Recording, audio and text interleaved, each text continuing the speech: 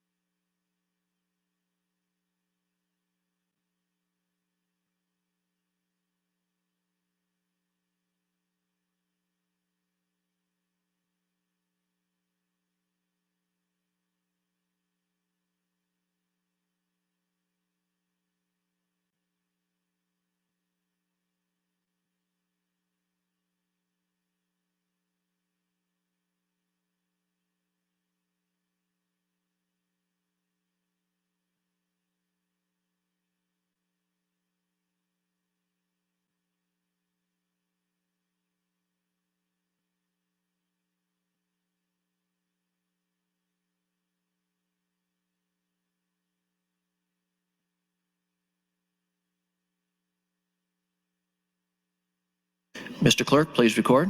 There's quorum present, Mr. President. Thank you, Mr. Clerk. Do you have any items for the record? I have no items at this time. While the legislature is in session and capable of transacting business, I propose to sign and do hereby sign LR 110, LR 111, LR 112, LR 113, and LR 114. Clerk, we will proceed to the first item on this afternoon's agenda. Mr. President, Legislative Bill 814, when the legislature left, pending were both the Appropriations Committee amendment as well as an amendment to those amendments from Senator John Kavanaugh. Returning to the queue, Senator Vargas, you are recognized to speak. Oh, that was quick. Thank you, colleagues. Hope everybody had a good lunch. Just wanted to chime back in here on the budget. I share a lot of similar views, specifically on this amendment regarding. Right now, I'm not in support of it, and we'd heard a lot of information in regards to the sustainability, and we're going off the information that we have in the iterative process in the committee. But I did want to come and talk about some of the other items that are in this, and also a little bit about just the culture of how we've been doing things. And I want to thank the chairman again for his work and leadership in this. It's not easy, especially with a lot of new senators and some senators that have been part of this committee for nearly 7 years now, going on 8 and heading into next year. That it's just always difficult to be able to corral and make sure that we're managing expectations on the balance within this budget. And some of the things that are potentially really important about this is, in years where we're having more funds and resources, still leaving $700 million for the floor, but in particular prioritizing the things that the governor is also bringing in terms of his main priorities, but focusing on the provider rates is something that we have been trying to right size for years. Very, very thankful for Senator Doran's leadership on the committee, as well as others that have brought specific bills, either having to do with child welfare, developmental disabilities, hospital, Medicaid, provider rates. I think we've even seen from the individuals outside in the rotunda that there's just a need to do multiple things at once, which we're doing in the budget, and what we're asking the executive branch to do, which is the funds that are currently existing within the DD, let's say, for example, or within HHS, that we're getting funds out that were allocated in specific to ARPA, that we're also dedicating or reallocating unused funds from this previous biennium. And then we are also looking at increasing base rates, which is represented in this increase in provider rates. This is healthcare access. This is access that is absolutely necessary. This is making sure we're maintaining the workforce that is needed, and is a really big deal when we're looking at a 3% and a 2%. When we're talking about making sure we're continuing to make investments in the work that legislators are bringing, there are several bills that, and many have been sort of pulled out of here, that are important to acknowledge that are as part of this work that's being done for economic development for East Omaha, which and also water infrastructure that was mentioned by Senator Wishart. These are important investments that we need to make. Some of these things, even for water infrastructure at the state level, are things that I haven't supported in the past. But looking at the larger body of work of this legislature, we're trying to make sure we are trying to fund as many things as possible that are rising to the level of priorities, which is one of the reasons why looking at water infrastructure and looking at East Side recovery is critical, important, and something that I also worked on. Important investments into housing and other economic development projects. Some of the things that Senator McDonald has been working on are really important. Some of the different projects that were brought for not only rehabilitation, that we're continuing to fund into the correction system, but the salary increases that we put into this budget are incredibly important. The correction system as we currently have, there was many instances where, not only in my visits to NSP in the past, we were understaffed across the correction system because of the historic increases in salary from the previous administration to this continued administration supporting it. We are able to have a an actual workforce that can meet the needs of our correction system.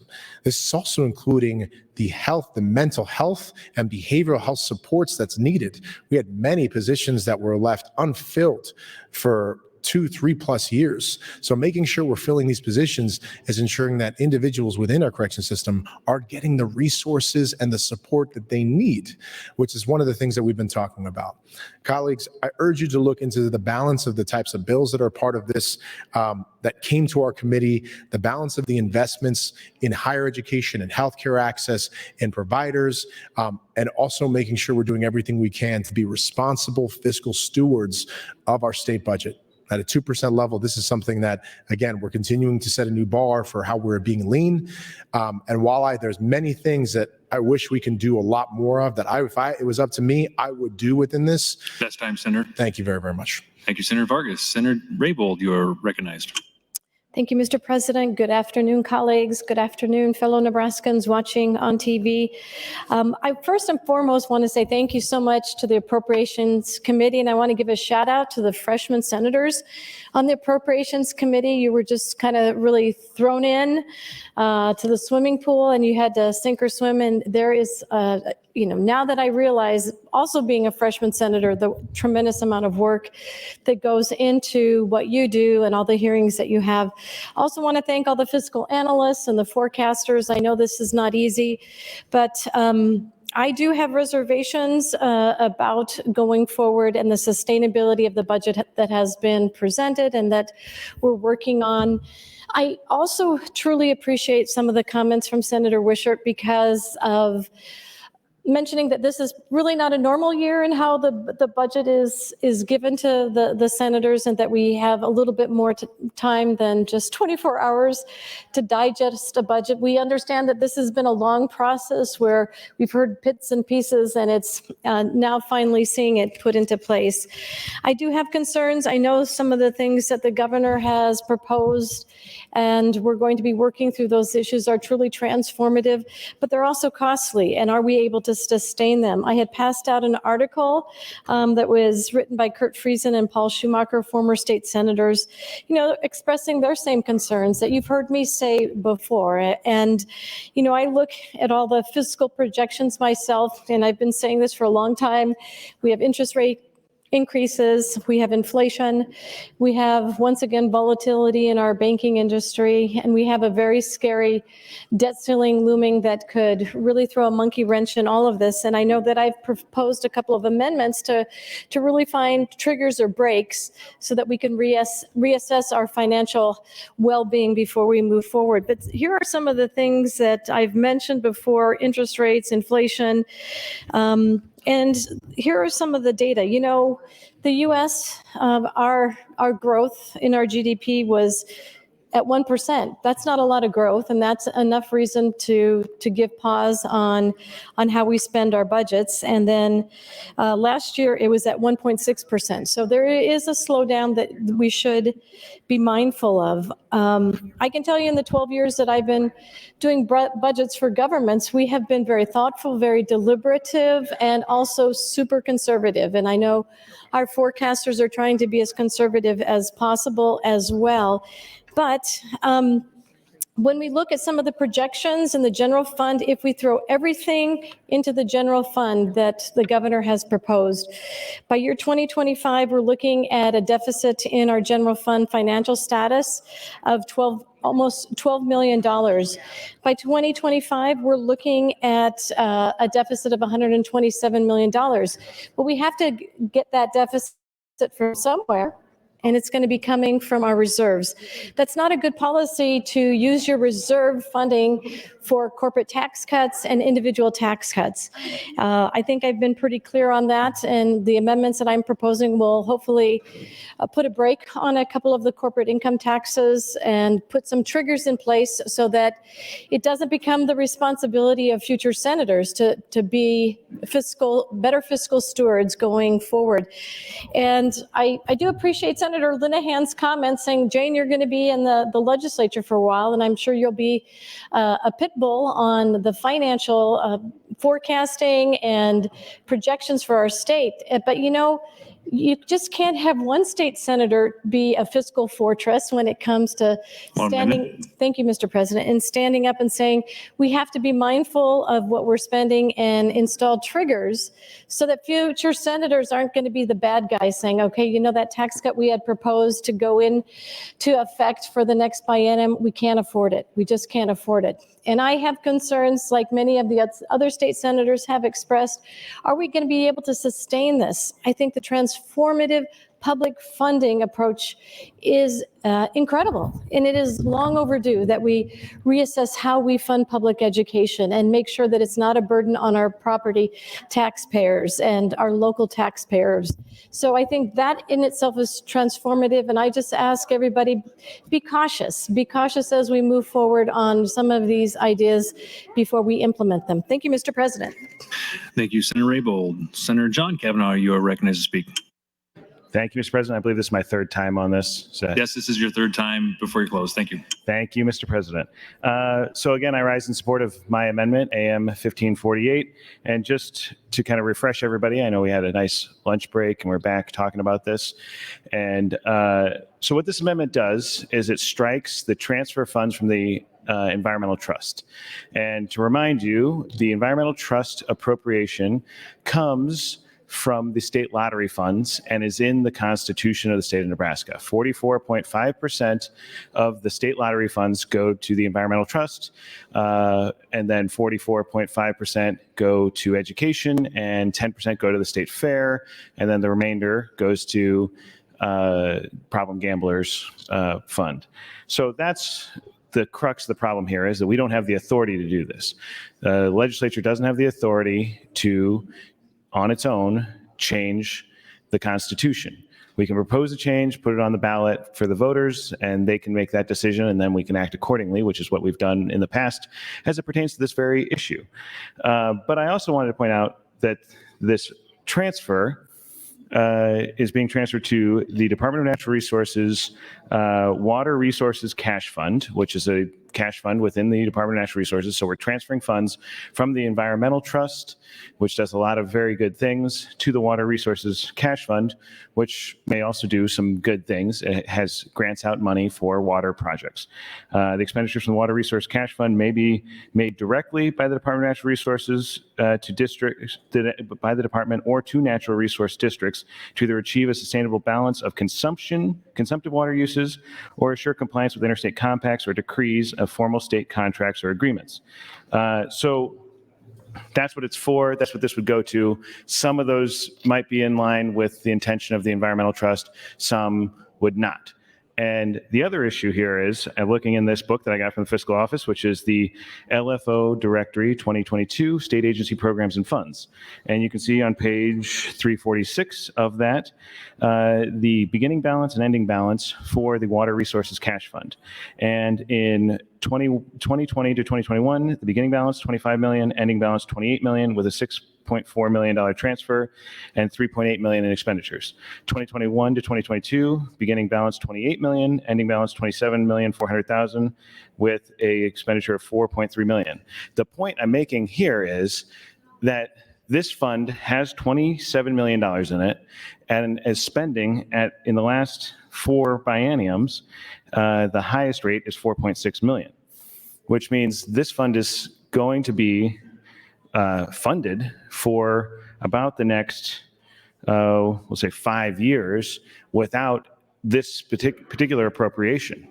So why are we doing a constitutionally suspect transfer from the Environmental Trust Fund to a fund that already has $27 million in it to service projects that it's funding at 4.3 million a biennium?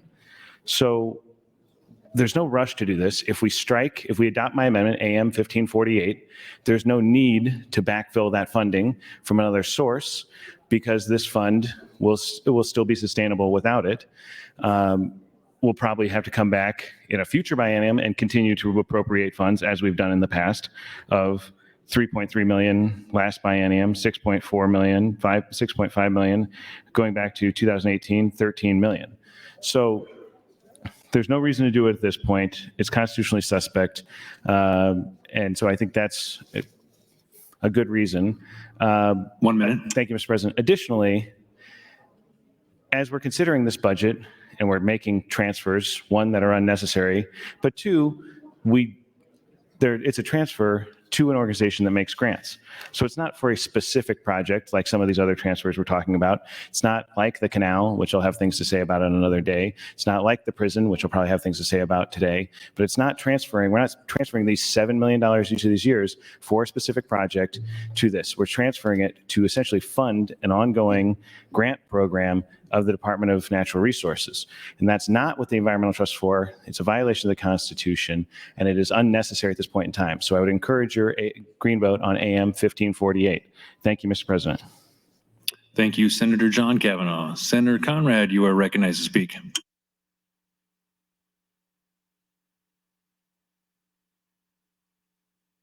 Not seeing Senator Conrad. Senator Erdman, you are recognized to speak.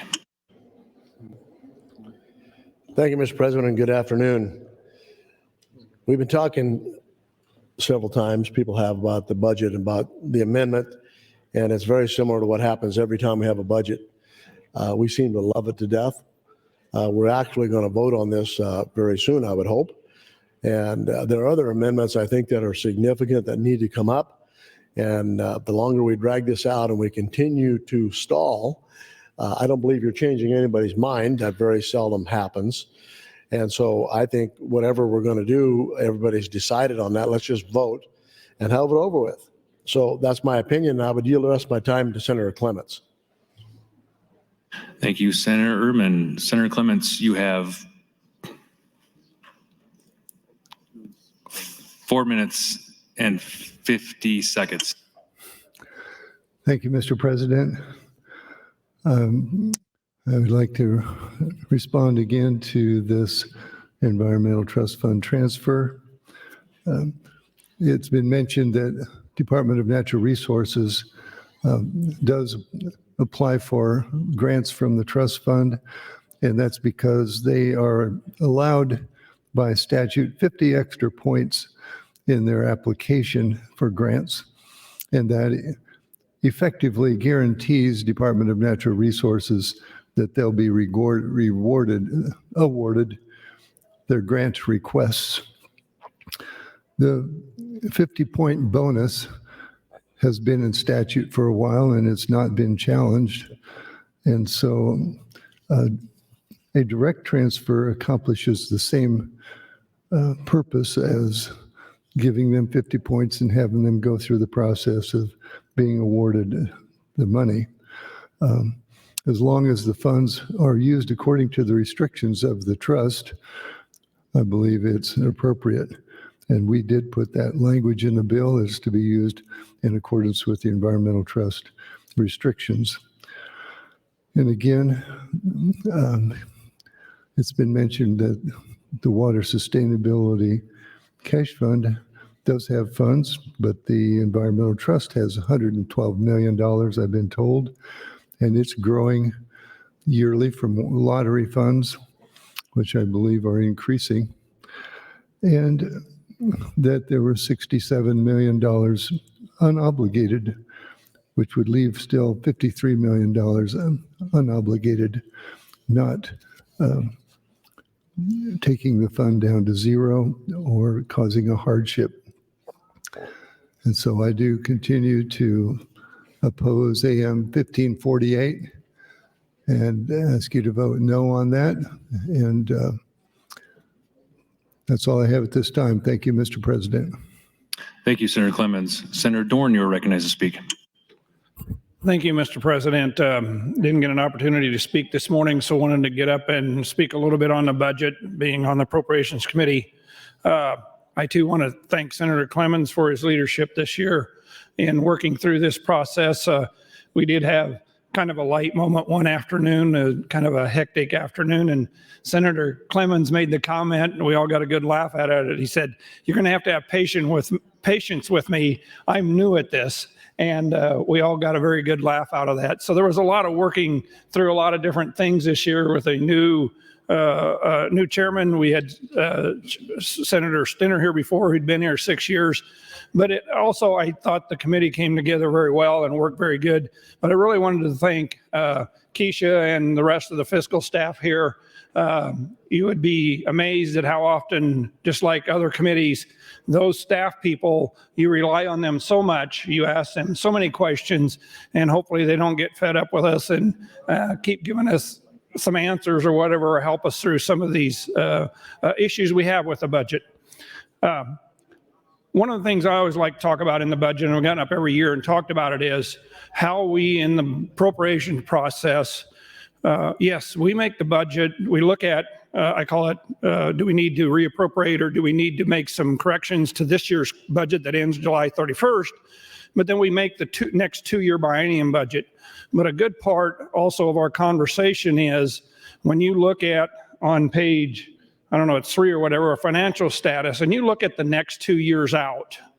And we do a lot of planning, not only for these next 2 years, but I call it the 2 years after that, to make sure that as a state, we are being fiscally responsible, that we leave our state in a good, sound, solid financial position, so that, as some people mentioned this morning, if we have times of downturn of revenue, or as we're facing today in the economy in the state of Nebraska and nationwide, as we're facing the inflation that we're having to deal with, so that we have funds available and that we do a good job of planning so that in those out years, it looks like we should have very solid financial numbers. Because I wanted to point out on the one page where it shows we're coming to the floor with $714 million. If you take that forward and look out there in 2 years, assuming the revenue with the forecasting board, assuming the revenue stays there and is there, and that we have appropriations at the level or the amount that we have in this budget, 2.3 to 3%, that in 4 years, or at the end of the second biennium, or the second 2 years of this, the 2 out years of this budget, we will be back to a little bit over $2 billion again. I think that should give a lot of people some assurance that some of these programs that we're funding, we can fund, and that we have the ability as a state of Nebraska to do that. When I look at some of those numbers, those are what I look at. Yes, there are very, very important things in this year's budget, very, very important things that we need to fund. We need to continue to fund new programs that are requiring funding. But when I like to always look at what I call the longer term view, right now, according to these numbers and according to projections, and that's what they are, these are not set in stone. But if we have 1 minute downturns, or if we have, thank you, Mr. President, other issues to deal with, there is a solid financial base here that we can rely on and can use going forward. Thank you, Mr. President. Thank you, Senator Dorn. Senator Linehan, you're recognized to speak. Thank you, Mr. President. I'm going to try to be lighthearted, and I did give Senator Raybould a heads up not to go to this editorial that was written by 2 former state senators. This is where we should have all stopped reading it if we were reading it. Now, however, there seem to be very few in the legislature who care about the state's financial health. Really? Very few. That's where we should have all stopped reading, right there, because you know it's not true. Then it goes on to say, when we were in the legislature, we faced many tough decisions. Revenues were consistently down. We had to make budget cuts year after year. Okay, I would like you to pick up your budget book and to turn to page 11. Page 11 has a very nice graph that shows you what our revenues have done since 2002. And over on the right-hand column, it will tell you just how much they went up every year. 2008 and 2009, before either one of these senators were here, we did have a revenue loss. It was the Great Recession. So yes, but that was before they were here. So if you look down, the only year we were never down, we might have been not as high as forecast, but revenues have not been down. Then we go to make it work. We have spent decades cutting spending, hacking away at government grizzle, and putting agency budgets in a chokehold. Now I'd like you to turn to page 19, where you can see the historical general fund appropriations. So let's look at university and state colleges. First line, 2014-15. 592 million. Let's look at 24-25. 758, almost 759 million. Oh, let's go down to health and human services. 14-15, 210 million, let's say. 24-25, 355 million. Let's go down to all other agencies. 14-15, 166.5 million. 24-25, 260 million. We can go down to Medicaid. 2014-15, 778 million, let's say. 24-25, $1,019,462,441. We can go to child welfare. 14-15, 137, let's make it 138 million. 24-25, 198 million. Look through them all, guys. Find me where the big budget cuts are that we had to scrape for. There aren't any. Then there's another paragraph here. How can we have a budget of just over 5 million and have this huge surplus? Because people are paying too much in taxes. That's why we have a huge surplus. And we are not being irresponsible. We're not using the surplus to cut taxes. The tax cuts are going to come out of the general fund, if they pass, on your green sheet here. And your green sheet shows you clearly that there is 714, almost 715 million. 1 minute. In the next biennium, and over 2 billion in the biennium after that. Plenty of room for tax cuts and other A bills. And on top of this money, we have a cash reserve that it's still going to be almost $1 billion, which is 16%, which we've never had before. And we've taken $1 billion and put it in an educational futures trust fund, plus 250 million a year. To say this is not sustainable, or to say that we have cut government for 10 years, it's silly. None of those things. We can say things all day long, but if you're going to say them, back them up with some numbers, at least 1 or 2 numbers. Thank you, Mr. President. Thank you, Senator Linehan. Senator Raybold, you're recognized to speak. Thank you, Mr. President. I do stand in support of AM 1548, introduced by Senator John Kavanaugh. And I do appreciate Senator Linehan's comments. And, you know, I look at numbers all day long, too. Not as much as our fiscal analysts or the forecasters, but, you know, there's some numbers that really pop out to me a tremendous amount. You know, when I look, we have given corporate tax cuts through LB 873, but what is the trade-off? Are we seeing a big bang for our buck? Are we getting corporations flocking to us? And that's a question I've asked all the state senators. Name me a state where you have had that reduction in corporate taxes, and how are they flooding to your state? The reality is, and this is a number that comes from census.gov, the library, on the business formation statistics. And so right now, the state of Nebraska is down 3.7% in the number of applications for incorporation. So that's kind of a great indicator is how many companies are forming in our state, which is a good bellwether of, are we growing our state? The reality is that our GDP is lagging behind that of the United States. And that's not something to really be proud of, or to be able to, you can make projections from it, but our are they reasonable and sound projections going forward for some of the amazing programs that we want to launch this year and to sustain going forward?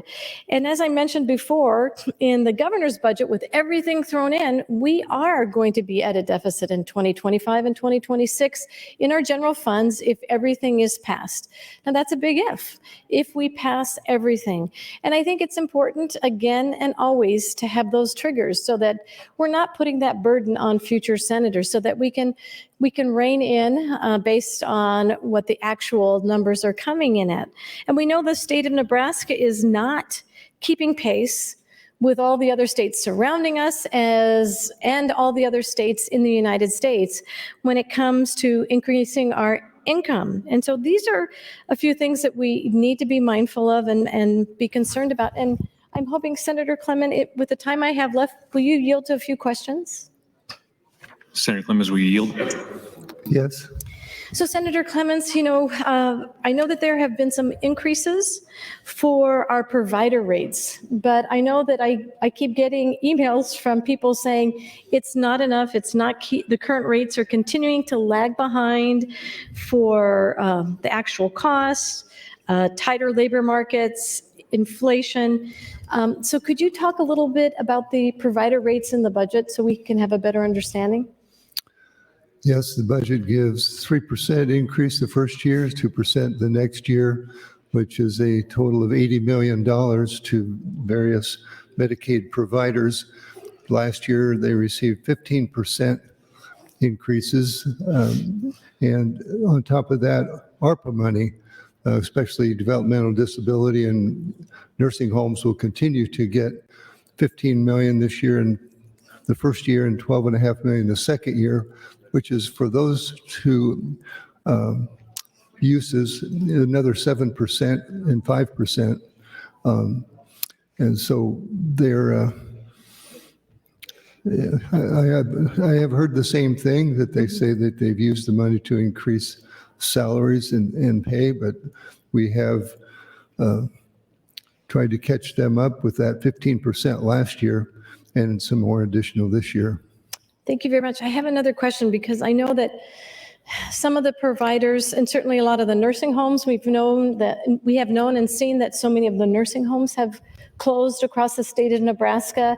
So I guess, is it too little, too late? Because I don't think we're going to be reopening or opening new nursing homes, but 1 minute. thank you, Mr. President. Is there, I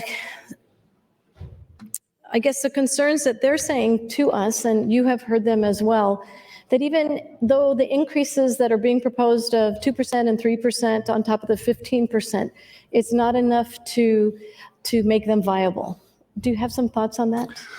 Well, they have been having to hire contract nurses, especially for 2.5 times the pay.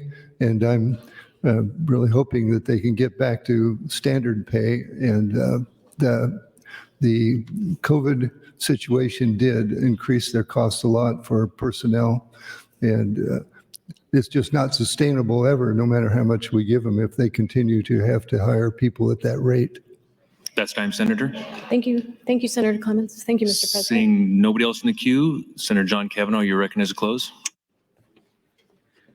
Thank you, Mr. President. I appreciate the discussion, colleagues, on this important issue, and just a few wanted to circle back on the things we've talked about. So top line item is obviously that this appropriation is in the Constitution and is not within our authority to do. So that's the number one reason you should vote for AM 1548. Senator Clements has pointed out a few instances in which this body has acted contrary to that. Most of those happened before this was enshrined in the Constitution. There have been a few after, and one of them he just mentioned last time was about where this legislature had basically advised the Department of Natural Resources to apply for these grants through the Environmental Trust and had instructed the Environmental Trust to give those 50 points. I would say that's distinguishable from what's going on here is because, for one, the department then did have to apply, go through the application process, had to qualify, and 50 points, though a lot, is not dispositive. If you only got 50 points, you would still not get a grant under the old rubric. Additionally, when the grant was granted under that system, the grantee, being the department for this purpose, was still subjected to oversight and jurisdiction of the environmental trust to make sure that they are reporting and following those requirements. This is different. This is where the Appropriations Committee in the legislature is just sending the money directly to the department. No oversight by the environmental trust, not subjecting themselves to the requirements of the grant process itself. So that is clearly a violation of the intent of the Constitution and the letter of the Constitution. I would point out there is a discrepancy about how much money is outstanding in the environmental trust, and looking through the LFO directory, page 378, has the environmental trust allotment there, and it has the cash in and outs. Essentially, what you can really say is the environmental trust gets about $20 million a year from the lottery funds and gives out most of that $20 million every year. Some of it they didn't grant out last year, which is a problem with the Environmental Trust Board, which this body knows I have raised over my 3 years now here about the Environmental Trust Board becoming increasingly politicized and making political decisions rather than decisions based off of objective standards in the granting process. But that is not a reason for us to circumvent the Constitution and take that money away. That's a reason for the board to be subjected to more oversight when they come back for reappointments, making sure that they're actually doing things the way that they're supposed to be doing things. And so they did refuse to grant a certain number of projects last year that would have qualified in previous years and refused to allocate the full allotment. But in all previous years, they have basically granted out all the money they had and then just cut the line at the last place where there was funding available. So they were using the funding for qualified projects that went through the grant application process that subjected themselves to the environmental trust and oversight, which is how it's supposed to work under the Constitution and under the laws of the state of Nebraska. So this is, and again, for those of you who weren't here earlier, the Water Resources Cash Fund currently has, or at least last year, had a balance of $27 million and was paying out about $4.3 to $4.6 million a year, which means it is a funded cash fund that has enough funds to meet its obligations, current obligations and future obligations for the foreseeable future, and we may have to revisit it later. This is not an emergency infusion of cash from the Environmental Trust. It's an unnecessary and unconstitutional infusion of cash from the Environmental Trust, and is not something we should be doing at this time, and we shouldn't do at a future date either when the Water Resources Fund would become insolvent if we don't fund it. So I would ask for your 1 minute. Green vote on AM 1548. And again, I appreciate the discussion on this, and I look forward to further discussion on the appropriations. And Mr. President, I would ask for a call of the House. Thank you, Senator John Kavanaugh. There has been a request to place the House under call. The question is, shall the House go under call? All those in favor vote aye. All those opposed vote nay.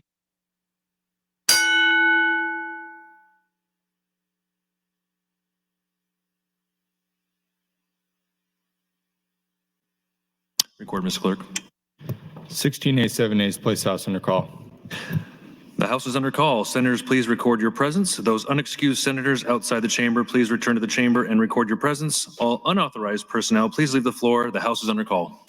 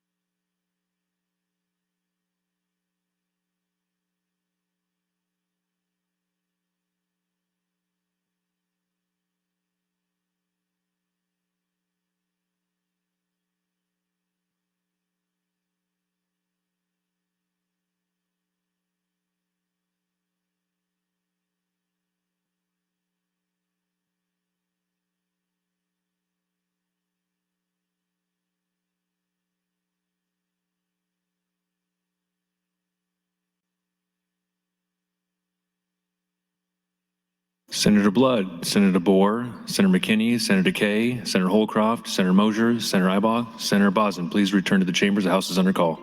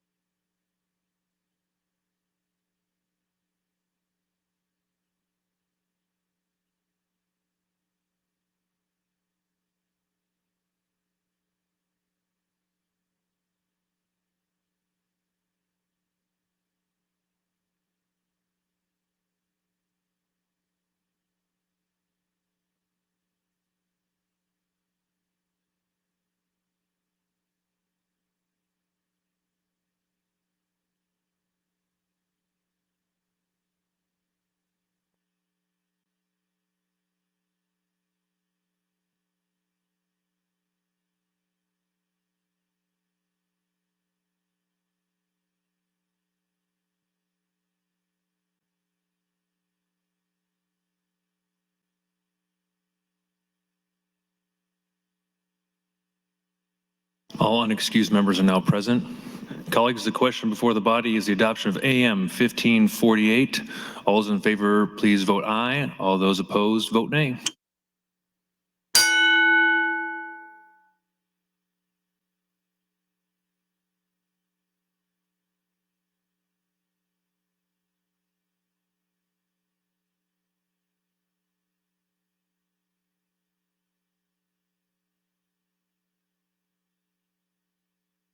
Record, Mr. Clerk.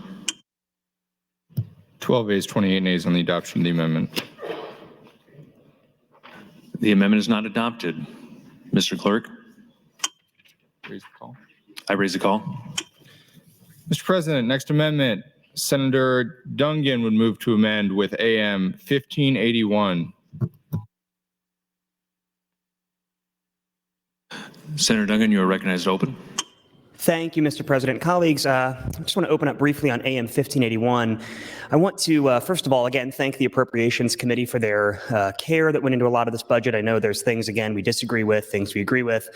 But 1581 is a friendly amendment where I've spoken with Senator Clements and as well as a couple of other members of the Appropriations about it.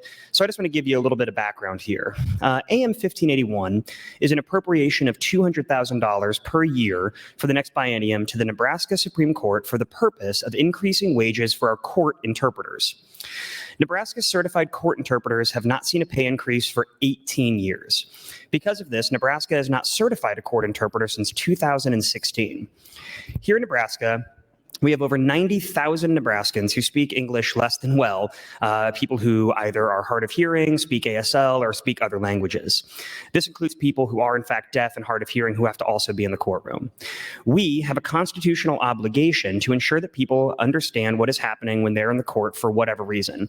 And I would also point to, we actually have a statute on that at 252401, where we as a legislature have actually written that it is hereby declared to be the policy of the state that the constitutional rights of persons unable to communicate the English language cannot be fully protected unless interpreters are available to assist such persons in legal proceedings. So we actually have gotten together and stated in our statutes that people who are unable to speak the language of the court have to have some sort of accommodations there to make sure they can do that. I have personal experiences having worked with court interpreters. As many of you have heard during our various debates, I've served in courtrooms for a number of years. And I can tell you that when you don't have court interpreters who know what they're doing, or if you don't simply have court interpreters, it makes the process incredibly difficult. I have worked with clients who could have resolved their cases on the day that we were in court, but due to a lack of court interpreters, cases have been continued and people have actually remained maybe in custody longer than they should have, or they've had cases drawn out over a longer period of time. I also want to speak to the general professionalism of the interpreters that we do have here in Nebraska. All of the interpreters that I worked with at the Lancaster County Courthouse were fantastic. They were incredibly well trained, but we simply don't have enough of them, and we don't have enough of them continuing to get certified because there's not ample payment for them to do so. A number of the interpreters that I worked with who were incredible at their job were forced to leave doing court contracts and going into the private realm simply because they weren't being reimbursed adequately for the services they were doing as court interpreters.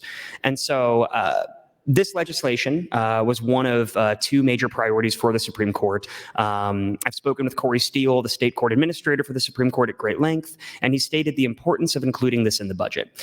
If we do not adopt this amendment, the consequences will be harsh not only for the people who need an interpreter, but also for taxpayers. When an interpreter is unavailable, the taxpayer is on the hook for costs associated with that delay. As I indicated before, I've actually seen people remain in custody for a month or longer because we didn't have an interpreter at the courthouse that day, and that ultimately cost the taxpayer thousands of dollars to continue to house that person in jail. With the support of court interpreters, the Supreme Court, and the members of the Appropriations Committee, I would hope to urge a green vote for this on AM 1581 so that we can fulfill our constitutional duty of providing a means of communication for Nebraskans involved in our judicial system. I'm happy to answer any questions that anybody may have. Happy to continue to have a conversation about the importance of court interpreters. And with that, I would just urge your support of 1581. Thank you. Thank you, Senator Duncan. Senator Hughes would like to welcome 35 fourth graders from Seward Elementary School in the North Balcony. Please stand and be recognized.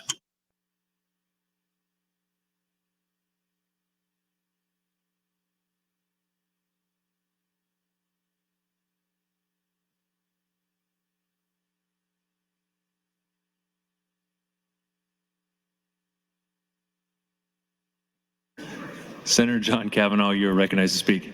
Thank you, Mr. President. Welcome, kids from Seward. Don't be shy. You guys can stand up. We're all happy to see you. There we go. Yeah. Well, welcome. We appreciate the kids coming.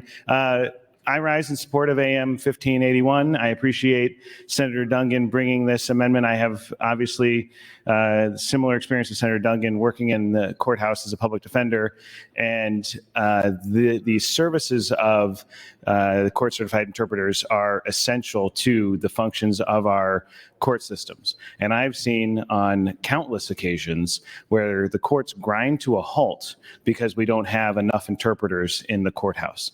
And we're growing as just a pluralistic society, a lot more folks coming here that speak different languages, more regional dialects and things like that. And we need more specialized interpreters to make sure our system continues to function.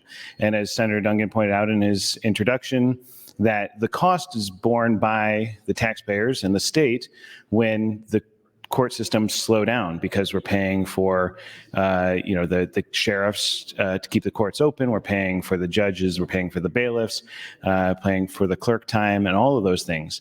And so when we drag out and create extra hearings and things just because we couldn't get an interpreter there, that is a cost that is borne by the state and is an inefficiency in the system. Additionally, as Senator Duncan pointed out, justice delayed is justice denied. Somebody who is held in jail for one day longer than they need to because of some sort of technical or procedural or clerical hurdle in our court system is an injustice. And so we need to make sure that we are making that people have access to that opportunity to have their day in court when their day in court happens, and that it doesn't get delayed just because we don't have enough interpreters. And so this is a modest proposal by Senator Duncan to make sure that our court interpreters are getting the first pay raise in 18 years, and to make sure that we have enough interpreters to make sure all of our courts are functioning. Not just the ones in Douglas and Lancaster County, but the counties across the state who are having increased need for these sorts of services. So I would encourage your green vote on AM 1581, and thank you, Mr. President. Thank you, Senator John Kavanaugh. Senator Clements, you're recognized to speak. Thank you, Mr. President. I rise to say that this is a friendly amendment and give an explanation why it was not in the budget. The judicial branch We approve the Supreme Court's finances, their salaries of all of their judges and all their court clerks is over $200 million, as I recall. And they brought us a list of priorities: 1, 2, 3, 4, 5, 6, base appropriation, administration and probation salaries, problem-solving courts, provider rate increases, clerks of the district court, probation workload study. We approved many items. This item was never brought to a vote, and I didn't really realize it was that critical. The court has, the bill was asking for $600,000 per year. As I looked at that amount, that would provide enough increase to make us the highest of 14 states around here. The court gave me a survey of interpreter rates, and this, rather than putting us above all the states around us, it puts us in line. It would be about 11% increase, putting us in line with states that are around us, and I think that is reasonable. And like many items we had in our budget, people had requests for a higher amount, and many of us, I was one of them. My bill got cut in half, and a number of others did too. So I appreciate Senator Duncan for agreeing to work with a lesser amount, and I believe this will provide what is needed at this time for this purpose. So I do support AM 1581. Thank you, Mr. President. Thank you, Senator Clemens. Senator Conrad, you're recognized to speak. Thank you, Mr. President, and good afternoon, colleagues. Before I jump into some commentary in regards to Amendment 1581 brought forward by my friend Senator Duncan, I just also wanted to give voice to and acknowledge the very powerful event that many of us had an opportunity to attend over the noon hour in the Rotunda today with ARC of Nebraska and Nebraska neighbors across the state who were here to advocate for funding for service providers and families and individuals in the developmental disabilities community. It was well attended, and I think a testament to their incredible advocacy for the work that they've been doing in Nebraska for some time, and wanted to give credit where credit is due in acknowledgement to the new administration, to Governor Pillen, for finding solutions to move already appropriated dollars out faster and directly to benefit those that those appropriations were intended to benefit by utilizing the power of the executive branch. And I think that's very meaningful and appreciated, and just wanted to acknowledge that. I appreciate Senator for as our hand in love with access to ensuring access to justice. And we have obligations, legal obligations, policy and practical considerations to think about when it comes to ensuring that all Nebraskans have an opportunity to interface with their government in a meaningful and efficient and effective way. We have particular obligations, heightened obligations, when it comes to some of the decisions, particularly in the criminal justice system, to ensure that when liberty is at risk, that we have clear lines of communication available for all stakeholders. So I wanted to acknowledge Chief Justice Heavican and the court's ongoing commitment to ensuring appropriate tools are in place to continually strengthen access to justice, whether that's for English language learners, low-income Nebraskans who are in need of accommodations for other disabilities. I do think that this is an area where we have continued to make modest improvements, and I'm glad that we're making some very modest improvements in regards to the translators that are key to serving that access to justice in our courtrooms across the state. The other thing I just want to note in closing in regards to this amendment, and this is something that I think will be a frequent refrain in regards to this budget, and then looking at other related issues when it comes to cash funds. We're seeing an increased utilization of cash funds to fund core functions of government. That's not what's happening with Senator Dungan's amendment, and I'm glad to see it. When it comes to core functions of government, like access to the courts, we need to ensure that those measures are paid for and supported by general funds.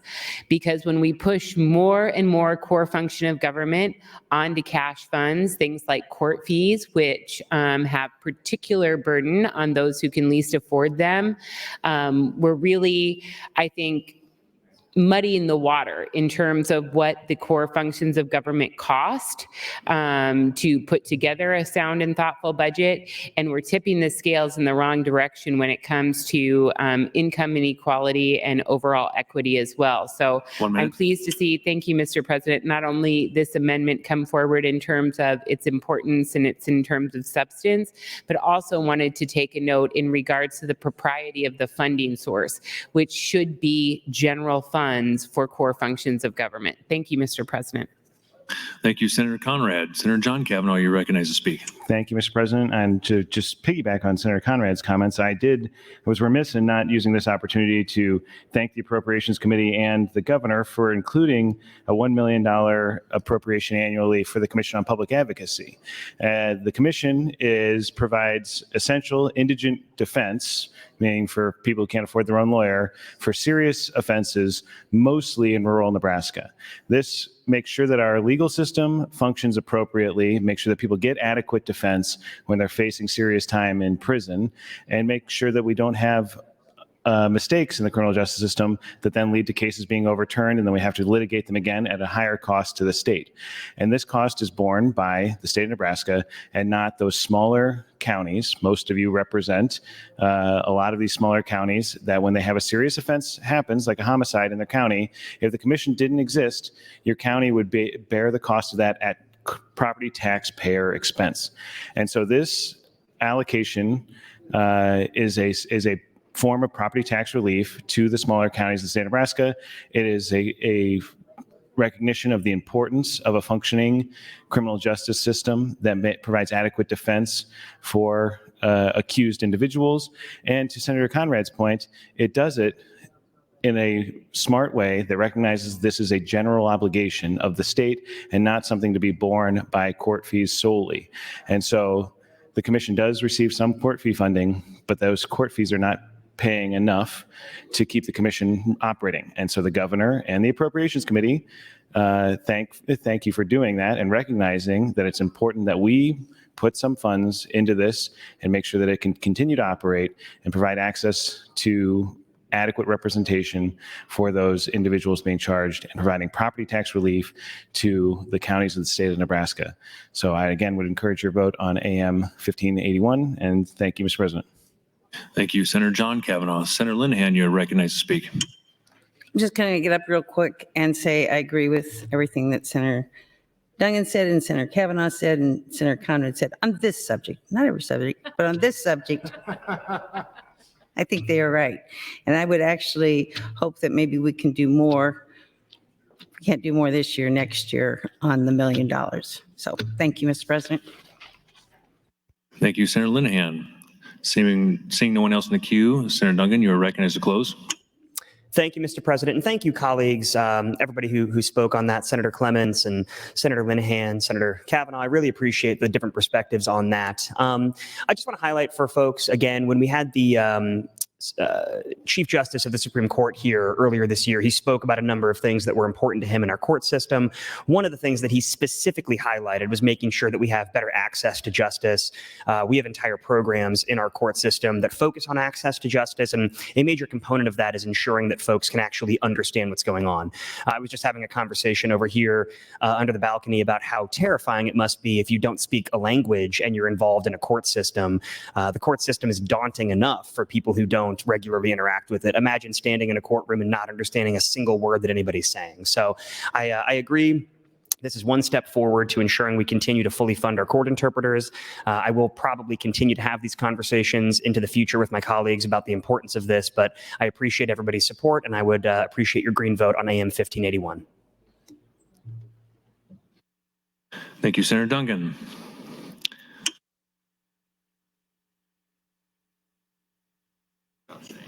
The question before the body is the adoption of AM 1581. All those in favor vote aye. All those opposed vote nay.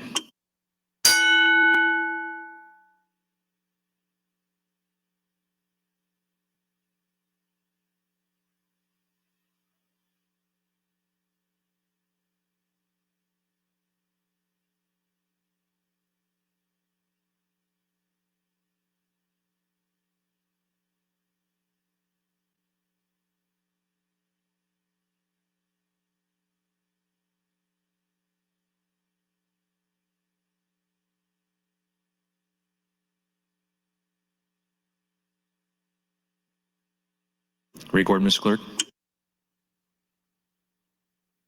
31 ayes, 1 nay, Mr. President, on adoption of the amendment. The amendment passes. Mr. Clerk. Mr. President, next amendment, some items quickly. Senator Conrad, new LR 124 and 125, both referred to the Executive Board interim studies. Concerning LB 814, Mr. President, Senator Linehan would move to offer AM 1573. Senator Linehan, you are recognized to open on your amendment. Thank you, Mr. President. I've talked to the Speaker about this. I'm just going to talk about this for 5 minutes, wave me off, and then I'll pull it down. The Department of Ed this year asked for money to help improve the teaching techniques of teachers in our elementary schools. I do appreciate what Senator Erdman said this morning about Senator Pansy Brooks and my work on this issue. And we've made progress. It's just like pushing a rock up the mountain, though. The Department of Ed, if you go to their website now and you search dyslexia, it's all there. It's like you can read about it and they can give you suggestions, but who's going to go to the Department of Ed's website and read? Like, teachers aren't sitting around on their hands looking for things to do. And we had and Senator Walls and I talked about this. She's very lucky. Senator Walls, would you yield to a question? Senator Walls, will you yield to a question? Yes. Senator Walls, you went to college to be a teacher, right? Yes. And that was a time when there was an argument about whole language versus phonics. Yes, it was. And what did your instructor, who you still remember, tell you about that? Well, whole language was really popular when I was going to school, and my instructor said, I'm going to have to teach you whole language, but I want you to understand that phonics is really the best way to teach kids how to read. Thank you. Yes. So there are many kids, and I had a couple that was easy to read. I have some grandchildren that are reading way beyond grade level, but there are children that can't do whole language. They have to have phonics. And then you have children who are dyslexic, and I would say there's several different programs, but what they need is phonics on steroids. I mean, they have to learn the sounds, they have to learn how to put it together, and then they can read, and this has to happen when they're little. So they don't get to the third grade. This is all connected. Senator McKinney, I don't see him, I don't know if Senator Wayne's here, but this is all connected. If you're a small child and you are frustrated and you're hating school by the third grade because you can't read, and when the teacher calls on you to read out loud, you'd rather throw your desk across the room. So, not this year, but I hope we can come back to this subject next year, because it's not the teacher's fault, it's not the school's fault. There's just a lack of information. And the teachers I've found who are doing this had somebody they loved or a student they couldn't understand, and they've done the research themselves. But there's nobody out there pushing this issue as hard as it needs to be pushed. And just for inspiration, just this morning, I got a letter from our grandmother who had a daughter, I'm not going to read their names, And her daughter, she knew she was bright, but she couldn't read, so they put her in special ed classes. Well, if you go to special ed classes all through K through 12, you're not going to college. You're just not. So her daughter didn't, but now she had 3 children, and she's got, I don't know how many grandchildren, but she's got 3 grandchildren that are having the same issues. So this is a generation, folks. She's raised 1 daughter. Now she has 3 grandchildren, and it's the same problem. Nothing's changed. And just last thing, and I know you'll talk to your schools. This would be a challenge for the summer. I would challenge all of you. Talk to your schools, ask them what they're doing about dyslexia, because by law, they're supposed to be addressing this. And when they say we're handling it, ask them to show you. How are they handling it? Not special ed. There are certain reading programs that can be used that work. I'm not going to advertise them. There are 3. The Department of Ed can help people get to them. But if they can't show you what they're doing, and if they're putting them in a special ed class or putting them in a corner, that's not going to work. So with that, I'll pull the amendment. Thank you, Mr. President. Thank you, Senator Linehan. The amendment was withdrawn. Mr. Clerk? Mr. President, Senator McDonald moved to amend with AM 1568. Senator McDonald, you are recognized to open on your amendment. Thank you, Mr. President. I bring this from as chair of the Retirement Committee, amendment to look at an actuarial study, to complete an actuarial study. The amendment pursuant to Rule 5, Section 15C that allows the Retirement Committee to amend an appropriations bill to conduct an actuarial study for a state agency retirement plan. The rule requires that the study be completed prior to the enactment of a bill that impacts benefits or funding sources.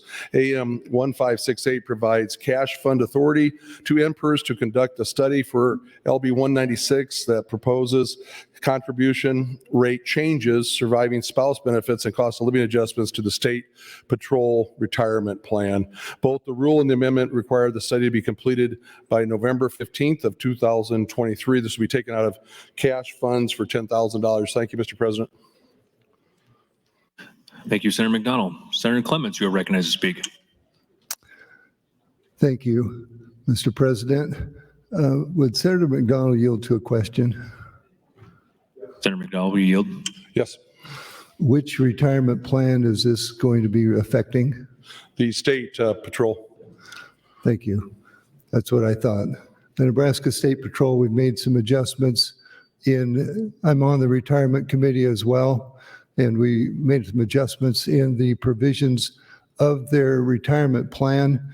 And by statute, I believe, or at least regulation, we're required to have an actuary evaluate the effect of those changes on the retirement plan.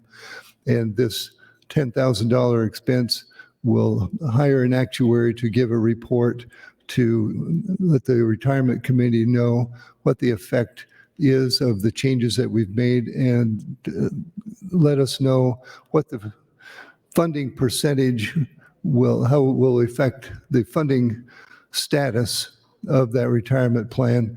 There are minor changes. It's not going to be a major difference, but I do support AM 1568, and it's a necessary thing that just needs to be an adjustment to our budget for the retirement committee.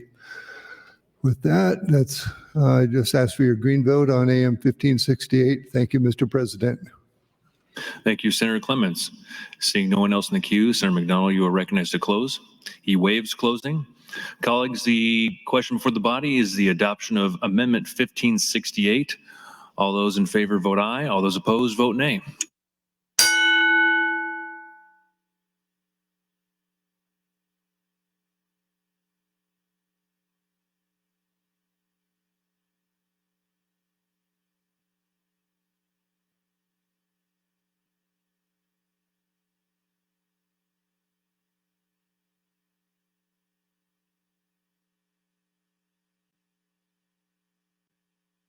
Record, Mr. Clerk.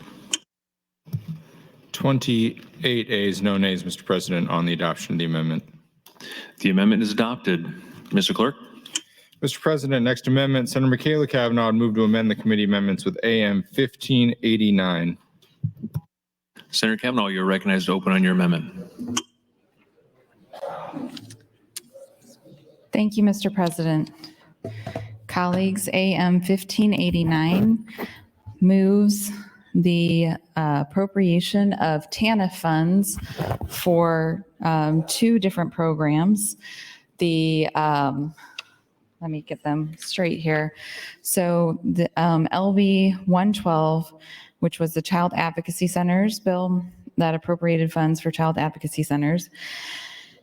In the amendment, AM 915, the Appropriations Committee, instead of using general funds for the increased appropriation, used $7,500,000 in TANF funds and an additional $500,000 for the coordination of the activities.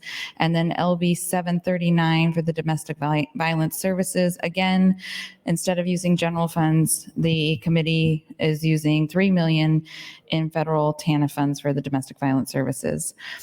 Colleagues, both of these programs are currently funded with general funds. This is an increase in funding, and these are general fund items, and they should be funded through the general funds. And that is why I have introduced this amendment. It doesn't remove the funding from either of these programs. It doesn't remove the appropriation.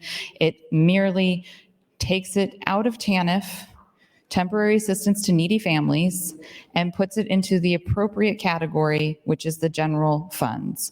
We do have $3,012,178 allocated in general funds for Program 354, Child Welfare Aid, currently in the budget, and we have $1.98 million in general funds for Program 354 for the domestic violence services. So this would just increase that general fund appropriation to be the total of the 3 million plus the 7,500,000 and the 1.98 million to increase by 3 million.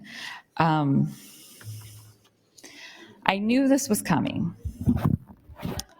I knew that people were going to go after the TANF funds. I hoped that it wouldn't happen. I hoped that my colleagues on the Appropriations Committee would use better judgment.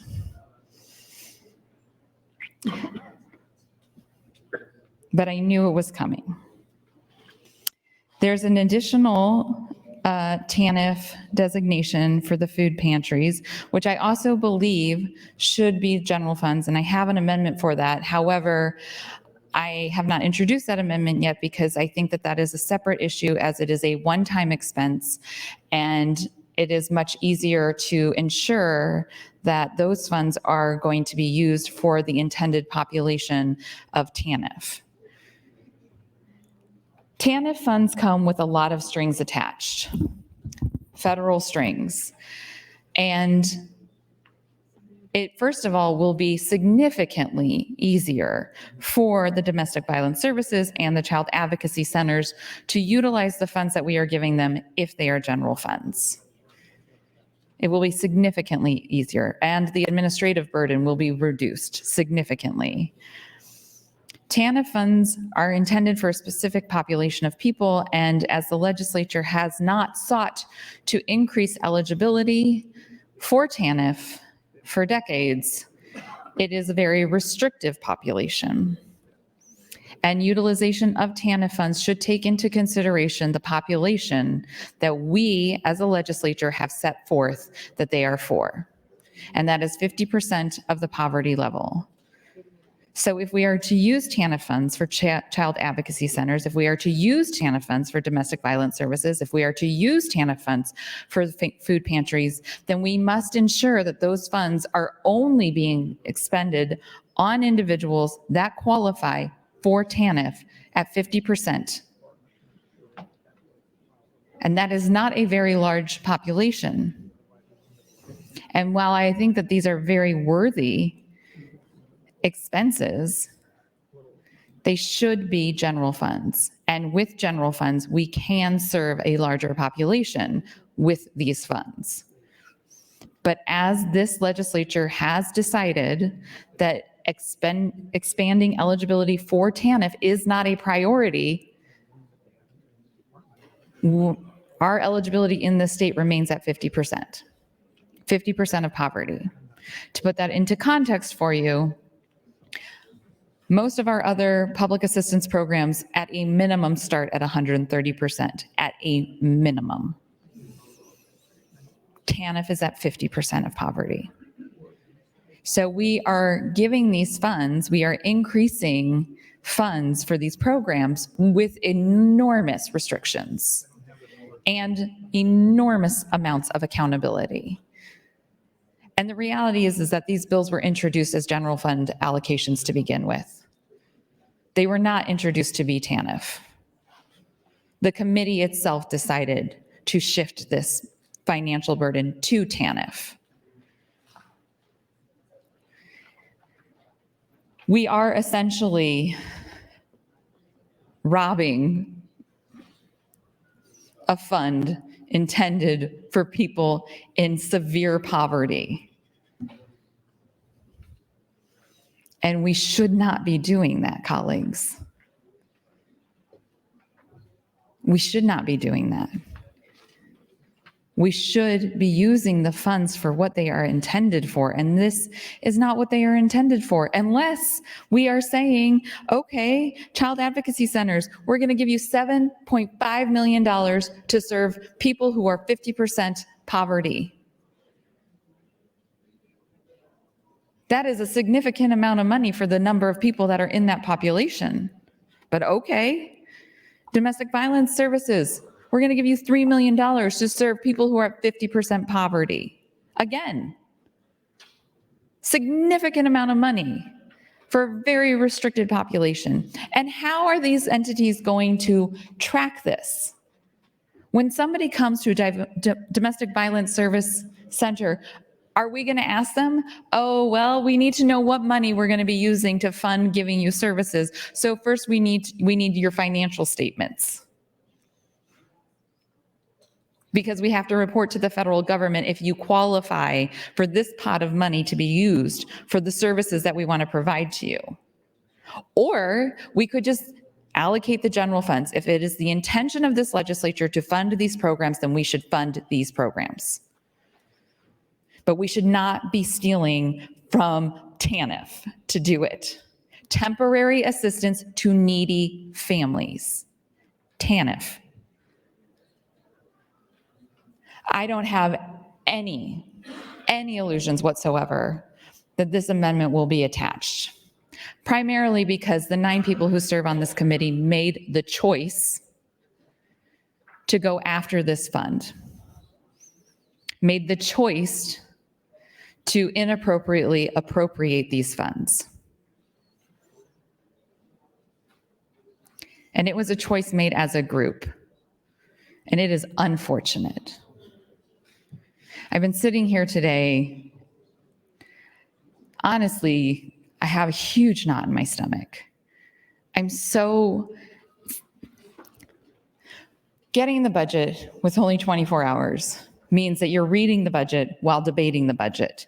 You are uncovering things in the budget and trying to digest them and think about them and strategize about the appropriateness or inappropriateness of them all in real time. And that is an overwhelming thing for all of us. And I am overwhelmed by it. But I'm also devastated by it. I am devastated by this budget. I am devastated by the work of this committee. Because to me, this budget reflects a purposeful intention to shift money around so that there's more money on the floor for general fund appropriations, for tax cuts for the wealthy, or pet projects for members of this legislature. And I find that unconscionable. And I'm extremely disappointed. I didn't know that I could be this disappointed in the Appropriations Committee, but I am. I truly am. I find this budget to be heartbreaking. I really do. And that is not a reflection on the work of the staff. That is a reflection on the work of the committee members. 9 people did this. It's disappointing. I'll get back in the queue. Thank you, Mr. President. Thank you, Senator Michaela Cavanaugh. Senator Conrad, you're recognized to speak.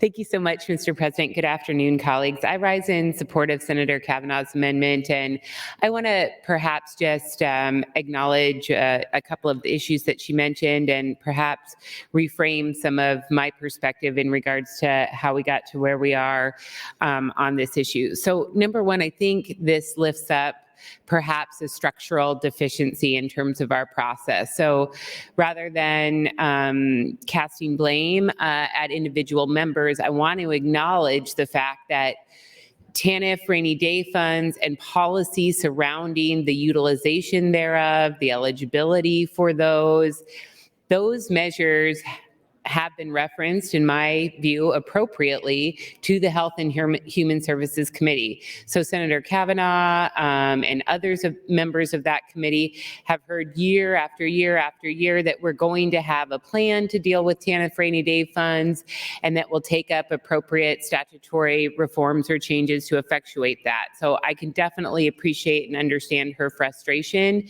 in having heard, that same kind of tired, broken record year over year. And I know that this is an issue that has risen top of mind for members of the Health and Human Services Committee really across the political spectrum, the deep concern for the level of funds that are available in our TANF rainy day fund without a clear plan for utilization. So we have that kind of happening on one track. On the other track, we have a host of worthy proposals like the ones brought forward from the child advocacy centers and the food banks and the domestic violence folks that are looking for resources to carry out their critical work as well. And the Appropriations Committee perhaps does not know about that long-standing policy discussion that's happening before the Health and Human Services Committee and the introduced legislation to address that when they're trying to figure out which pots of money to utilize to meet these other critical needs that these organizations provide in the Health and Human Services realm all across our state. So I think there's perhaps initially at least a structural problem or deficiency, which this issue raises up an opportunity to make sure that we're not siloed and we're doing a better job of communicating with each other and other stakeholders about these parallel tracks that are happening so we don't find ourselves in this situation kind of moving forward. To get to another point of it, I really do feel like this proposal as part of the budget really puts us in between a rock and a hard place. Because on the one hand, we don't want these TANF funds just sitting in a fund unutilized by Nebraskans. That's not a advantageous kind of outcome that we would like to see.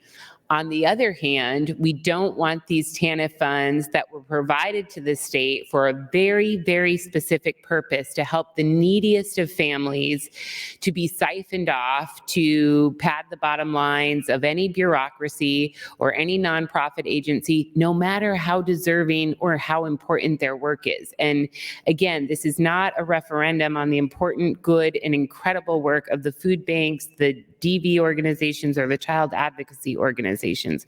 But these funds were not intended for those purposes, and they should not be diluted or utilized for those purposes. Those should be funded by general fund dollars if we do choose to fund them. And I think that we do, and Senator Michaela Cavanaugh's amendment allows us to do just that. 1 minute. Thank you, Mr. President. The other piece that I want to talk about, and if I run out of time, I'll punch in again just a little bit, was also the structural problem that an approach like this really lifts up. The TANF rainy day funds have continually seen additional infusions of resources for a host of different reasons, primarily because we have not adjusted and updated our eligibility levels to ensure that those dollars are getting to the families that are most in need. But this really shouldn't be an ongoing slush fund, cash fund, ongoing sort of sort of funding resource for any of these purposes to help the food banks or the child advocacy centers or the domestic violence centers programs and services. So we've also got kind of that structural problem baked in here in terms of one-time versus ongoing funding that we need to really grapple with and think about. That's time, Senator. Okay. Thank you, Senator Conrad. Senator Michaela Cavanaugh, you're recognized to speak. Thank you, Mr. President. Temporary assistance for needy families funds primarily for direct cash assistance. TANF is a federal program that provides financial assistance to low-income families with children.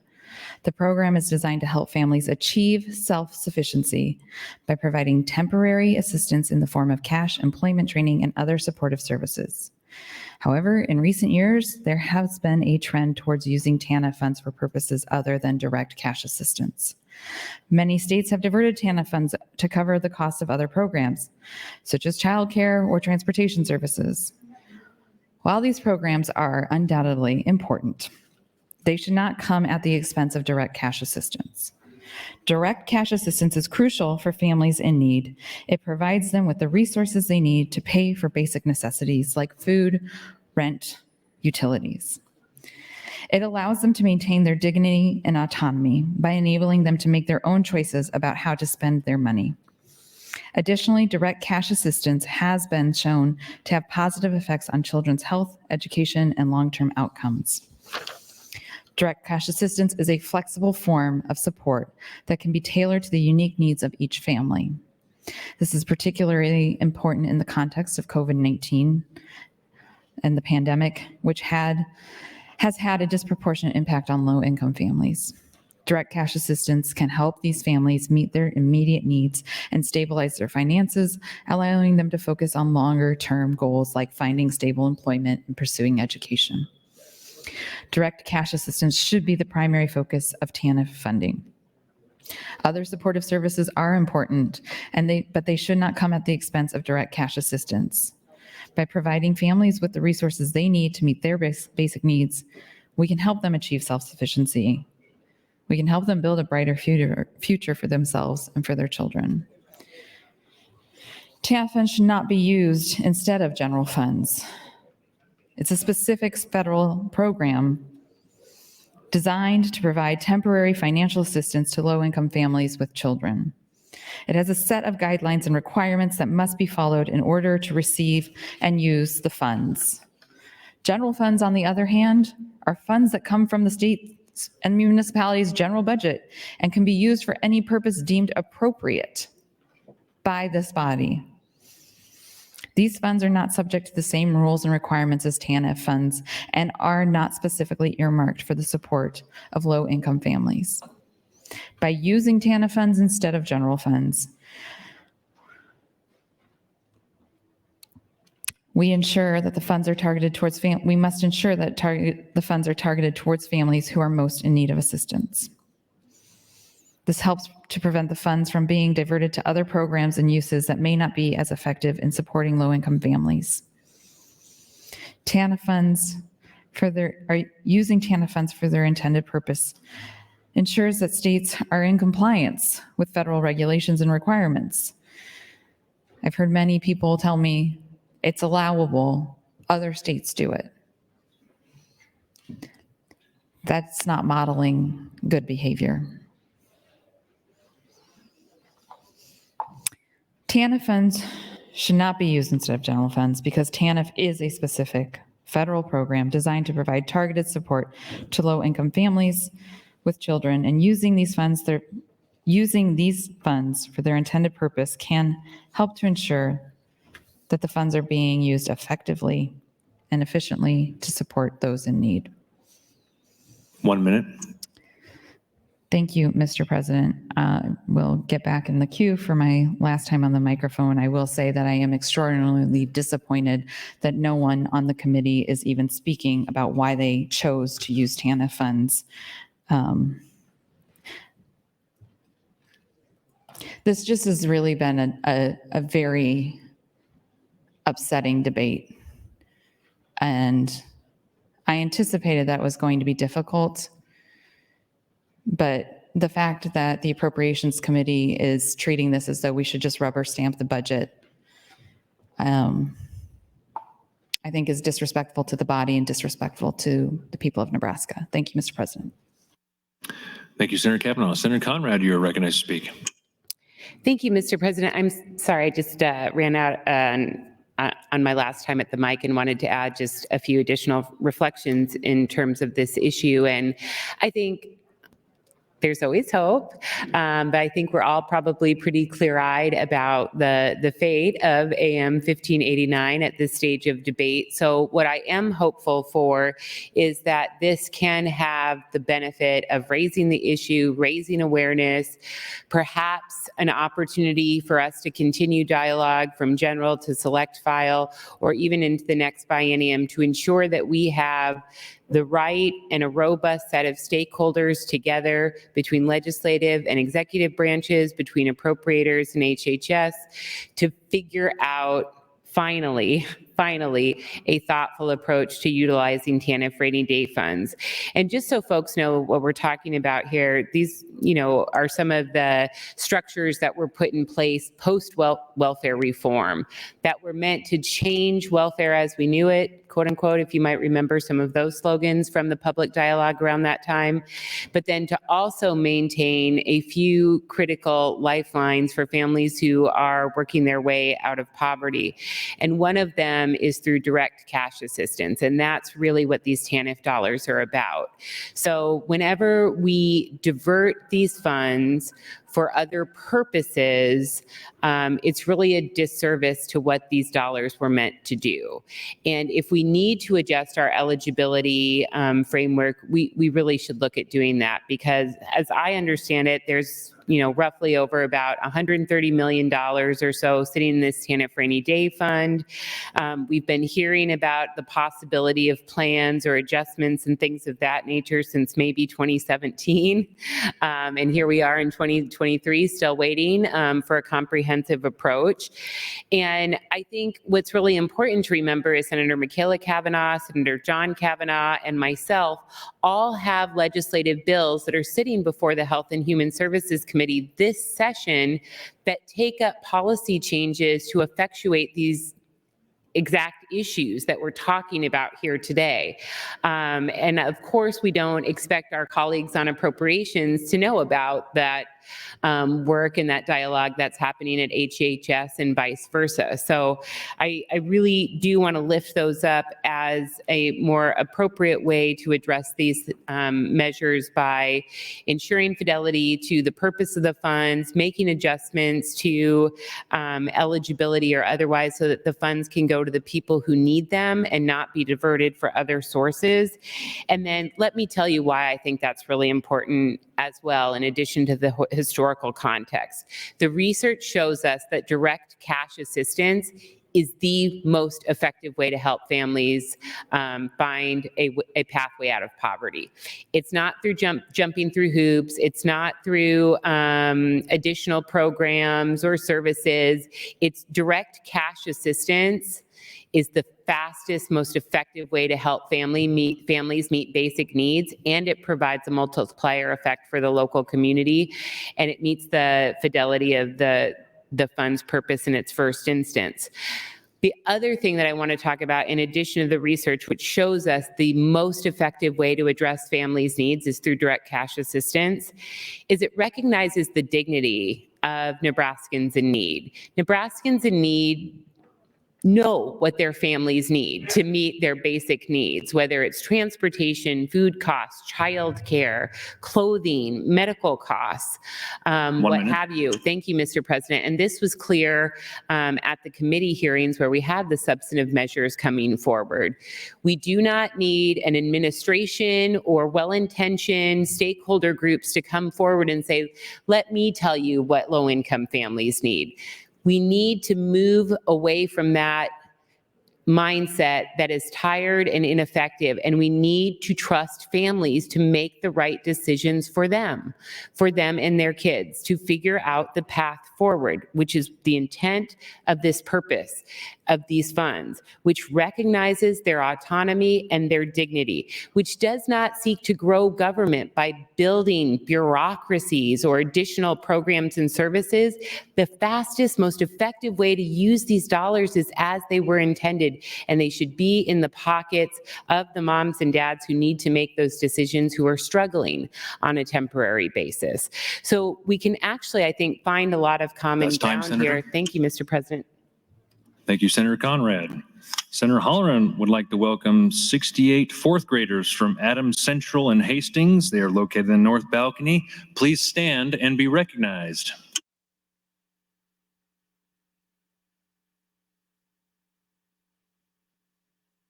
Senator Clements, you are recognized to speak. Thank you, Mr. President. I will speak to this item. This issue comes from two bills that we heard. LB 739 from Senator Raybold was regarding domestic violence, asking for about $5 million per year. And we did approve $3 million per year. The other item, child advocacy, was LB 112 from Senator McDonnell, asking for $8 million per year, a total of 16. It was 16 plus 6, total of $22 million. And those are two of the 87 bills that we had requests for $1.3 billion.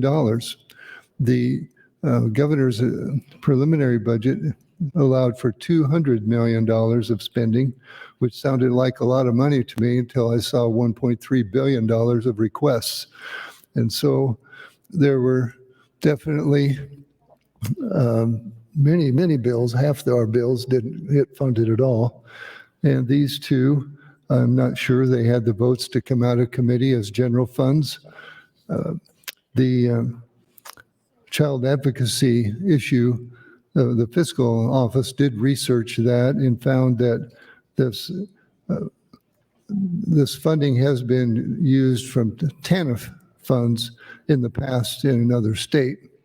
And there is a precedent for the use of the funds for child advocacy. Again, it's been mentioned, the TANF cash balance is about $130 million. This would be using $22 million of it, which leaves over $100 million in the fund. And it's we do check on whether, when we take money out of a cash fund, whether it's sustainable, and we don't take them down to zero where their other uses are restricted. And it was mainly because there is adequate funding here. Domestic violence and child advocacy do serve needy families. And I believe that the way the funding is in the budget is acceptable. And I oppose AM 1589 and ask you to vote no on that. Thank you, Mr. President. Thank you, Senator Clements. Senator Michaela Cavanaugh, you're recognized to speak. And this is your third opportunity before you close. Thank you, Mr. President. Senator Clements, yield to a question. Senator Clements, will you yield to a question? Yes. Thank you, Senator Clements. Are you aware that the eligibility for TANF funds is 50% of the poverty level? No, I was not. Are you aware that to use TANF funds, they must serve that population that is eligible for Yes. And are you aware that you are allocating funds for two things within the budget that will be restricted to the guidelines of utilization of eligibility for 50% of the poverty level? And do you know if that is going to be feasible for these programs that you're utilizing these funds when they ask for general funds? No, I don't believe we had a report from HHS regarding that population. Did you ask if these funds could fully be utilized by the programs? Did you ask if 50% of the poverty population is who they would be serving with these programs? I did not. I had other members of the committee that made this suggestion, and I was glad to be able to find funding, but those details I did not I see that there's $700 million still available in general funds if we pass this budget. So if we adopted my amendment, it would be that amount that's on the green sheet minus the 11 million that I'm proposing we shift back to general funds.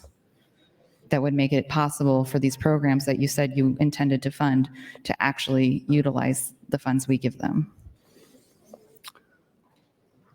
Are you aware that the funds you're giving to these programs come with enormous strings attached?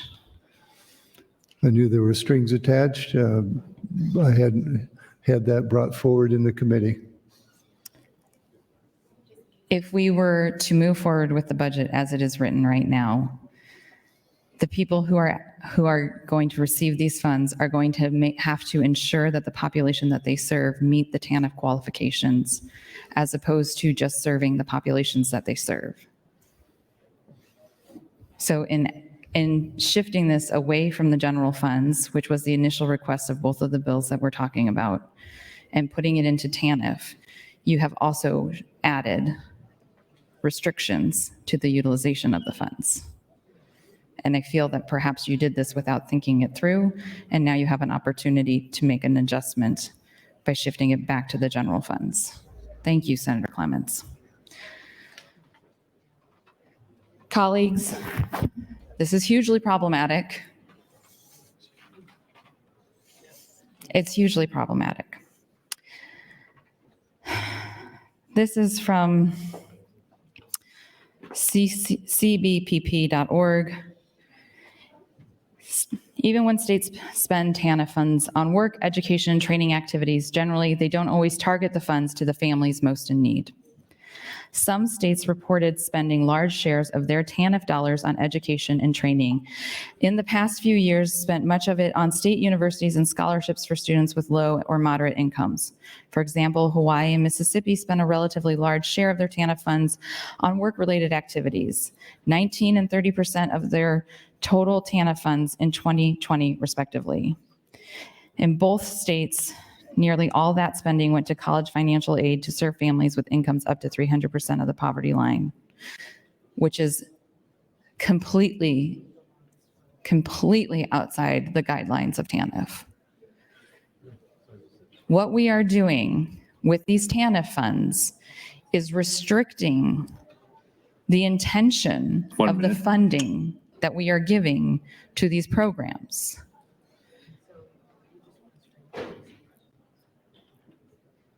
The Environmental Trust Fund, the Universal Services Fund, the Healthcare Cash Fund, the TANF Fund.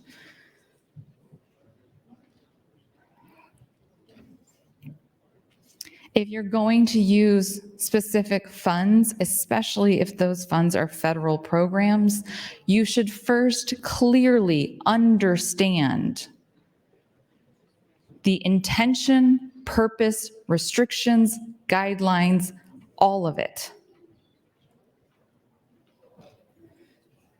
These two programs are very worthy programs, and they should be funded with general funds.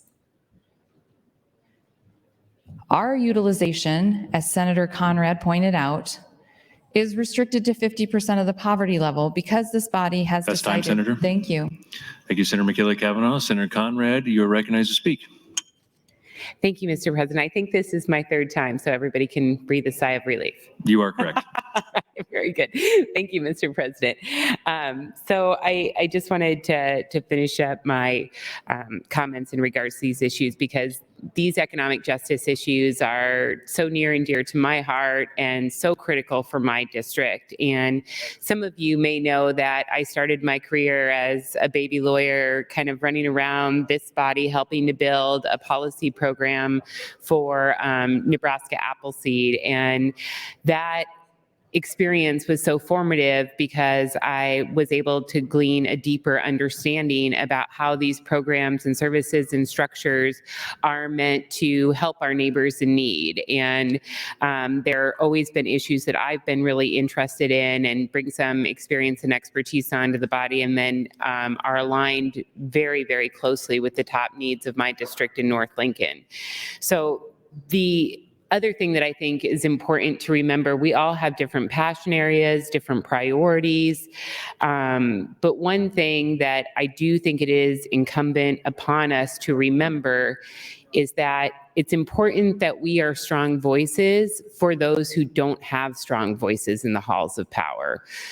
Well-funded corporations, big institutions and entities, they've got a ton of lobbyists that are out there, and they have a right to do that. They have a right to organize. They have a right to associate. They have a right to petition their government. And usually you can find a lot of opportunities to work together to advance the public interest. But that takes a lot of money and a lot of resources to put together a political effort like that. Who doesn't have the time, energy, resources, capacity, and connection to do that? Everyday working Nebraskans, and particularly low-income working Nebraskans. And it's important that we're their voice when they're not represented by a host of high-compensated, powerful lobbyists. We have to remember who sent us here. We have to remember who doesn't have a voice and who we can be a voice for. And that's what I'm trying to do today. I think Senator Kavanaugh is trying to do as well. And I'm hopeful that we can continue this dialogue because of the importance of being strong advocates for those without a lot of power in the halls of power. We need to remember that it's our job and duty to be a voice for the voiceless against the strength of big government in particular. I also wanted to offer perhaps another brief general history lesson, and I guess what's past is prologue would be fitting for this component of my time on the mic. But when Senator Kavanaugh, John Kavanaugh, Michaela Kavanaugh, and myself brought forward policy measures that are currently pending in the Health and Human Services Committee to address this issue through structural changes to eligibility and otherwise, and draw down that TANF rainy day funds, which now I think Nebraska is, last I looked, maybe second in the country for unexpended funds in this regard. We need to really remember that over the course of this body's august history, whenever we've made structural major changes to benefit economic development and job creators, big corporations, we haven't forgotten about those Nebraskans in need. So when the Nebraska Legislature adopted 775 and these big tax incentive programs and made big changes and shifts in our corporate tax policy or economic development policies, they also made adjustments for Nebraskans in need. They did it on a parallel track together. We have made the tiniest of baby steps forward when it comes to the SNAP bill that we took up as part of the Health and Human Services budget or committee package a couple of weeks ago.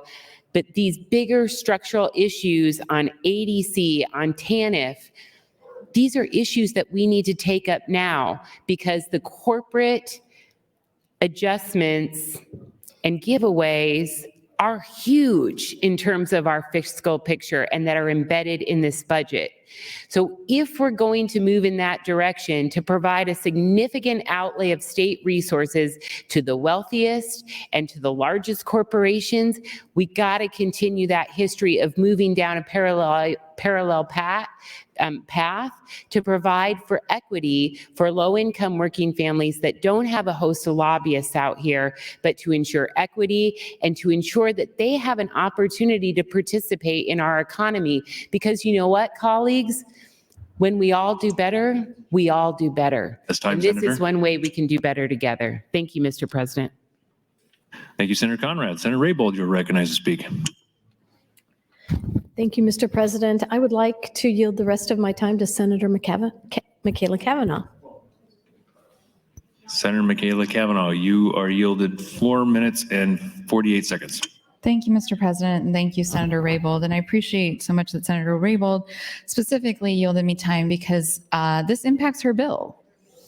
This impacts her bill, and I don't want to jeopardize funding for her bill. But what the Appropriations Committee has done jeopardizes funding for the intention of her bill.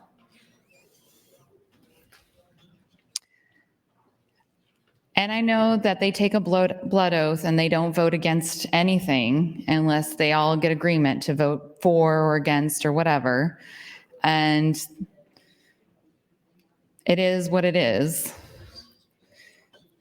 And only Senator Clements has had even the modicum of courage to stand up and defend the position of himself in stealing from the poor to pay the rich. The remaining 8 members of the committee have remained silent. There are several shifts of funds in this budget, and the intention is very clear that we are shifting things out of the general fund. We are trying to accomplish funding things in government that we should and can fund by finding other funding sources, inappropriate funding sources. And we're doing that so that we can have more money on the ledger, on the green sheet, when we get to the floor. So we've got the money for the massive tax cuts for the wealthiest Nebraskans. This is literally the definition of stealing from the poor for the rich. And while we do that, the populations that would be served by this funding in AM 1589 are going to have restrictions that make it very difficult for them to deliver the services that we intend for them to deliver to the people we intend them to deliver them to in the way that we intended them to do it.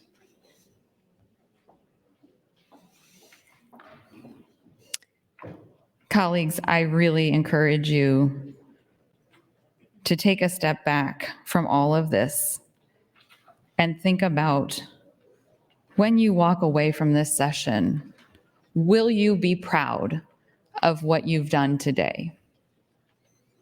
Not like, will you be okay? Like, well, it's the budget. It's our constitutional responsibility to pass the budget. So what choice do I have? You do have a choice. When amendments are put up there to make changes to the budget, you do have a choice. You absolutely have a choice. And are you going to be happy with the choice that you make? Are you going to walk away from today and feel comfortable and knowing that if we don't move this away from TANF and to the general funds, are you going to be comfortable with that decision of the implications of that for the people that are supposed to be served by these funds? Because you should not be. And it's clear from my conversation with the chair of the committee that the chair of the committee didn't understand 1 minute. What it meant to use TANF funds instead of general funds. It's clear. It's unfortunate because HHS works on TANF all the time. We've had so many briefings about TANF. These bills, if they were supposed to be funded by TANF, should have been bills, policy decisions that came to HHS to be integrated into a greater conversation of TANF as a program. It's not a slush fund. It's a program. And it shouldn't be rated by the Appropriations Committee. Thank you. Thank you, Senator Raybold, for the time. Thank you, Senator Michaela Cavanaugh. Senator Dorn, you are recognized. Thank you, Madam President.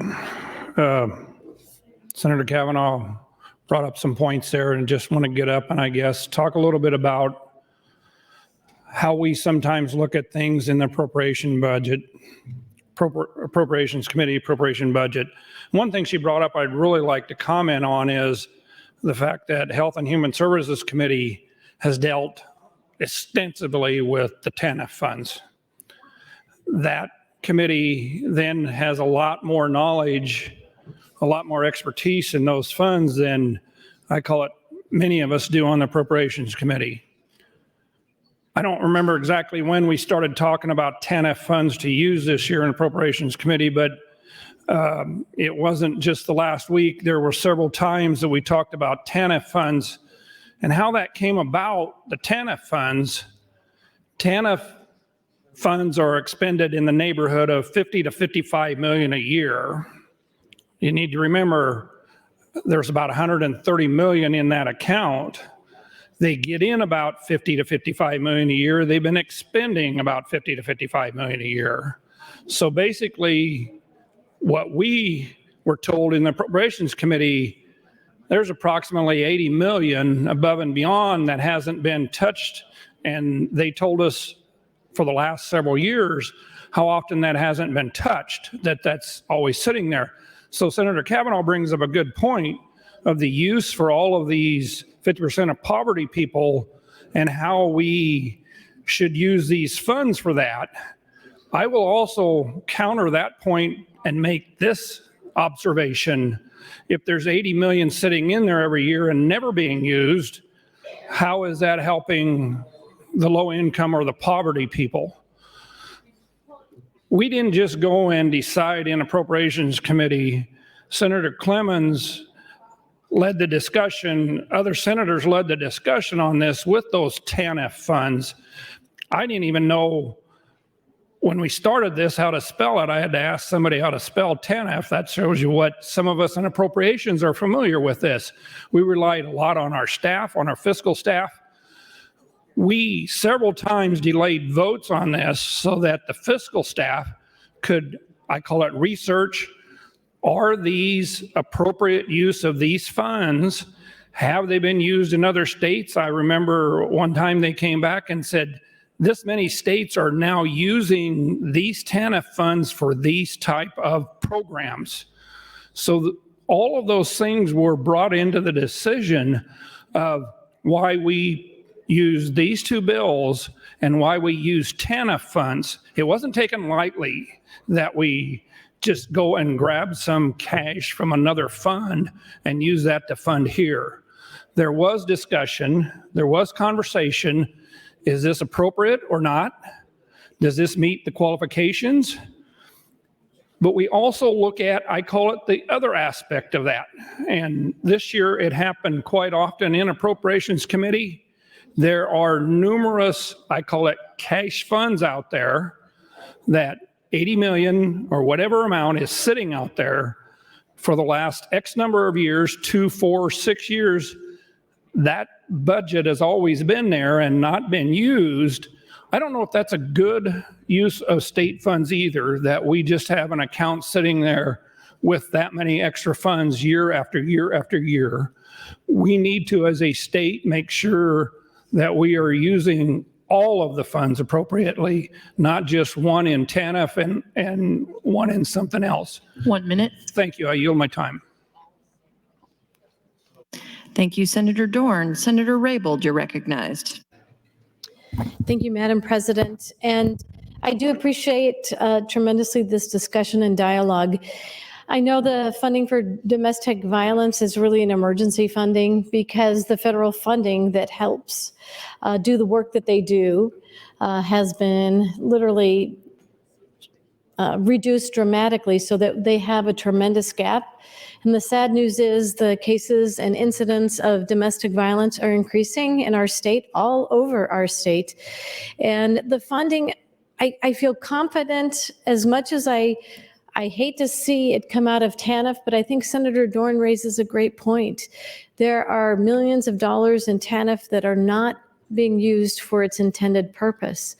I feel very confident based on the concerns and the pleas from the domestic violence agencies that are servicing survivors and victims of domestic violence, which include, families with small children, their greatest need and unmet need is trying to find affordable housing, affordable shelter, affordable temporary shelter for these individuals. And I really can't speak for the agency, but I know if they would go through hell and high water, and no matter how much paperwork that they would have to go through to get these funds to the people that so desperately need it. And in addition to temporary shelter and shelter, of course, it's food. With food dollars, shelter increasing, their budgets don't even permit that. And of course, transportation for the families with small children is also a big component of that, and as well as clothing. They typically flee their home with nothing. So these dollars, however they get assigned or appropriated, are so essential. And I do appreciate the discussion, but there is a lot of foundational truth, as I'm finding out as a new senator, that there are so many funds in different agencies that are just sitting there idle, not being distributed, not being dispersed to those agencies, service providers that so desperately need the funding to continue to do the good things they do for so many fellow Nebraskans. So I appreciate the dialogue. I know the agencies would do whatever is required of them to make sure the funding is used appropriately and correctly, and primarily to help those that are in such desperate and dire straits for shelter, for food, for clothing, and for transportation. So, and I don't know how to reconcile this concern, because I think it is a legitimate concern. I know that the appropriations is literally in hearings all day long, being tossed, and many requests across their desk, and trying to struggle to find and recognize that there is a tremendous need out there for so many good causes. So perhaps when we do our budget again, to come up with better checks and balances. Okay, have you reached out to the agency? Are they going to realize that this is an impediment to them? But I've heard that talked about when we were before appropriations, say this would be a great a cause or request of the TANF funds to be used for this emergency program for domestic violence programs throughout our state. So thank you, Madam President, for being here, and the colleagues for this discussion. Thank you, Senator Raybold. Senator Clements, you're recognized. Thank you, Madam President. I have been given the handout that we received in the committee that I had didn't have earlier, and the information from our fiscal office did a lot of research on whether this was an acceptable use of funds. And regarding the child advocacy centers, I want to read a couple of paragraphs of this memo. Arkansas has an approved state TANF plan that allows for funding of their child advocacy centers and their state child advocacy chapter under a grandfather provision in the Federal Personal Responsibility and Work Opportunities Reconciliation Act of 1996. This is the federal act that governs TANF. Under that provision, states that covered children in the child welfare and juvenile justice system in their aid to dependent children programs prior to passage of PRWORA are allowed to use TANF for child welfare services. The Nebraska plan, in effect in 1995, included children in the child welfare system, which appears to clear the way for child advocacy centers to receive TANF funds as contemplated in the amendment. We don't just allocate money out of some fund like this to build a softball field somewhere. We are diligent in looking at what uses are appropriate from a fund, and then that there is adequate money in that fund to make it sustainable. the over $130 million in this fund. It's going to leave over $100 million. And the amount there is going to be more than adequate. And we're not causing harm, and we have received expert research saying that that particular item is allowable for Nebraska under this amendment that Nebraska uses for TANF funds. So I again oppose LB 1589. Thank you, Madam President. Thank you, Senator Clements. Senator Hunt, you're recognized. Thank you, Madam President. I will yield my time to Senator Michaela Cavanaugh. And Senator Cavanaugh, let me know if you'd like more time. Thank you. Thank you. Thank you, Senator Cavanaugh, you're yielded 4 minutes and 46 seconds. Thank you, Senator Hunt. I would take more time if you have it. Thank you. Senator Conrad has mentioned several times, Senator Dorn, about TANF bills introduced this year. 3 of them, LB 290, LB 310, and LB 233. Yes, we have TANF money. It is a federal program with federal guidelines. And we have not expanded eligibility, changed eligibility, increased payments in decades. And this body and previous versions of this legislature have chosen not to do that. And in choosing not to do that, we have contributed to the increase in the rainy day fund. So if we all of a sudden are concerned about $130 million sitting in a rainy day fund, a concern I have expressed on a regular basis, so glad you've all joined me today in that concern, then we should be looking at expanding the eligibility with one of these 3 bills. But we won't, because expanding the eligibility for direct cash assistance to needy families will decrease the available funds for inappropriate usage. If we expand the eligibility for TANF, then we'd have to use general fund appropriations for general funds programming. Yeah, you can find a way to make this square peg fit into this circle hole for sure. You can just hammer it in there. Eventually the edges will get shaved off and it'll fit. Doesn't mean that it's an appropriate thing to put a square peg in a circle hole. And that's what we're doing with these 2 programs and funding them with TANF. You can make it work. It's going to take work to make it work.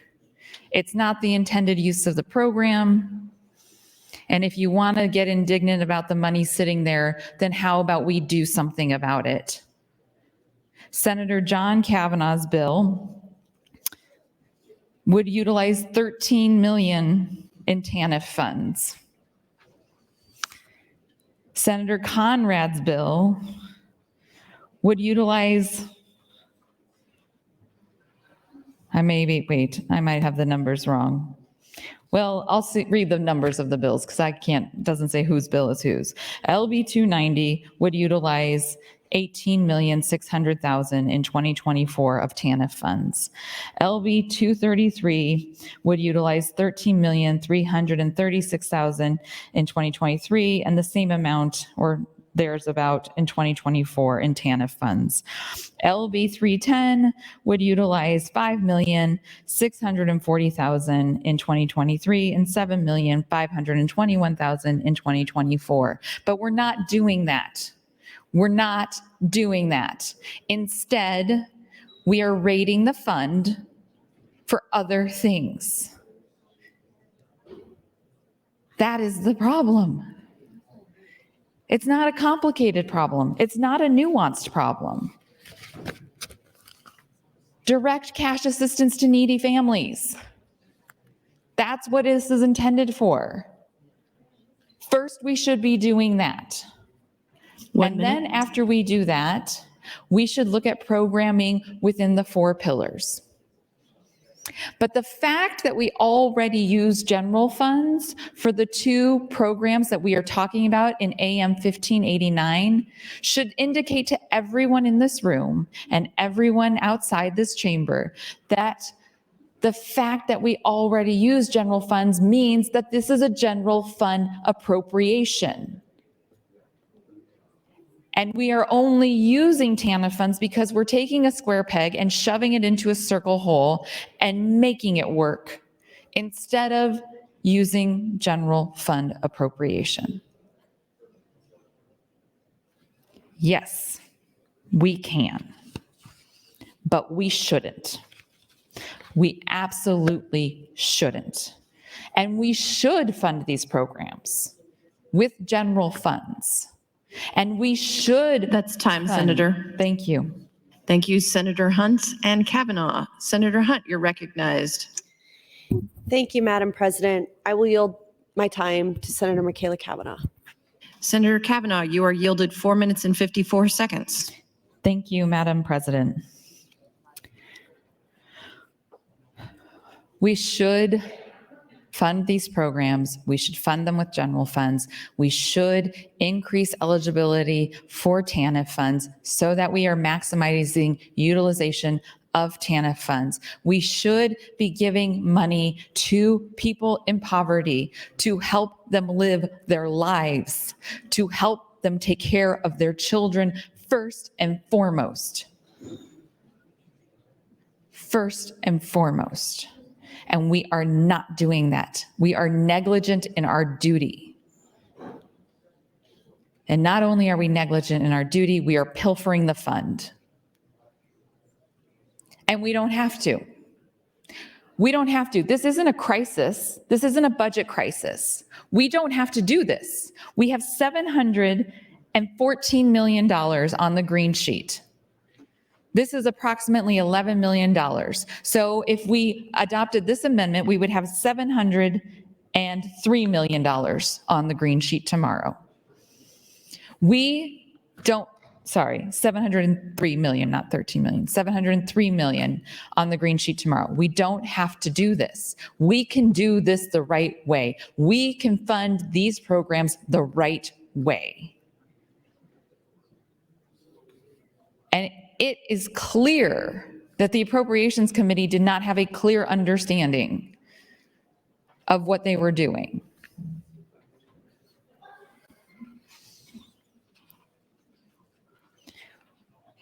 We don't have to take TANF funds and use them this way.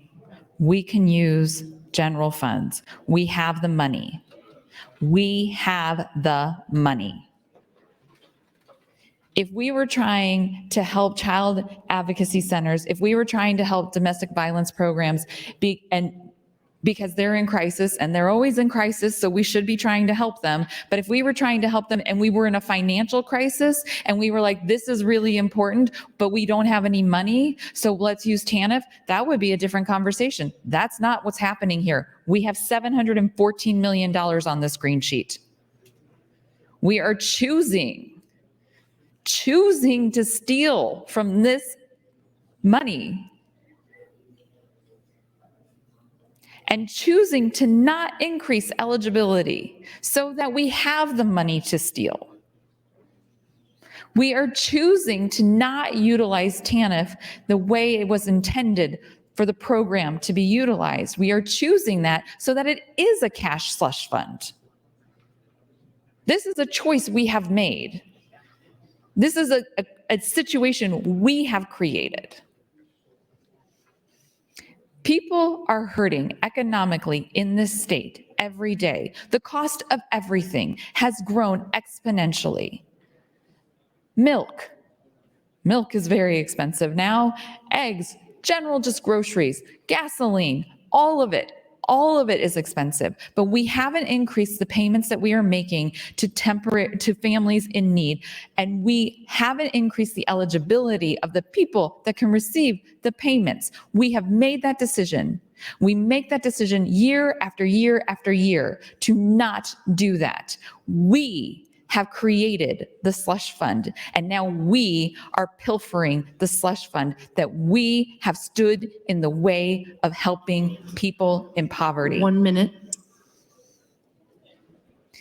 This, for me, is a crisis of conscience. And I am disappointed.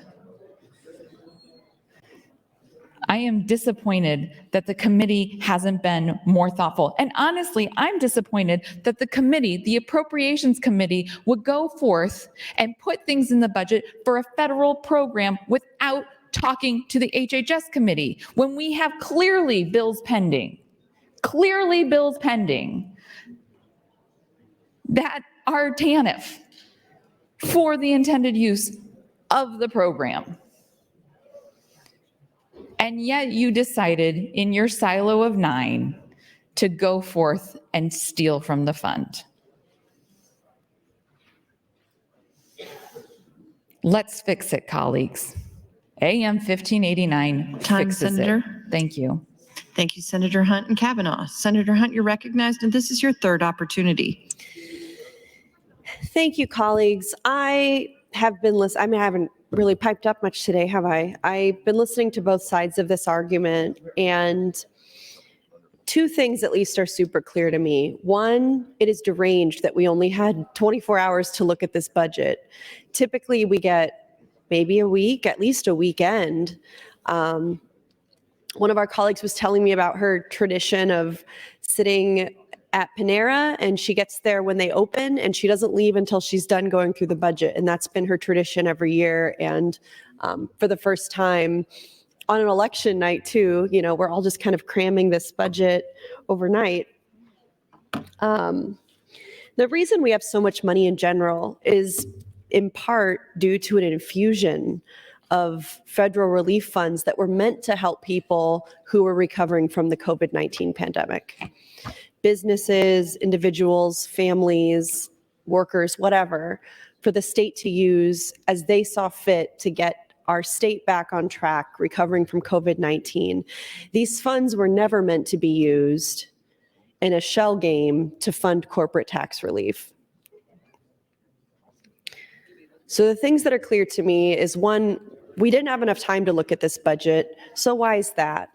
Anybody of any political persuasion, of any ideological background, should be curious about that and should be skeptical about that. What is the reason that we have to move this so quickly?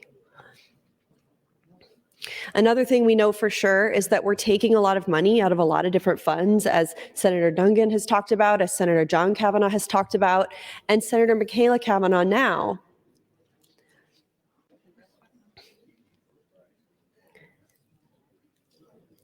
We're acting like it's the kind of behavior when you don't have enough money in the budget, not when you have a surplus.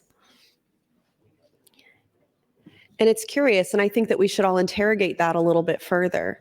I'm undecided on my vote on AM 1589, but I'm likely to support it from what I've heard so far, because I also don't like taking money out of funds like TANF that's meant for something else, especially if that can potentially get us into legal trouble with the feds who are funding us. We're moving around funds, doing whatever it is we need to do to fund these corporate tax breaks, the tax breaks, the ditch, and the prison. 3 things I got a problem with. And I don't think that we should be raiding these other funds to do that. And regardless of if Michaela's your favorite person, Senator Kavanaugh, or where you are ideologically on here, you should have a problem with that too. And you should question any kind of institution that's asking you to rubber stamp this budget, and be curious about why that is. Anytime I have left, Madam President, I'll yield to Senator Michaela Kavanaugh. Senator Michaela Kavanaugh, you're yielded 1 minute, 42 seconds. Thank you, Madam President, and thank you, Senator Hunt. So I have a floor amendment pending. I think it's pending now. I put it in because I know that Senator McKinney was working on getting something drafted, and it wasn't quite coming to fruition. And so just in case, I put in a floor amendment that strikes section 177. And 177 of the budget is the prison. 1 minute. Thank you. I bring this up because it is very much directly tied to the underutilization of direct cash assistance to needy families. We operate in the most illogical manner possible, the most inefficient way to achieve our ends in this government. Our appropriations bill, what could be a thoughtful consideration of what we want our state to be, instead takes money away that should be going to direct cash assistance to the most needy people in our state, the same people who are more likely, significantly, disproportionately more likely to be incarcerated, and takes more money Time, from the general Senator. fund. Thank you. Thank you, Senator Kavanaugh. Seeing no one else in the queue, Senator Michaela Kavanaugh, you're welcome to close on AM 1589. Thank you, Madam President. We're taking money away from people who need it the most when we have money to do what it is we seek to do with these programs. We're making a prison that will likely incarcerate many of the people that we're taking money away from.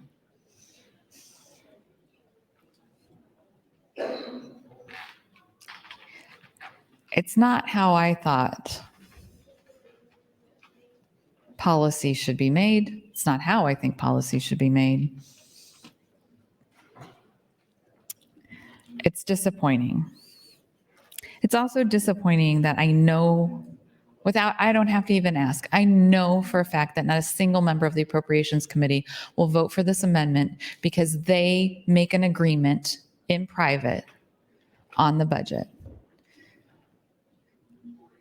I don't know any other bill that comes out of any other committee where committee members aren't allowed to vote for amendments onto the bills. That's all we've been doing for the last several weeks, is voting for amendments onto other bills. Changes, substantive changes. But I know the Appropriations Committee won't do that. They'll vote in a block. So, AM 1589 shifts the funding for two programs back to the general funds, where it belongs. It takes it away from TANF, that comes with a lot of obligations and a lot of strings attached, because TANF isn't a cash fund, TANF is a federal program. AM 1589 takes it out of the federal program of TANF and puts it back in the general funds where it was always supposed to be and where it started. Thank you, Madam President. Call of the House. Thank you, Senator Michaela Kavanaugh. There has been a request to place the House under call. The question is, shall the House go under call? All those in favor, vote aye. All those opposed, vote nay.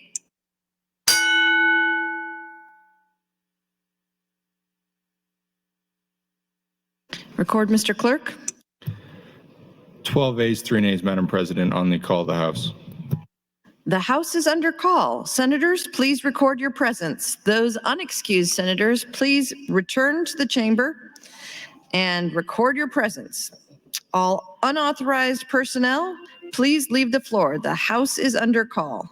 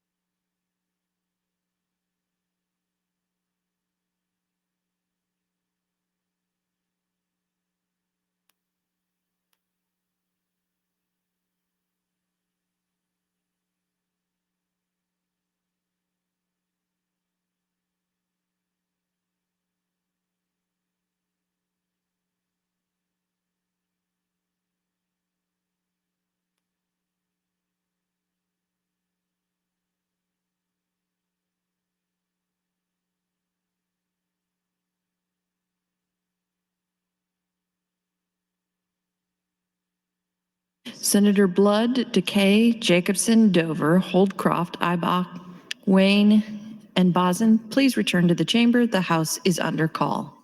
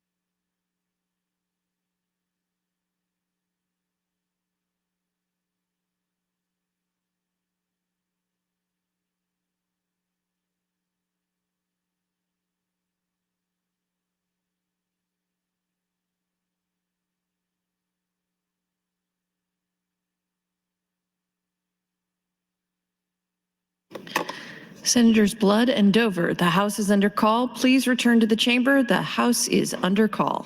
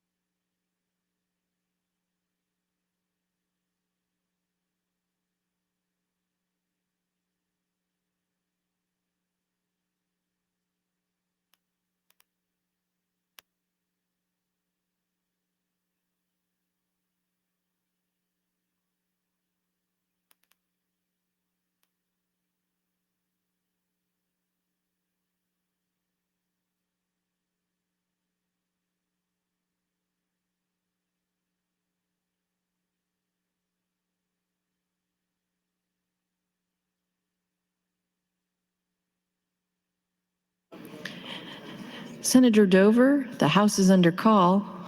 Please return to the chamber, Senator Dover. The House is under call.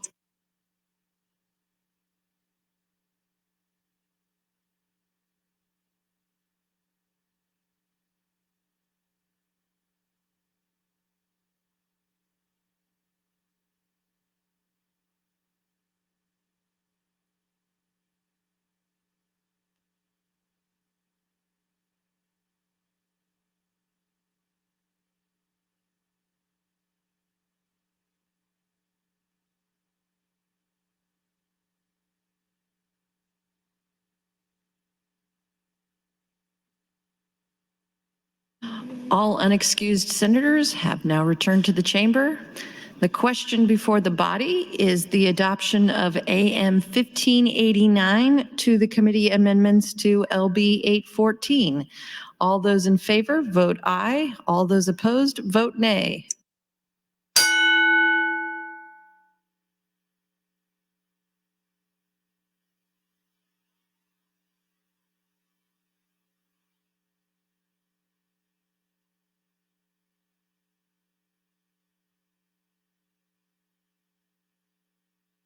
Have all voted who care to? Record, Mr. Clerk. 10 ayes, 27 nays, Madam President, on the adoption of the amendment. The amendment is not adopted. Mr. Clerk, for items. I raise the call. Madam President, amendment to be printed from Senator Hansen to LB 814. Senator Hansen, your Madam President, next amendment from Senator Michaela Cavanaugh, AM 1588. Senator Michaela Cavanaugh, you're welcome to open on your amendment. Thank you, Madam President. And this is Madam President's bill, so I'm not going to take this to a vote because I don't think that it's appropriate to not allow her the opportunity to speak to it. This is taking the other program, which is the food pantries that are using TANF funds, and shifting it to general funds as well. Same song, different tune, same tune, different song. I don't know, whatever. Clearly, 10 people at most are going to support it. So, but I am going to take a few minutes to talk about Arkansas. Shall we? We shall. Okay. And their utilization of TANF. Arkansas TANF spending. This is again CBPP, Center on Budget and Policy Priorities. In 2021, Arkansas spent about $88 million in federal and state funds under the Temporary Assistance for Needy Families programs. It spent 4% of these funds on basic assistance. 4%. Cool. Generally, as cash assistance to TANF families. In 2021, Arkansas ranked 49th among the states and Washington, D.C. for percentage of TANF funds spent on basic assistance. Federal spending and TANF spending by categories. Basic assistance, $4 million, 4%. Work activities, $11 million, 13%. Work supports and supportive services, $0.3 million, 0.3%. Childcare, $5 million, 6%. Administration and systems, $15 million, 17%. Tax credits, 0. Pre-K, $30 million, 34%. Child welfare, $4 million, 4%. Other services, $20 million, 22%. Curious what the other services are. Federal and state TANF spending on activities, millions. Basic assistance, they in 2006 spent $15 million on basic assistance. In 2021, they spent $4 million. Federal TANF allocation and state maintenance of effort, or MOE amounts. In 2021, Arkansas was awarded its TANF block grant of $57 million and an additional $7 million in contingency funds. Since unspent block grant funds can be carried over to future years, a state may spend more or less than its annual block grant allocation in any given year. As of 2021, Arkansas has accumulated $113 million in unspent TANF block grant funds, equal to 199% of its block grant. Every year, each state must also spend from its own funds at least 80% of its historical spending on low-income families with children. A state may spend more than its minimum. This MOE requirement can be reduced to 75% if a state meets specific work participation rate requirements. In 2021, Arkansas met these requirements and was subject to the 75% MOE obligation. Here's Nebraska's. We spend 26% on basic assistance.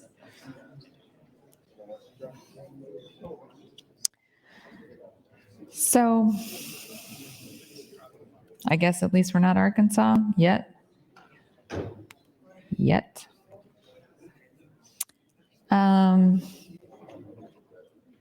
Steps to evaluate TANF funding proposals. There are a few basic steps a state should take when evaluating a proposal to initiate a new TANF-funded program. The first step is to identify how this program meets one of the four purposes of the TANF statute. As a general rule, states must use TANF funds for eligible needy families with a child and for one of the four purposes of the TANF program.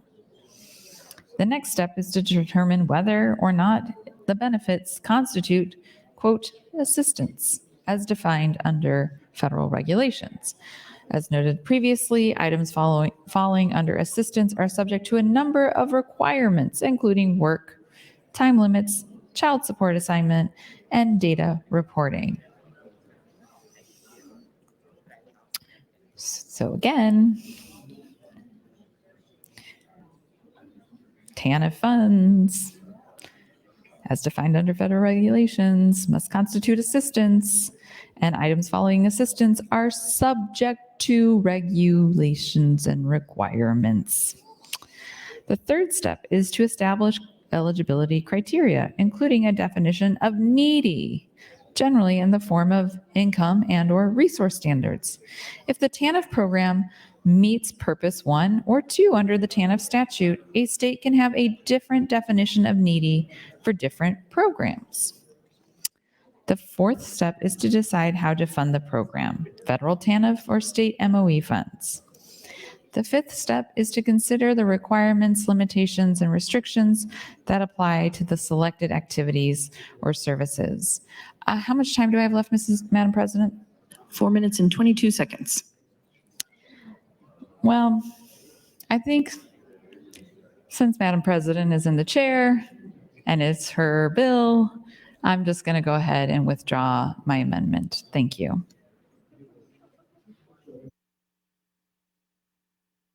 Without objection, it's withdrawn. Mr. Clerk, for the next item.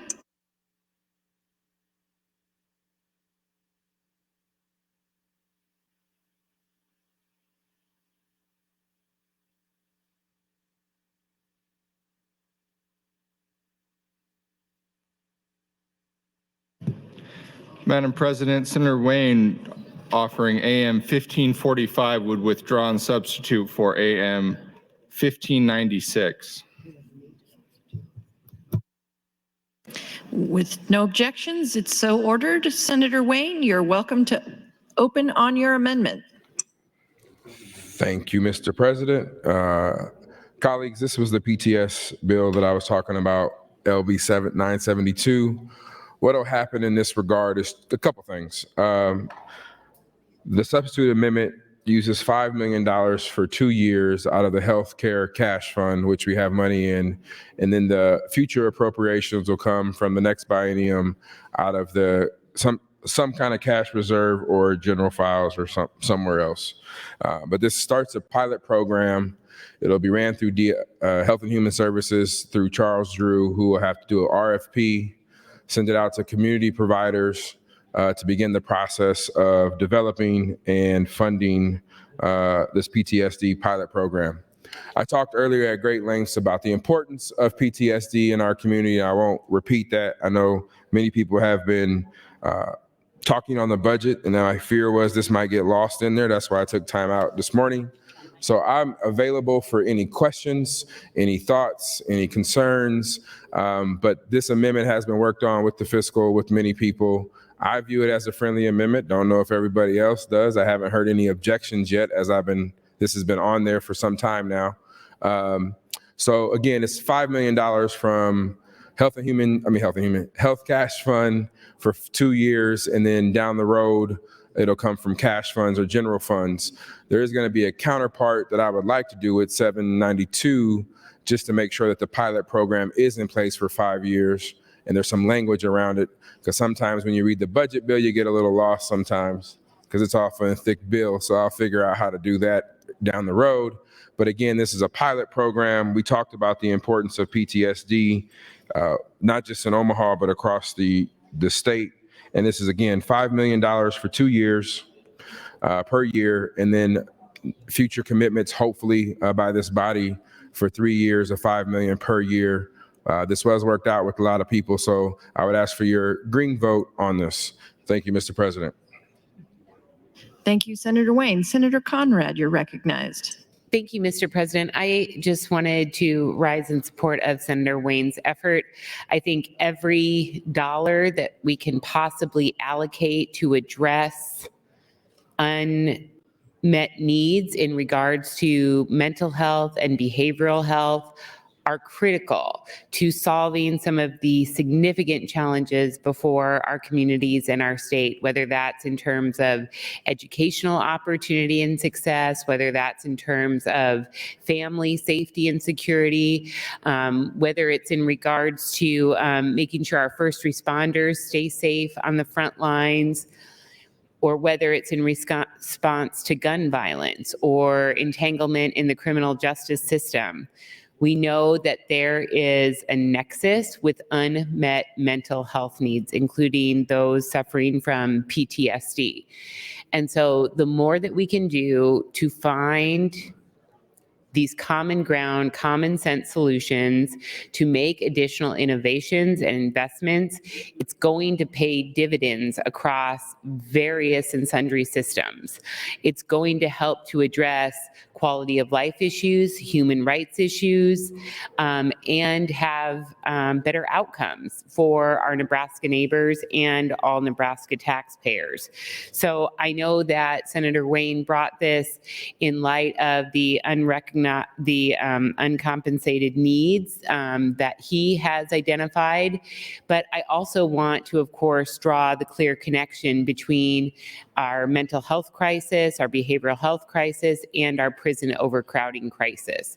And again, we know that our prison system is one of the most overcrowded in the country, has some of the most significant racial disparities in the country, and every dollar that we can invest on the front end to address root causes that drive criminal behavior, like behavioral health, like mental health, and keep people out of those systems, that can make a real and significant difference. So I definitely want to make sure that we are staying watchful in regards to stability and sustainability of the healthcare cash fund, which has been an ongoing dialogue in this state for a host of reasons, and we'll dig a little bit more deeply into that. But when it comes to finding resources to address PTSD, behavioral health, and mental health, I think these are solutions that we all can and should get behind. Thank you, Mr. President. Thank you, Senator Conrad. Senator Duncan, you're recognized. Thank you, Madam President and colleagues. I do rise in support of AM 1596. I don't want to belabor the point too much, but I do think that as we start to segue into more of a conversation regarding some of the reform issues that have been attempted by this body, both in the past and currently, it is impossible to have conversations about our current criminal justice system without talking about issues that one might deal with that are behavioral health issues, including but not limited to PTSD. I think Senator Wayne hit the nail on the head earlier this morning when talking about one of the major root causes that we see across the board, no matter kind of what demographic you're looking at, when you're looking at the involvement in the criminal justice system, is PTSD. And one of the most, I think, alarming and unique things about PTSD is that it compounds upon itself. Right? It is inherently exponential. When you have PTSD from a traumatic event that's happened, and then something else bad happens to you, it adds to that sort of PTSD, and it adds to itself over time. So imagine, if you will, somebody has this PTSD that is, to put an oversimplified version of it, is triggered in a situation where they're having law enforcement involvement, and then that leads to more charges, which could potentially lead to somebody being further incarcerated, and then their time incarcerated further adds to their trauma. The trauma of being incarcerated can then add to their PTSD, and it becomes this cycle of essentially perpetual violence and perpetual mental health crisis. And it's people like that that you see in the criminal justice system who never really have a chance to break that cycle, and we just see increased recidivism over time. And the one thing I think that we can all agree about as a body is, regardless of, how we reach the solution, is that we want to reduce recidivism rates because we know for a fact that our prisons are overcrowded, right? We make national headlines on lists with regard to whether or not where we fall on that overcrowding, and that's a huge problem. So we should all be in agreement that we need to reduce recidivism and reduce the population in our prison. Another facet of this PTSD that I think is important, and some others have also hit upon this, is that it is cross-demographic. You see this amongst people, no matter who they are, is that PTSD leads to these problems. One unique area, too, that I wanted to point out that we acknowledge this as a problem and try to deal with it differently is in our problem-solving courts. Our problem-solving courts here in Lancaster County in particular have been expanded because there's been this acknowledgement that people have different walks of life that sometimes lead them into involvement in the criminal justice system. And we want to take into account their background and their history before we end up having them sentenced and further incarcerated. A good example of that here in Lancaster County is our Veterans Court. The Vets Court, as we call it, is for folks who served their country and are now involved in the criminal justice system, but prior to a sentencing can go through a program that takes into account their very specific needs that a veteran experiences that maybe a civilian doesn't have. And it tries to accommodate those needs and accommodate that background in such a way that it deals with the mental health issues, the behavioral health issues, and understands that sort of unique circumstance that brought that person to where they are today. And so PTSD obviously is a major component that a number of our vets have experienced. And I, for one, have seen that program do an incredible job of working with folks who are involved in the justice system. And I think a facet of that is the focus on PTSD. And so if we as a society, and specifically us as a legislature, want to do everything that we possibly can do. 1 minute. Thank you. Do everything we possibly can do to reduce our prison overcrowding, reduce the amount of people who are involved in the criminal justice system. We have to look at the root causes. And we talked about it previously. We're going to continue to talk about it today, but going upstream, dealing with these problems before they start to compound or exponentially grow is the only way that we can do it in a way that's economically viable. And so addressing PTSD at the root cause, I think, is crucial. I think Senator Wayne's amendment here is a spectacular step forward by funding that pilot program. And my hope is that we can start working on that now and then figure out ways to deal with PTSD and behavioral health issues across the entire state. So colleagues, I would urge your support of AM 1596, and I would yield the remainder of my time. Thank you.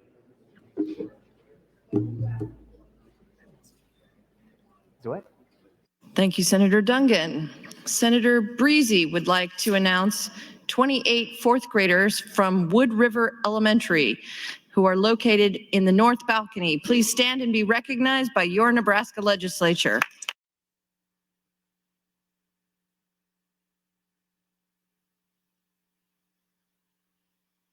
Senator John Kavanaugh, you're recognized. Thank you, Madam President. I would echo the sentiments of Senator Wayne and Senator Conrad and Senator Dungan about the importance of PTSD and early intervention. I would rise in support of AM 1596 and Senator Wayne's approach to this.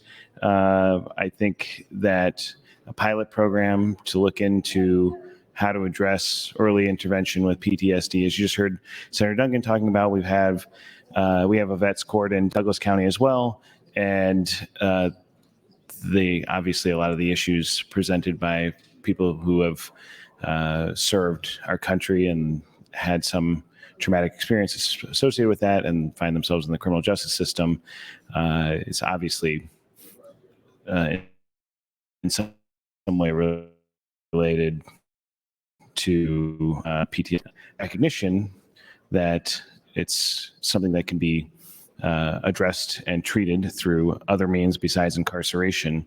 But there are a lot of other folks in the criminal justice system who do find themselves violating the law for one reason or another. And a lot of it is related to mental health issues, and a lot of it is related to PTSD. And I was just looking at the NDCS Quarterly Population Summary, October to December 2022. So they have these basically every quarter of who's in the Department of Corrections. And then there's sections about a lot of different things, but one of them that I thought was relevant here is talking about which programs people are engaging in while they're in the department. And you have 180 folks are taking Thinking for Change, 60 are taking moral recognition therapy, and you have substance abuse residential treatment, about 60 people, substance abuse non-residential, about 140, anger management, high risk 20, violence reduction programming 40, and so you have all of these classes which people are engaging in programming, which we've talked a lot about how there's not enough programming available for people. They have this other section about non-residential substance abuse, outstanding clinical program recommendations, and that's 1,500 people are recommended to take non-residential substance abuse treatment programs. And then there's a little less than 200 people, residential substance abuse treatment programs. And a lot of these, though not all necessarily, people have substance abuse issues, and the beginning of that can often be an undiagnosed mental health issue, including things like PTSD. And so identifying the root causes of these and the beginnings of that and limiting those things can bear great fruit down the road for decreasing the number of people who are incarcerated. But more importantly, if we can find ways to ensure that not as many people are experiencing PTSD, then those folks will have a better life, be more productive, enjoy their life and their families more. So I think this is a really important program, real step in the right direction, and doing it as a pilot program I think is smart. We can take some best practices, figure out what'll work, and apply it other places. So I would encourage your green vote on AM 1596. Thank you, Madam President. Thank you, Senator John Kavanaugh. Senator Wayne, you're recognized. Thank you, Madam President. So let me explain the amendment a little bit so people aren't confused. The amendment is adding money to the money that we're already giving to the federal qualified health centers by $5 million. That $5 million will be earmarked to go to a specific federally qualified health center to provide an RFP out to providers to work with kids who suffer from gun violence. That's what it is. It is a 2-year commitment right now from this body to target some of our most vulnerable kids who are dealing with some of the most violence. And again, I can explain where this came from. It literally came from a conversation with Senator Brewer about what adults go through in a war zone. And we think about a war zone being shot at, not being able to sleep at night, always on edge when you're driving through a certain part of town because it's a different part of town. I can literally say that all comes down to how most of our kids live in North Omaha and South Omaha when it comes to gang life. You're driving through another part of town and you might be in the wrong area and you're on edge. There are gunshots being fired at a party or at a neighborhood, or somebody you're walking down the street. Translates to the same thing in a war zone. People were actually afraid when we were talking about this over the summer for me to use the word war zone, but that's what it is. And I just call it like it is. So all we're trying to do is establish some really deep research into the fact we are working with children and people who are suffering from violence and making sure we don't repeat the cycle of PTSD. And people are saying, well, what about the amount? One, we don't have to spend all the money.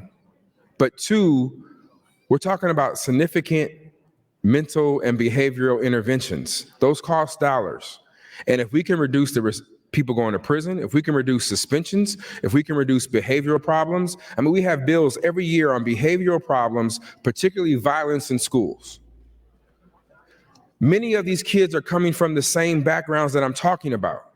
We set up special court programs, special intervention programs for adults coming back in military.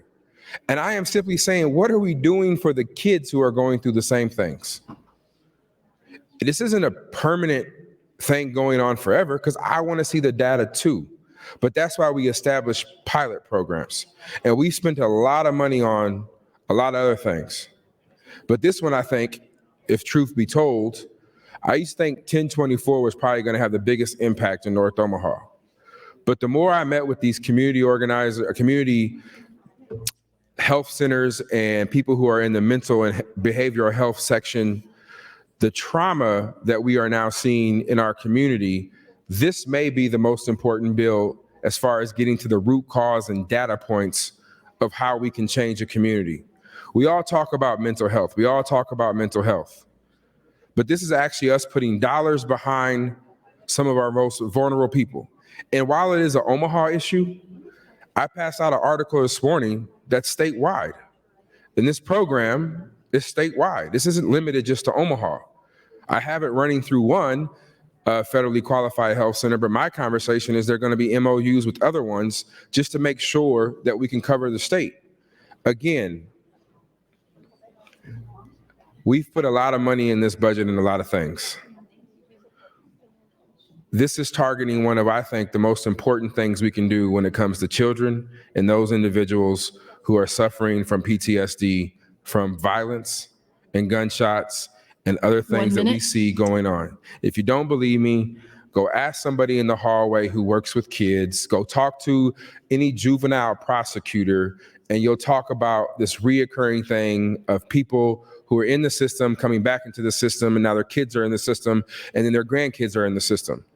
I truly believe one of the biggest factors is this issue of violence that these individuals see that makes it a norm. And when it becomes a norm in their culture, in their life, it changes how they operate. And so we are providing strategic interventions and making sure that this isn't necessarily a government-based solution. We're asking providers to do an RFP to make sure they come out and present the best solutions. That's what we're trying to do here. So we are there's already money going to these organizations. We're only simply adding $5 million. And the thing of it is, it doesn't come out of general funds. Time, Senator. Thank you, Madam President. Thank you, Senator Wayne. Senator Michaela Cavanaugh, you're recognized. Thank you, Madam President. Would Senator Wayne want my time? I'd happy to yield my time to Senator Wayne if he would like it. I'm sorry, what? I'm happy to yield you my time if you would like it. Oh, I have to talk to.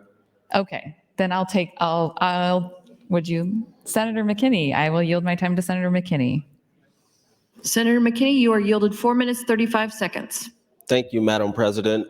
I stand in support of AM 1596 because I understand the importance of addressing PTSD. I work with kids, and I was a kid that, seen a lot of things that you shouldn't see or you shouldn't get used to as a kid, but it becomes normal, and it shouldn't be normal. Laying on the ground because somebody's shooting, walking from school and bullets going past your head, things like that. Seeing people laid on the ground with gunshots in their head. That's the things that kids in my community see far too often. Dealing with family members that are losing their lives. It's a lot of things as to why PTSD needs to be addressed, because it intersects so many things, whether it's our educational system, it's kids going to school the next day after seeing some horrific things or having to live through horrific things, which is why this is needed. And I think we should fund this. We can't stand up and say we care about kids' lives and the protection of the innocence of kids and all the things that we heard this year and not fund something like this. Because if we truly care about Nebraskan kids that are dealing with these type of issues, we try to address this through funding through the state. It's our moral document. We can't walk away from here and say we truly care about Nebraskan kids and we're not trying to make sure that we address the trauma that they're living through day to day.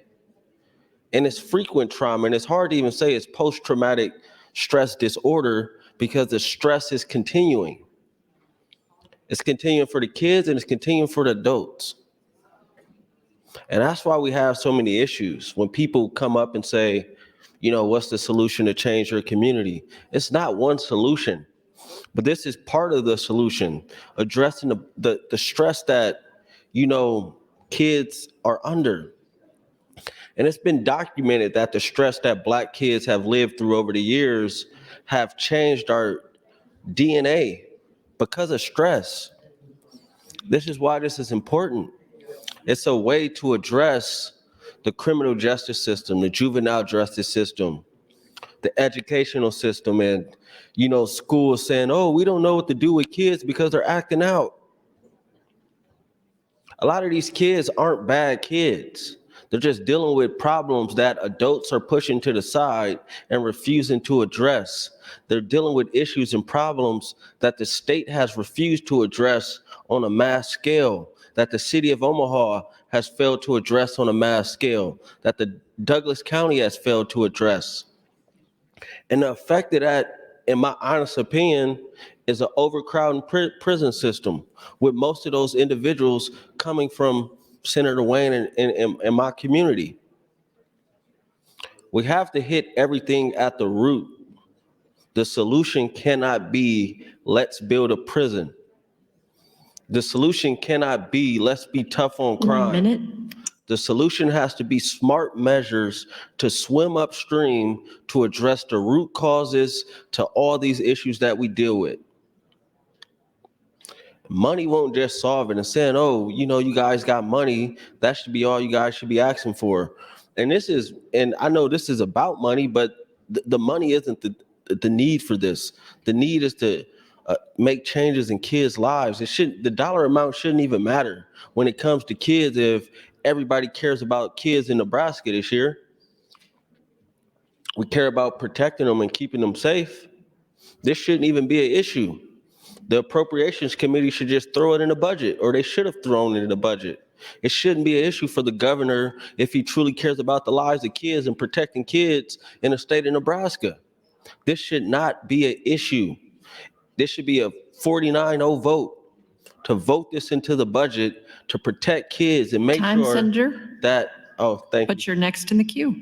Thank you, Madam President. I like that. Stay up there. But truly, honestly, you know, for the past whatever months we've been in session, many of you individuals who are on the fence about supporting this stood up and said you cared about the protection of kids in the state of Nebraska. You said you wanted to make sure kids were safe and taken care of, and that we do things to ensure that their futures are successful. This is something that will aid in that, which is why we should support it. Because although you may not have to live it, many of the kids that I represent live through it.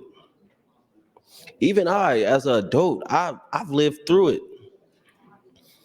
I hear the shots at night. I hear the sirens at night. It's right out my window every night. Do you not think that, you know, me as an adult, I don't remember the times where I had to get on the floor and hope that a bullet didn't hit me, or the times I'm walking from school and I'm hearing and a bullet going across my head and I got to drop through the floor? Kids are living through that. They're walking from school and dealing with these issues, and they have to go back, and then if they act out, the school system is saying that's a bad kid. They're not a bad kid. They just have unaddressed trauma. Which is why this Appropriations Committee as a whole should stand up and support this. This is why this body as a whole should stand up and support this. This is why the governor should be outside this window, or his staff, imploring everybody in this building to support this. If you truly care about the kids in Nebraska, if you truly care about decreasing the trajectory of the potential rate of people going inside of our state prisons or our jails or our detention centers. Unaddressed trauma is why you see kids on the news for acting out. Unaddressed trauma is why you see 13-year-olds doing things that they shouldn't be doing. $5 million is nothing to address that, especially when we're just throwing money at things that aren't even a guarantee. I don't even know why I have to stand up and make this argument. I think everybody should be standing up and saying we support this. Everybody light should be on and saying, I care about kids in Nebraska and I want to address trauma and we should support this. Everybody in this body should be doing this. It shouldn't be a red light when we take this vote. And a red light when we take this vote just tells me how much you truly care about kids in the state of Nebraska, and you're putting politics over kids. And then you'll stand up and say, let's protect kids and let's protect life and let's make sure, kids aren't harmed and all this stuff. It's all fluff. That's what it will be for me. And we'll just leave it there. The money should not be an issue, especially when Senator Erdman stood up and said there's 8-point-something billion in cash reserve funds. We walked into the session with 2.3 or 3 billion in cash reserves and things like that. Money is not an issue. It's political will to do the right thing. Putting politics and party affiliation aside and looking at it through a logical lens and saying we should be doing these things. 1 minute. If you can't put aside your political differences and your political affiliations and people outside the window who don't have the power of your vote, why are you here? So just think about that. Thank you. Thank you, Senator McKinney. Senator Erdman, you're recognized. Thank you, Madam President, and good afternoon. So I hadn't had a chance to see this amendment. It is up now on the gadget. I looked at it, and Senator Wayne had told me that it was a bill in HHS, and it was LB 792. So I looked up 792, and that vote was 5 in favor and 2 in opposition. And one of those happened to be Senator Hardin. I was wondering if Senator Hardin would yield to a question. Senator Hardin, will you yield? Yes. Senator Hardin, I noticed on the committee statement that you were a no on 792. Can you elaborate or share with us why you were in opposition? I was in opposition because of the paradigm shift that happens as soon as we acknowledge that PTSD and PTSI, injury instead of disorder, gets moved out of the realm of first responders and, for example, military personnel to a civilian setting. That as a society is not something that has happened in a widespread fashion. I agree with Senator McKinney and Senator Wayne that this is an impactful and meaningful issue. My concern is that perhaps this bill doesn't acknowledge enough. Because I've worked in some inner city scenarios around the country. Okay. And violent ones at that. On a personal basis, I can say I understand what it's like as well when someone dies in your arms. I've had that opportunity in life because of things I've been involved with in a public service capacity. And it is something that injures you. In fact, one of the most impactful testimonies that was given during that hearing was from the Douglas County Sheriff. And he talked about his injury. And as he stated, an injury is a little different from the perspective that you have the injury, you heal from the injury, you move on. We have kids who are experiencing hard things. The reason I voted against it is because we really are dealing with an enormous paradigm shift when we're saying this applies to the general society. And that's never been done in that broad stroke of the brush. That doesn't mean that it's not an important issue. I think it's more important than what was dealt with. And I think it is a significant issue that needs deep and shall we say, abiding attention. Thank you very much. Nice explanation. I was wondering if Senator Wayne, you yielded a question. Senator Wayne, will you yield? Yes. Senator Wayne, so hearing what Senator Hardin had to say, and it being a significant issue that he believes needs to be dealt with, would this be an opportunity for us to do an interim study and have a little more information about how it was going to be implemented rather than just throwing $5 million up and hope somebody can figure it out? I would disagree with that. He talked about a paradigm shift from the military, but from a clinical perspective, PTSD is applied to civilians every day. Okay, so I noticed on 792, you had a $25 million request. Is that correct? Yes. And you've amended that to be $5 million for 2 years out of the cash fund? Out of the, yes. And it was out of the healthcare cash fund at first? Yes. And now it's just out of the cash fund? No, it's out of the healthcare cash fund for 2 years. And then the remaining years, the next legislature will have to figure out where the fund goes from. So then it'll be an ongoing obligation in the future? No, I just was talking to Speaker Arch about having some more language in here to make sure the pilot program ends within 5 years. That was the original of LB 792. The problem with budget bills is its intent language. And so asked Senator McKinney to make sure in 531, we add the pilot language to make sure this ends in 5 years. So how is it that you arrived at $5 million? How do you know that's enough to do what you need to do? By meeting with some of our largest providers who are in this area. They initially asked for 25 million each year. Obviously, I went back down and said, if we focus just on kids, not entire families, what can we do this for to make the impact and show the data? And they said 5. Okay. I'm not sure at this point in the discussion I have enough information to vote for this. I'm not saying that what you're trying to do is not important. It's just that I don't have a comprehension that 5 million is the correct number. And therefore, I think we need more information Time, before Senator. we make a decision. Thank you. Thank you, Senator Hardin, Senator Erdman, and Senator Wayne. Senator Michaela Cavanaugh, you're next in the queue. Thank you, Madam President. I would yield my time to Senator Wayne if he'd like it. Senator Wayne, you're yielded 4 minutes, 53 seconds. Thank you. Colleagues, many of you know me well enough to know when I say I'm going to work with you, I work with you, even at some point negotiating against myself to make sure we get this done.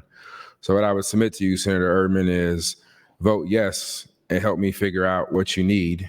And then if you don't like it on select, that's fine. But I'm not going to bring this back on select. I'm not gonna keep fighting for it. This is my priority bill, 792. I recognize that it won't be heard. I tried to attach it to other bills, but out of respect for the body and the individual owners of those bills, I did not attach them. And if you don't believe me, I can print off all the amendments to every Health and Human Service bill that came out, and even bills that maybe don't necessarily apply to Health and Human Services, even though that's the committee. This is a bill that isn't owned by anybody. It's the budget. It's owned by all of us. So I think that's different. I think it's different when you go after a senator's bill and attach something that might bog something down, even if it's your personal one, and you can decide whether or not, as a professional courtesy, whether to do so or don't do so. In my time, I've done both, but I let senators know that I'm going to put an unso-friendly amendment on. Sometimes I don't. That's what happened here because of the nature of what was going on in this body. I didn't create any more angst. I found the pathway to put this bill into a budget bill. I found the dollars. And since it was originally healthcare cash funds for all 5 years, I got feedback from fiscal that said that might not work with the obligations. So can you do 2?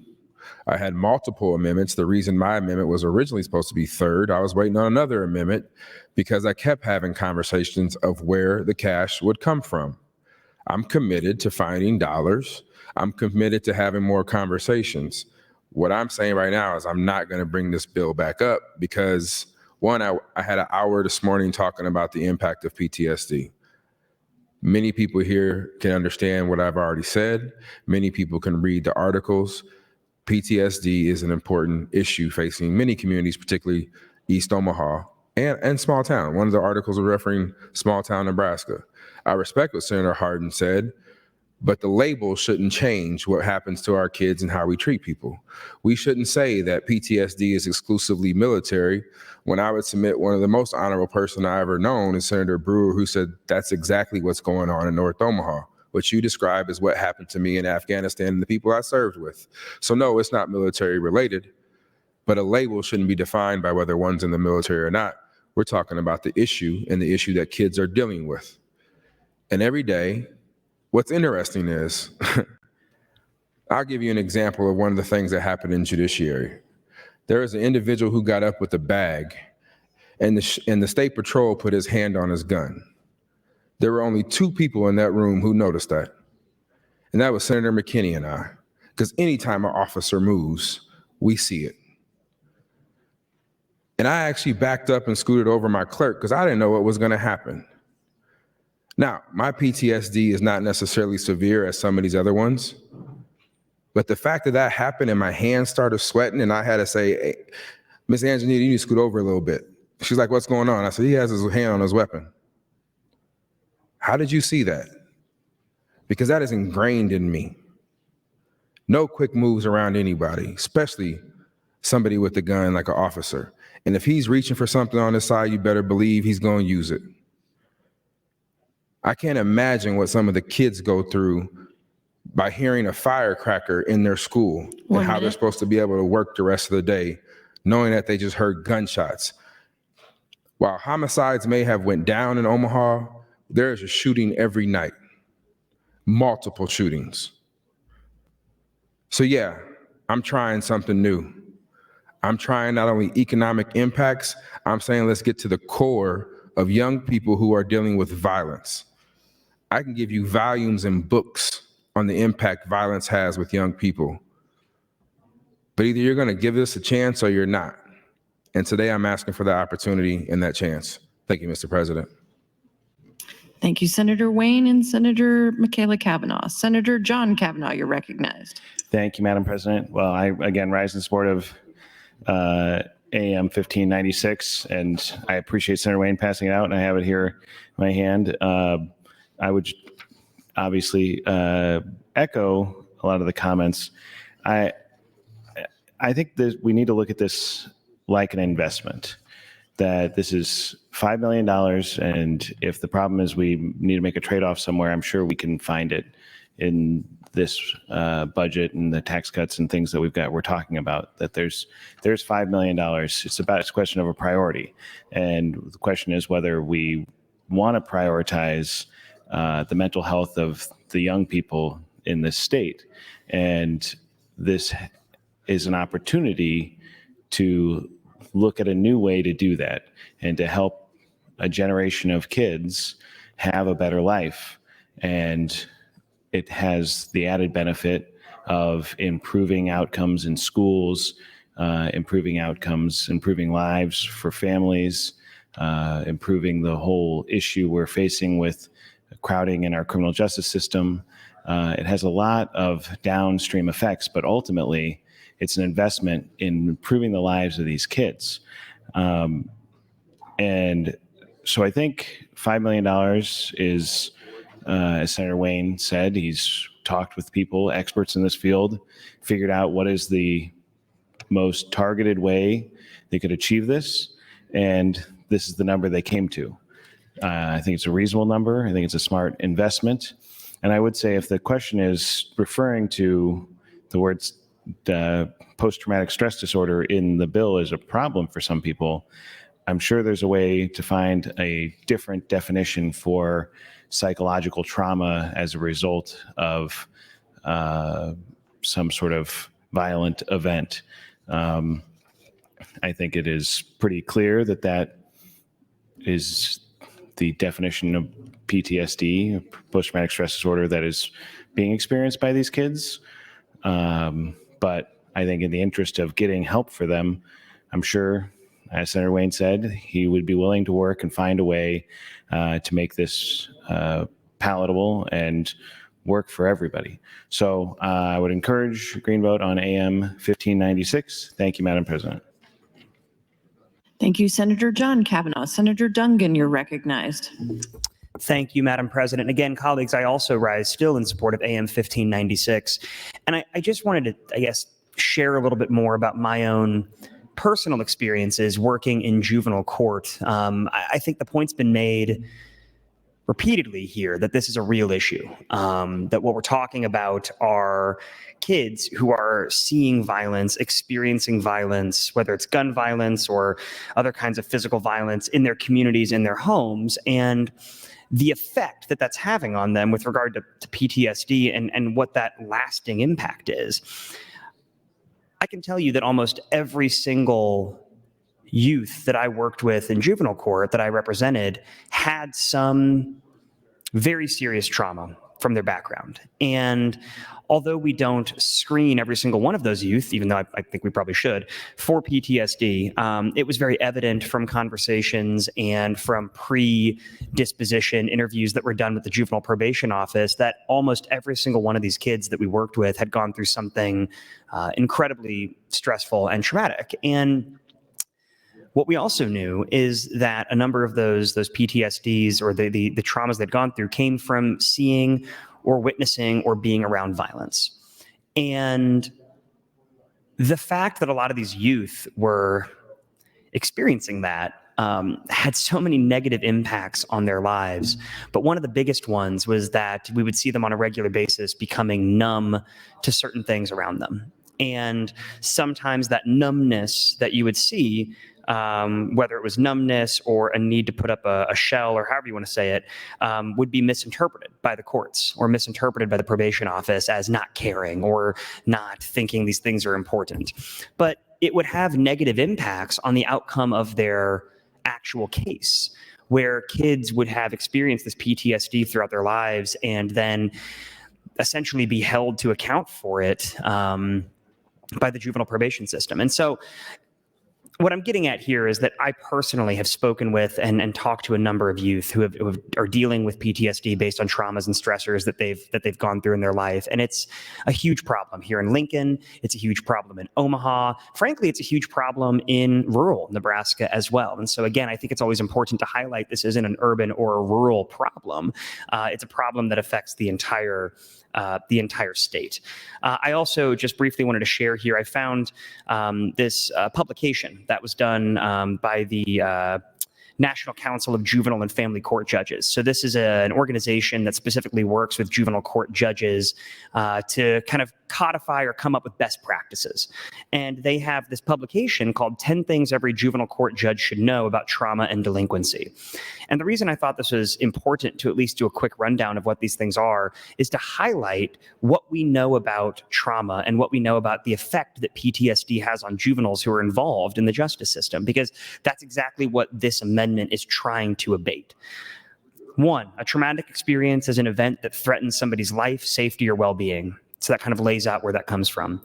Two, child traumatic stress can lead to post-traumatic stress disorder. So we know, again, these experiences these youths are experiencing are what lead or could lead to PTSD. They go on to say that the rates of PTSD in justice-involved youth are as high as 50%, which puts them on par in their estimates based on other studies with soldiers who are returning from war, which I think underlines and highlights Senator Wayne's point from his conversations with Senator Brewer.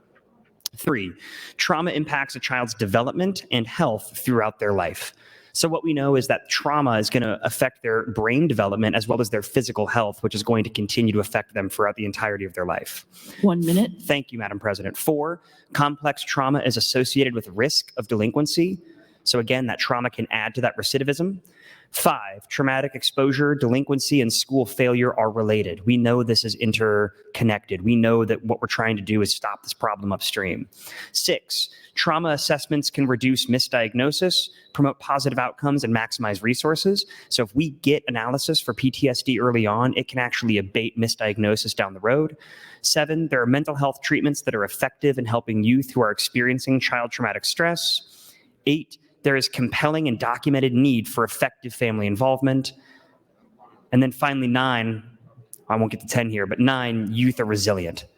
We know that kids can bounce back from this if we address it at an early stage, and that's why it's integral that we do things like what Senator Wayne is proposing here, so that way kids are able to bounce back and not deal with these issues for the remainder of their life, and we abate the problems at the source. Thank you, Madam President. Thank you, Senator Dungan. Senator Vargas, you're recognized. Thank you very much.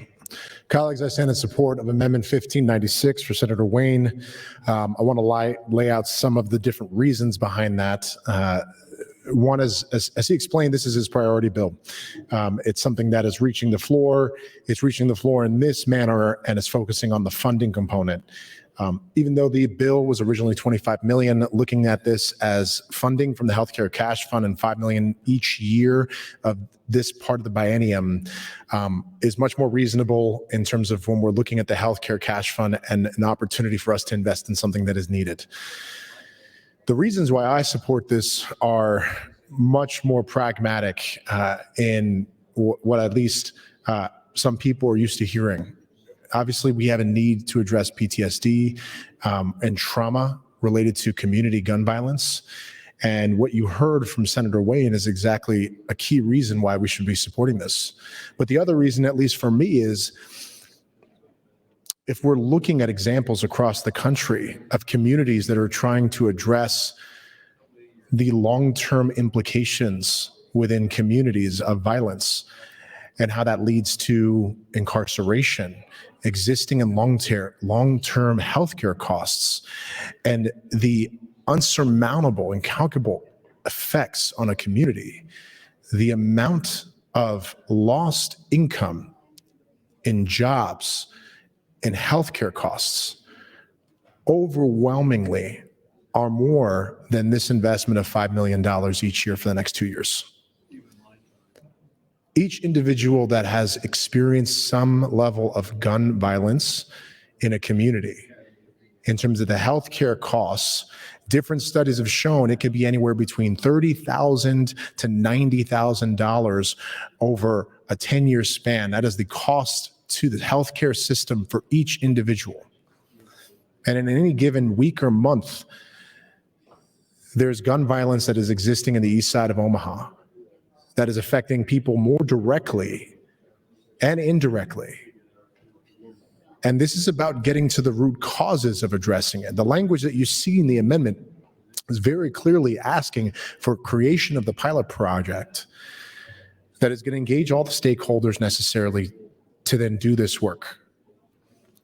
I do have trust in our federally qualified health centers, specifically Charles Drew, leading this effort and bringing the conveners and doing the RFP that's necessary to do this. But I think one of the reasons it's most compelling is we each get our priority bill. We each stand by what's the most important thing that we care about. And this being Senator Wayne's priority bill that is trying to focus on so much has been on economic development, but this is a different mechanism that he is pushing forward that's saying, but we also have to treat and figure out what are the most effective treatments, not just everything all at once, what's the most effective treatments to addressing the trauma that comes from gun violence and violence in a community that is seen in the east side of Omaha. It's an investment, an economic investment that is going to not only be a pilot project, but hopefully will be a pilot project throughout the entire Midwest and what we can do. The only research studies I've been able to find on this have been on the coasts. I've seen nothing so far in the Midwest on either the CDC or any cities or municipalities doing this. We would be one of the first doing something like this in the Midwest. So please have faith in the future appropriations committees will be looking at, and the HHS committee, the efficacy of this type of pilot program. But what we're asking, or what at least I'm asking you to do as somebody that's going to support this bill, is that the $5 million investment each of these next 2 years, not from the general fund, but from the healthcare cash funds, is a worthwhile investment in something, and we will be able to hold this pilot program accountable. So I'm asking you to support Amendment 1596 and to help us address the community violence that we're seeing directly from all different aspects. Thank you. Thank you, Senator Vargas. Senator McKinney, you're recognized. Thank you, Madam President. I rise again in support of AM 1596. And, you know, I believe the paradigm has all shifted a long time ago around the discussion of PTSD when it comes to situations outside of somebody going to war. And I would argue that, at times it felt like, I've lived in a war zone, hearing shots all the time, going to different places within a community, hoping, you don't get shot, or you got to look over your back, or you got to be in and out, and those type of things. And you react certain ways after those type of situations happen. You get paranoid. That is stressful. And you have to, and our kids have to deal with that on a day-to-day basis. That stress. I don't understand the hesitation to do a pilot project. We do many pilots. We waste $5 million on all type of things in this building. But when it comes to a pilot project to address PTSD, individuals are hesitant because the paradigm might shift. The paradigm has shifted. The APA is looking at this. There's studies on it. We have to, and this is important, this is why we have to do our research, and we have to be thoughtful and logical when we're voting on issues in this body, especially something so important. You can't stand up and say we don't know when there's countless peer-reviewed articles and reports on this issue, studies. Talk to Senator Kavanaugh and Senator Dungan. They've worked in the system. Senator Wayne. Talk to individuals that have worked in prisons. People are dealing with issues, and it's post-traumatic stress because it's hard to grow up and live in poverty, deal with, violent issues and things like that. It's so many things, and to not be open to a pilot project and for us to have to stand up and make this lengthy argument about it just shows me where we're at as a state and as a body. We're prioritizing the wrong things. We're throwing $500+ million to a canal project, and the money is going to sit for nobody knows how long because it's going to be stuck in litigation. But we're hesitant to put $5 million towards a pilot to try to help our youth and get them through life and try to make sure that they can see the good life in the state of Nebraska. I'm just not understanding, and I'm trying to understand, but I can't. It can't just be the paradigm is shifting. The paradigm has shifted a long time ago. Trauma is trauma. And we have to address it, because if we don't address it, those things play out in some cases negative ways. And then you'll have people proposing bills to arrest 12-year-olds and things like that because we're not addressing trauma. We'll have people proposing bills to build more prisons and juvenile justice centers that are jails, in my opinion, that Douglas County tries to float that name to try to make it sound good. 1 minute. But it's a jail and it's a detention center. But overall, I think everybody in this body should be in support of AM 1596. And a red light to me just shows me where you're at. And it can't just be the paradigm. We don't concerned about the paradigm shifting or the dollar amount. The paradigm has already shifted, and we're wasting money on a bunch of things. And we could run through this budget.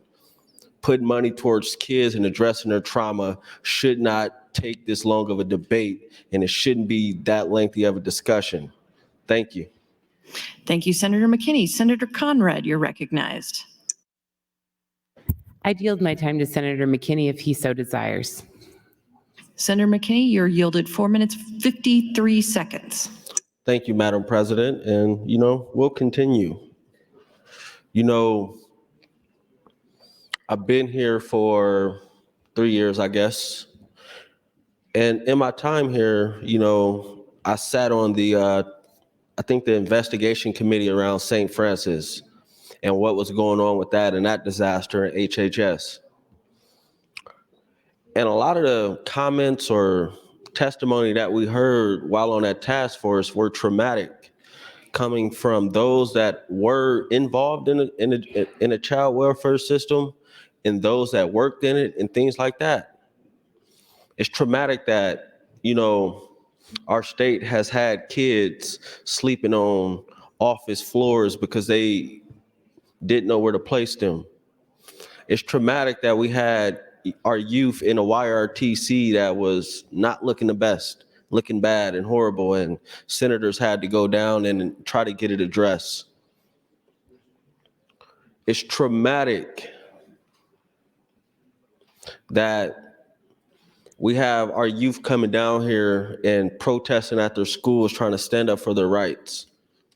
It's traumatic that a kid has to go to sleep hungry because people are hesitant to provide them, you know, access to, you know, SNAP and things like that because people think their parents are lazy. We have to take that. You can't stand up and say you care about kids and you pull these hard lines that indicate that you don't care. It just doesn't add up. We should be in full support of AM 1596. This is going to be my last time speaking on this because I hope we could take this to a vote and I hope it could pass forward. And if it doesn't, that tells me everything I need to know about individuals that pretend that, I won't say pretend yet, but those that say they care about kids in the state of Nebraska and our priorities. Looking at this budget, our priorities are already messed up and we have to address it because people would like to build a prison because they think NSP is deteriorating and they think it's 100 years old when in reality, a lot of those buildings were built in the 80s and 90s. We need programming, but no money set aside for programming or to study. Why do we have programmatic issues in the prison system? Those type of things. We have people hesitant to pass policy reforms in the criminal justice system because, you know, the county attorneys just don't think it's a good thing. So we shouldn't do it. We were elected to be state senators. We weren't elected to be told what to do by outside forces that are not even your constituents in a lot of cases. We should step up and be leaders. I would tell this to the kids that I coach. Step up and be a leader. To my seniors, I tell them, like, look, we're a team, but we only can be a great team if you show leadership and step up and set great examples for those under you. Not voting for this and a lot of other priorities in this budget is not showing great leadership for the youth in the state of Nebraska, and we wonder why they're leaving and don't want to stay here. So the motto might be true, Nebraska is not for everybody, which was a horrible marketing 1 minute slogan in the first place. But I'm going to get off the mic. Hopefully we get to a vote. And I am hopeful that, you know, my colleagues will see the importance of addressing PTSD and vote yes on AM 1596. Thank you. Thank you, Senator McKinney. Senator Wayne, you're recognized to speak, and this is your last opportunity before your close. Thank you, Mr. President. Glad to see you in the chair, sir. So there have been a couple questions about Charles Drew and why. So I'll give you the background. One of the things that we were trying to do is make sure, at least in the Omaha area, we were trying to make sure it was something locally in the community and we weren't having a whole bunch of people outside the community dictate to the community. If you recognize history, our community has been dictated to enough. However, in those conversations, you have CHI is actually building a new facility that we helped give money to around juveniles. It's actually in my district on 72nd. It's actually doing construction right now. So the key is we're trying to keep somebody who is at least accountable to the community from the community. But that doesn't mean we're excluding anybody. Again, this is statewide. So these federal health qualified centers or Kearney Regional Hospital, whoever is dealing with kids who are going through this are going to be a part of what we're trying to do here. But for us, we recognize, or for me, we recognize the main one or the main area is East Omaha. So we were going to try to headquarter it there and then have partnerships throughout the entire state. Again, I will tell you, I'm open to anything. I asked for a green vote to get this again so we can have a conversation from now until select.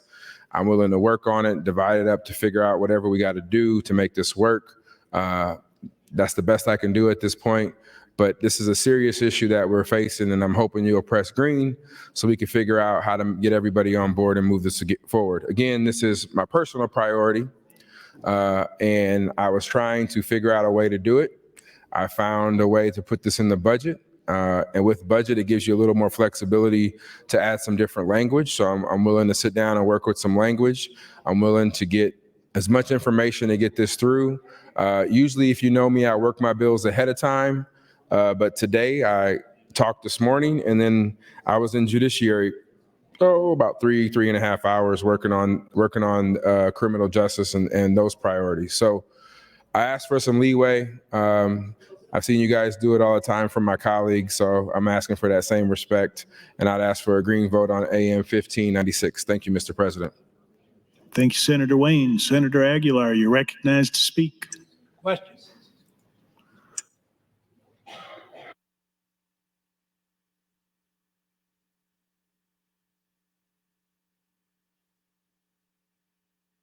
The question's been called. Do I see 5 hands? I do.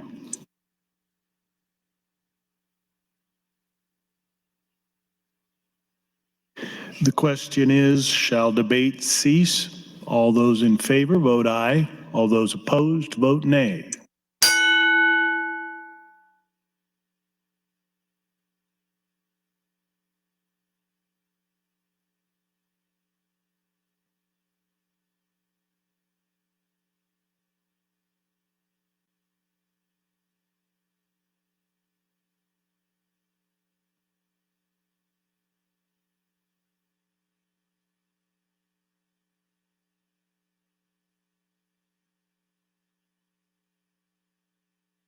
Has everyone voted who wishes to vote? Record, Mr. Clerk. 12 ayes, 13 nays to cease debate. Debate does not cease. Senator Erdman, you're recognized to speak. Thank you, Mr. President. Good afternoon again. Still trying to figure this out. I wonder if Senator Wayne yielded a question or two. Senator Wayne, would you yield to a question? Yes. Senator Wayne, try to help me understand.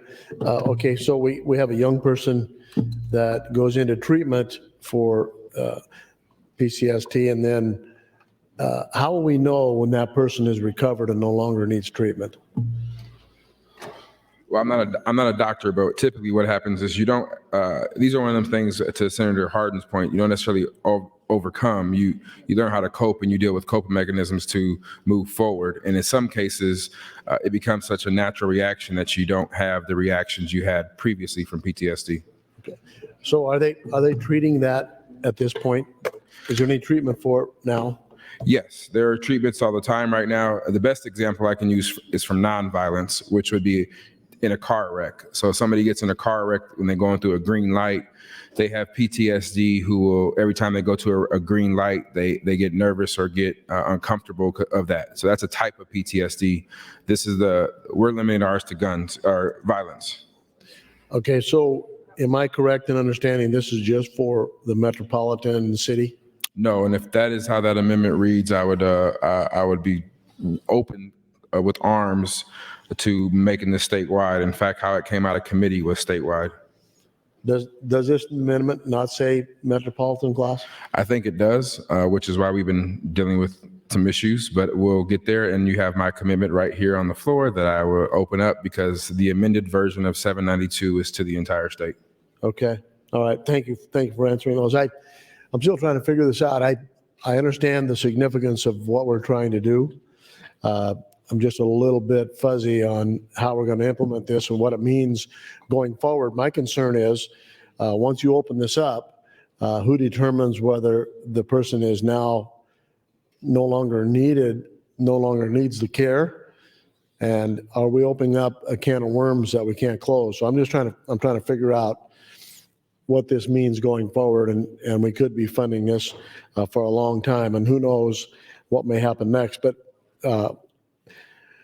I guess what I'm saying is I haven't got a complete picture of how I'm going to vote on this one yet, but I do understand it's a significant problem. Thank you. Thank you, Senator Erdman. Senator Slama, you're recognized to speak.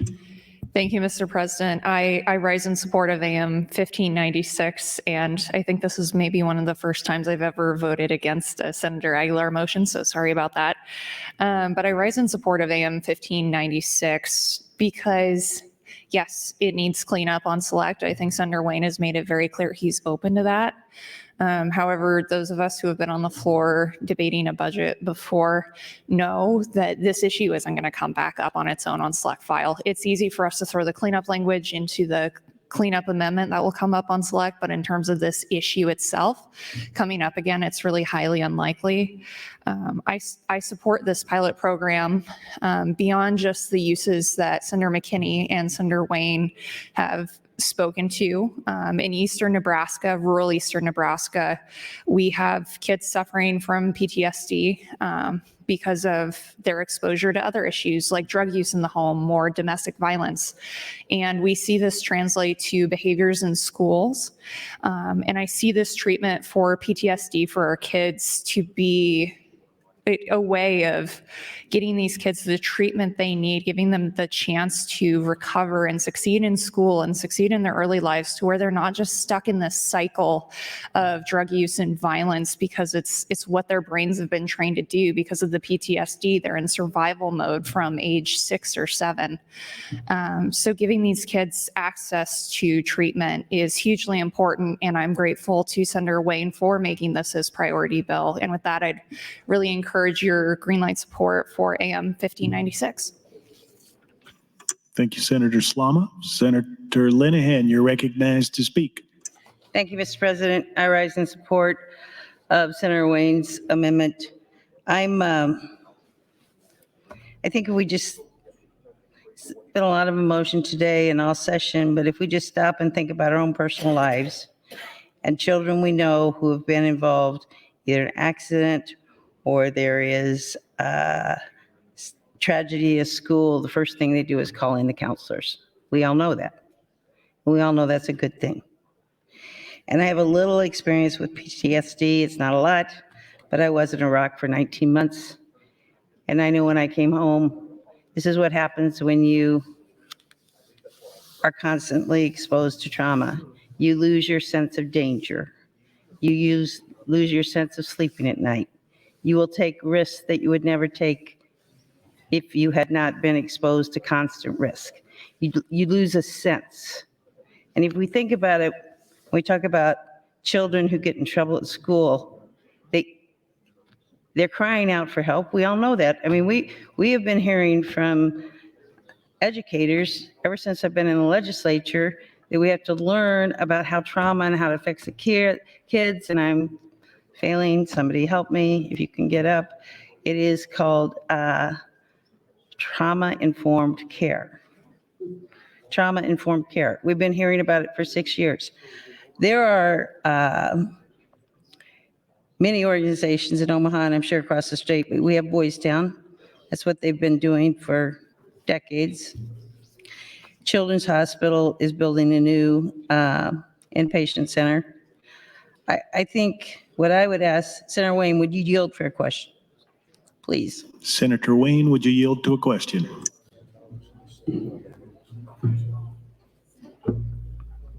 Yes. Senator Wayne, and I understand, I think it's perfectly logical that you would want this Charles Drew Center where it's in your community and your community is involved and you're solving your own problems. So that's what you said or something like that, right? Correct. So, but you wouldn't be, from here to select, you wouldn't be against sitting down with people who are in this field now whether it's Children's Hospital or CHI or Boys Town, to try and figure out how the best way to go about this? Because this is a pilot, right? So Correct. No, I'm not opposed to it. The key is we're trying to get the providers to be from the community. So I'm willing to sit down with anybody, but we just want to make sure that the providers, the people who are on the boots on the ground, are from the community and working with the community. The fear was for many people of people coming in and talking at our community versus being a part of the community. I clearly understand that. Excellent explanation. So I'm going to support this. I hope all of us can. If we have issues between now and select, we will work them out, as we will on many things we did today. So thank you, Mr. President. Thank you, Senator Linehan. Senator Wayne, you're recognized to close on the amendment. Thank you. One of my colleagues, I won't say his name, Senator Erdman, just told me that from here to select, I got to tighten up this language. And colleagues, I'm not making an excuse. You have a priority bill. You sit around and you think about how you can move it. I thought originally there was a couple bills that I wanted to put this on, but out of respect for the body and the kind of the chaos we were going through, I didn't throw it on here. But I did on this budget because I thought this is the body's budget. It isn't one particular senator's.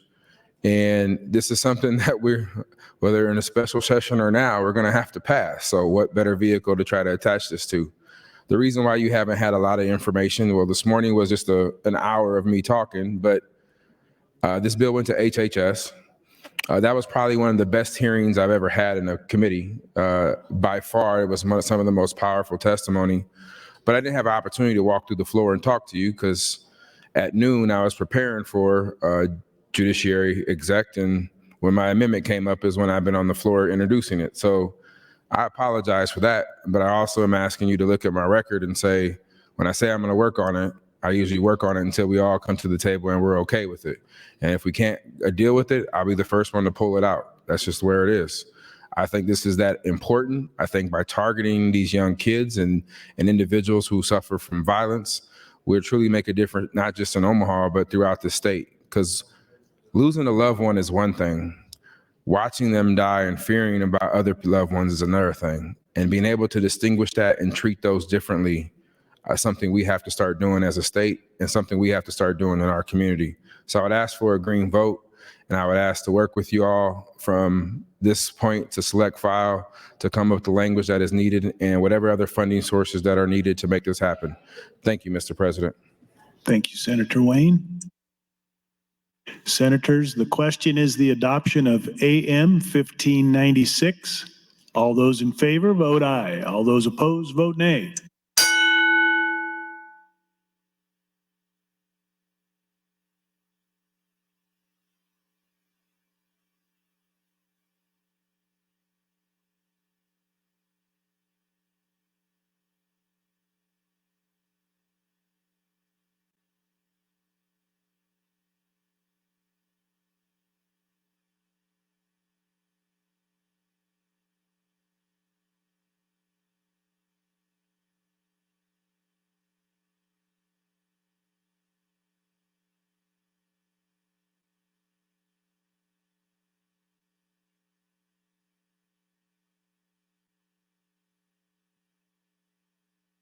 Twenty-eight ayes, 3 nays, Mr. President, on the adoption of the amendment.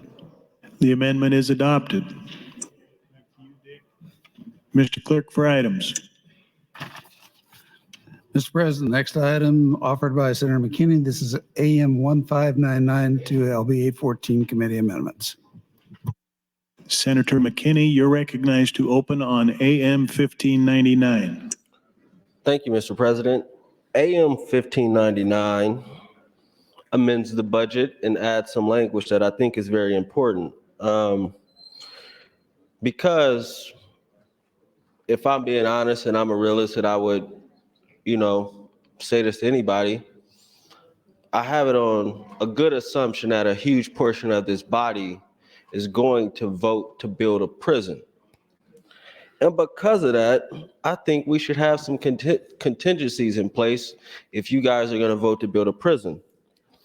And such authorization in this amendment says, such authorization shall be contingent on 1, the Department of Correctional Services in conjunction with the Department of Administrative Services, demolishing the Nebraska State Penitentiary. 2, the completion of a classification study regarding correctional facilities in the state. And 3, the passage of Legislative Bill 348, enacting the Community Work Release and Treatment Act. And a portion of the appropriation to this program may be used for expenses necessary to demolish the Nebraska State Penitentiary. And you might be asking, why did you say demolish the Nebraska State Penitentiary? Well, for the last 3 years, I've heard the Nebraska State Penitentiary is deteriorating. It's in a horrible state of condition. People can't be housed there.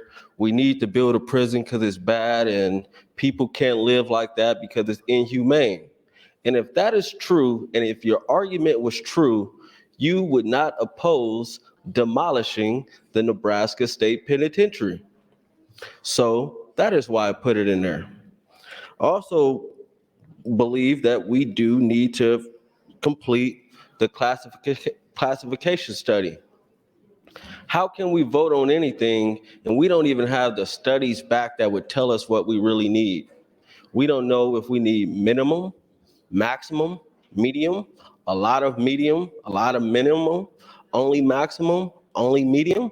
We don't know any of this, but a lot of you guys are going to vote to build this prison. So put things in place to ensure that things are done properly. Demolishing the prison, doing a classification study, and also establishing the Community Work Release and Treatment Act, because we have to prioritize reentry. We have to put our money where our mouths is if we're talking about that we want to see changes in the justice system and in the prison system in our state. So we have to enact the Community Work Release and Reentry because we need it. We need to make sure people are getting proper treatment, proper programming.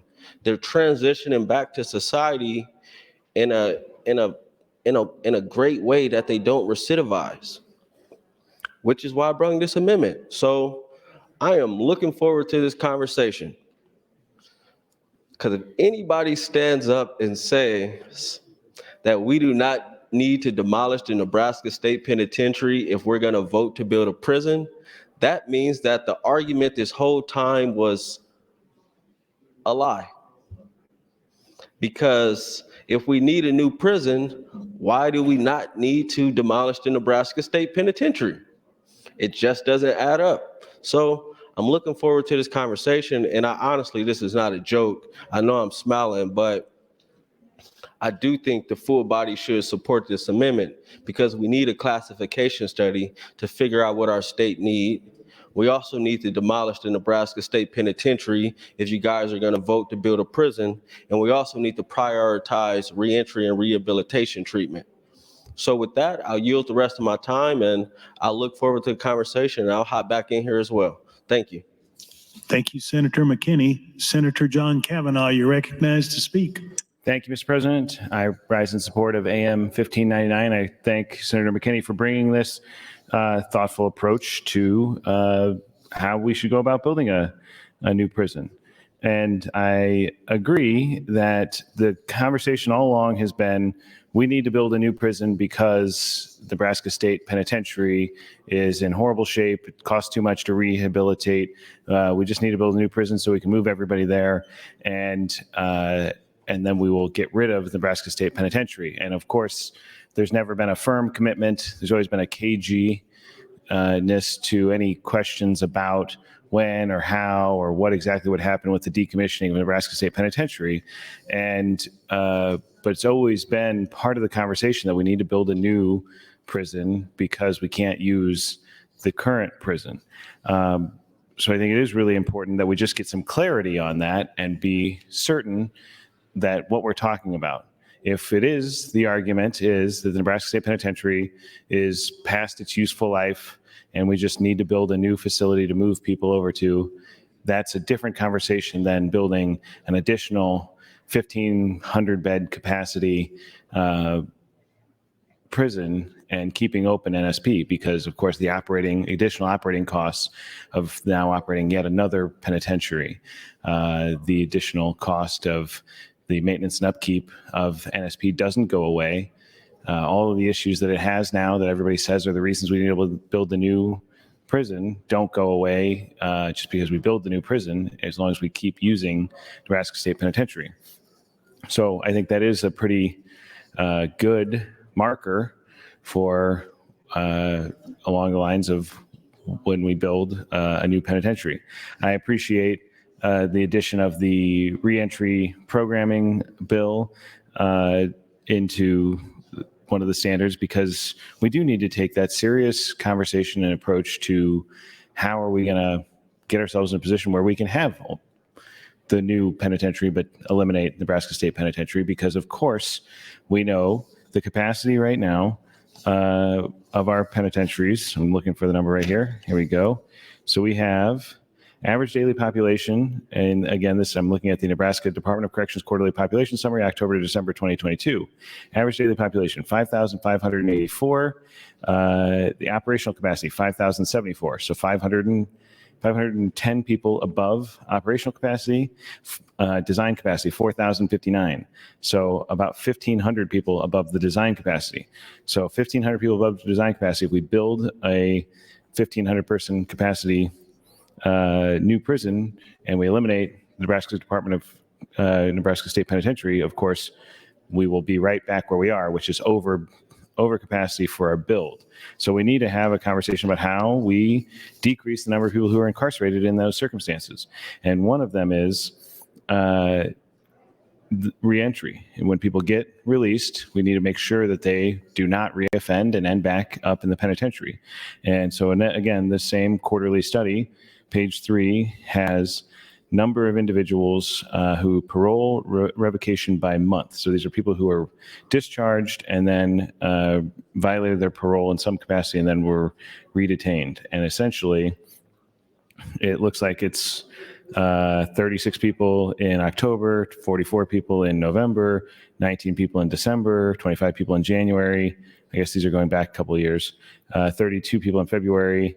So you quickly, month over month, have somewhere between, looks like 19 and 40 people, 44. 1 minute. Thank you, Mr. President, who have completed their sentence, been paroled, and reoffend in some way, be it whether a new law violation, which about half of the violations are new law violations and half are technical violations.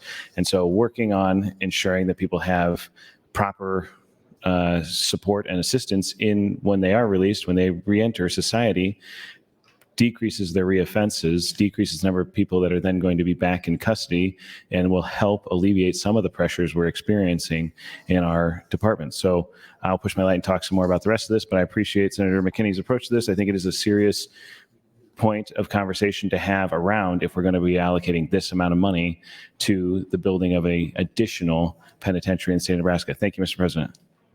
Thank you, Senator Kavanaugh. Senator Wayne, you're recognized to speak. Colleagues, thank you, Mr. President. And colleagues, I think this is probably one of the most important issues. And I think this is actually a very thoughtful amendment.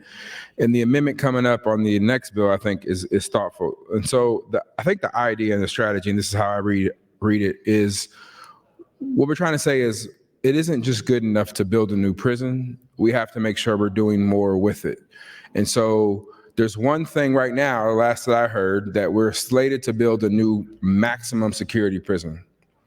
But we appropriated $200,000 in 2021 to study classification and the issues around there.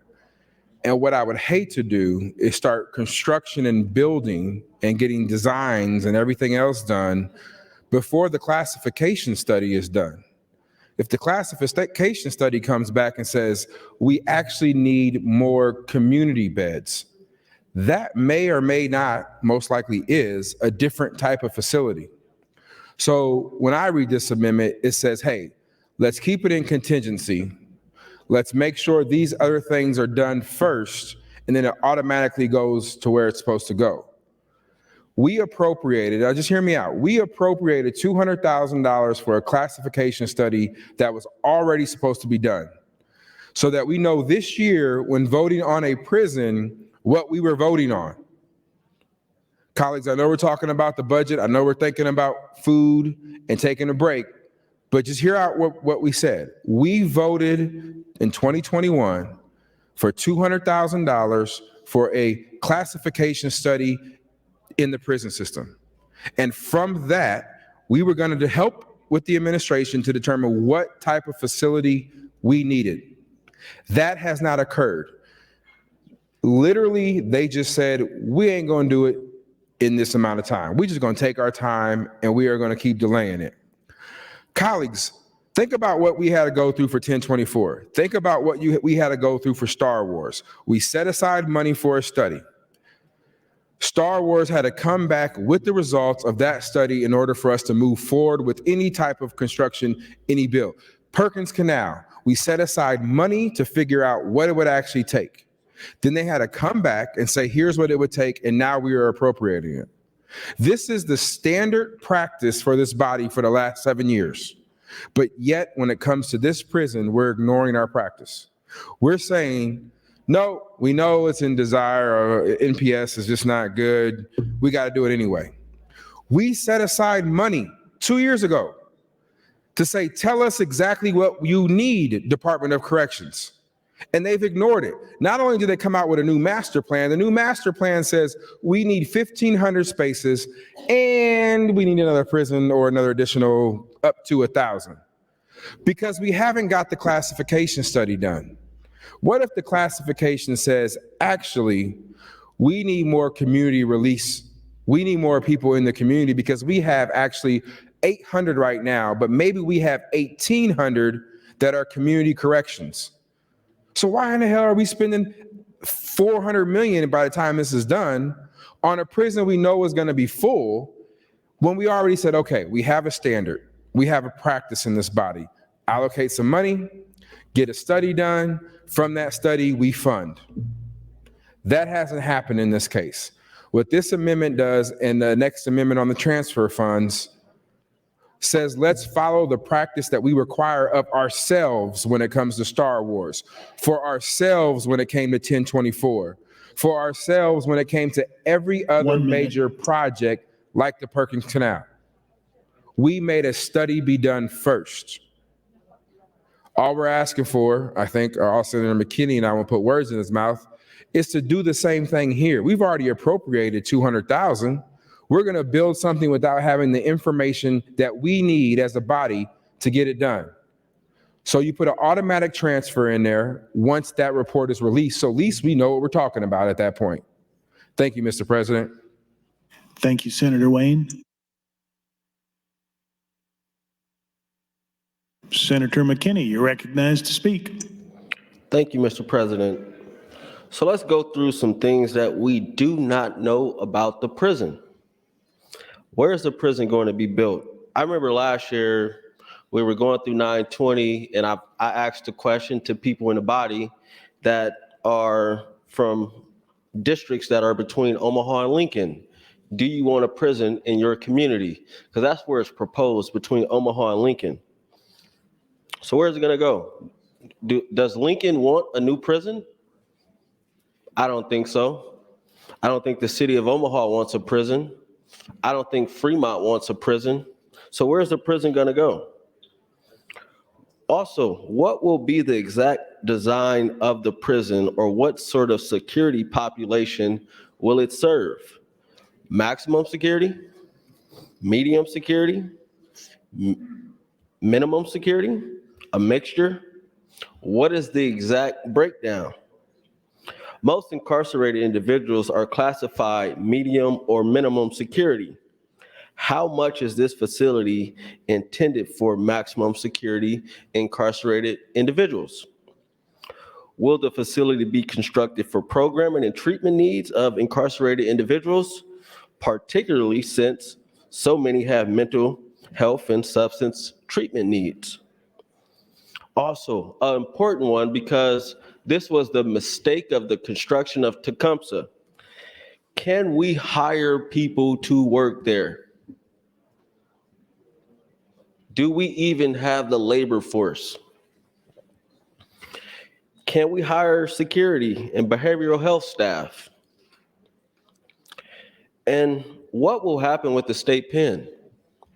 Which is why I brought this amendment. It needs to be demolished because according to everything I've heard over the last 3 years, NSP is in a bad state and we should demolish it. If it's in so bad of a condition, then we shouldn't demolish it. Well, we should demolish it. But if it's not, that means many individuals have stood up and lied on the floor, and to the Judiciary Committee, to the Appropriations Committee, and to the citizens of Nebraska, they've lied and, misusing taxpayer dollars. Because according to everything I've heard and every argument I keep hearing, NSP is in a bad state. So why would you be opposed to demolishing NSP? I'm just curious. And there's language about decommissioning and what does that mean? I don't know what it means either, because the way I read it in the budget, literally it says decommissioning for multi-custodial level. That didn't say decommissioning so nobody would be housed there.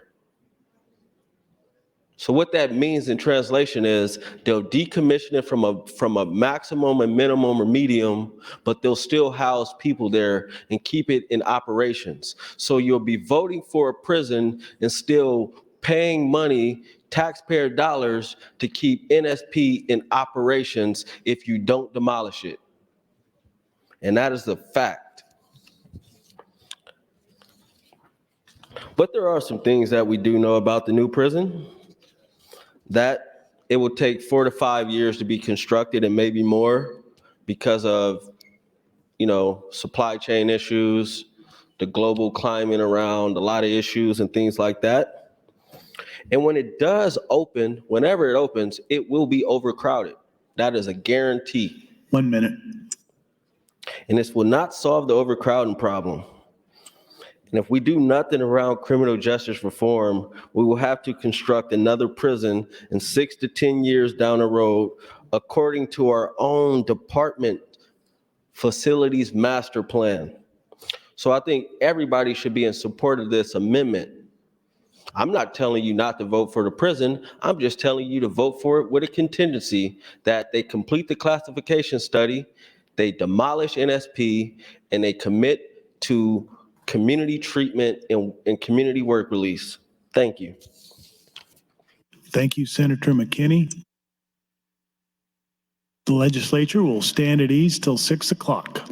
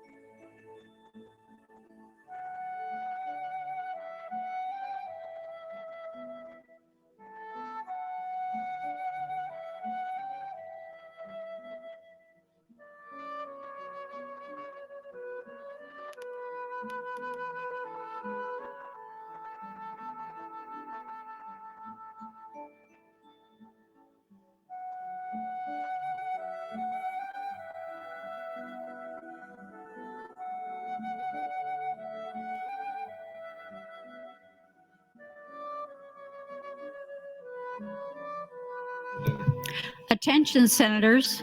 The legislature is scheduled to reconvene in 5 minutes.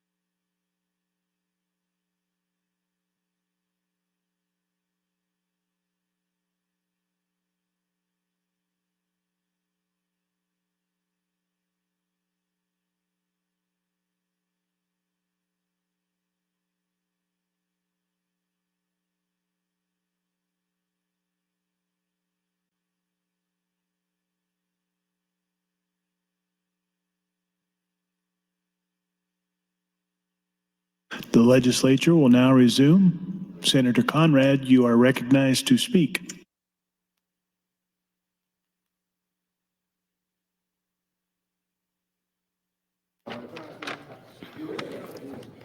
Thank you, Mr. President, and good evening, colleagues.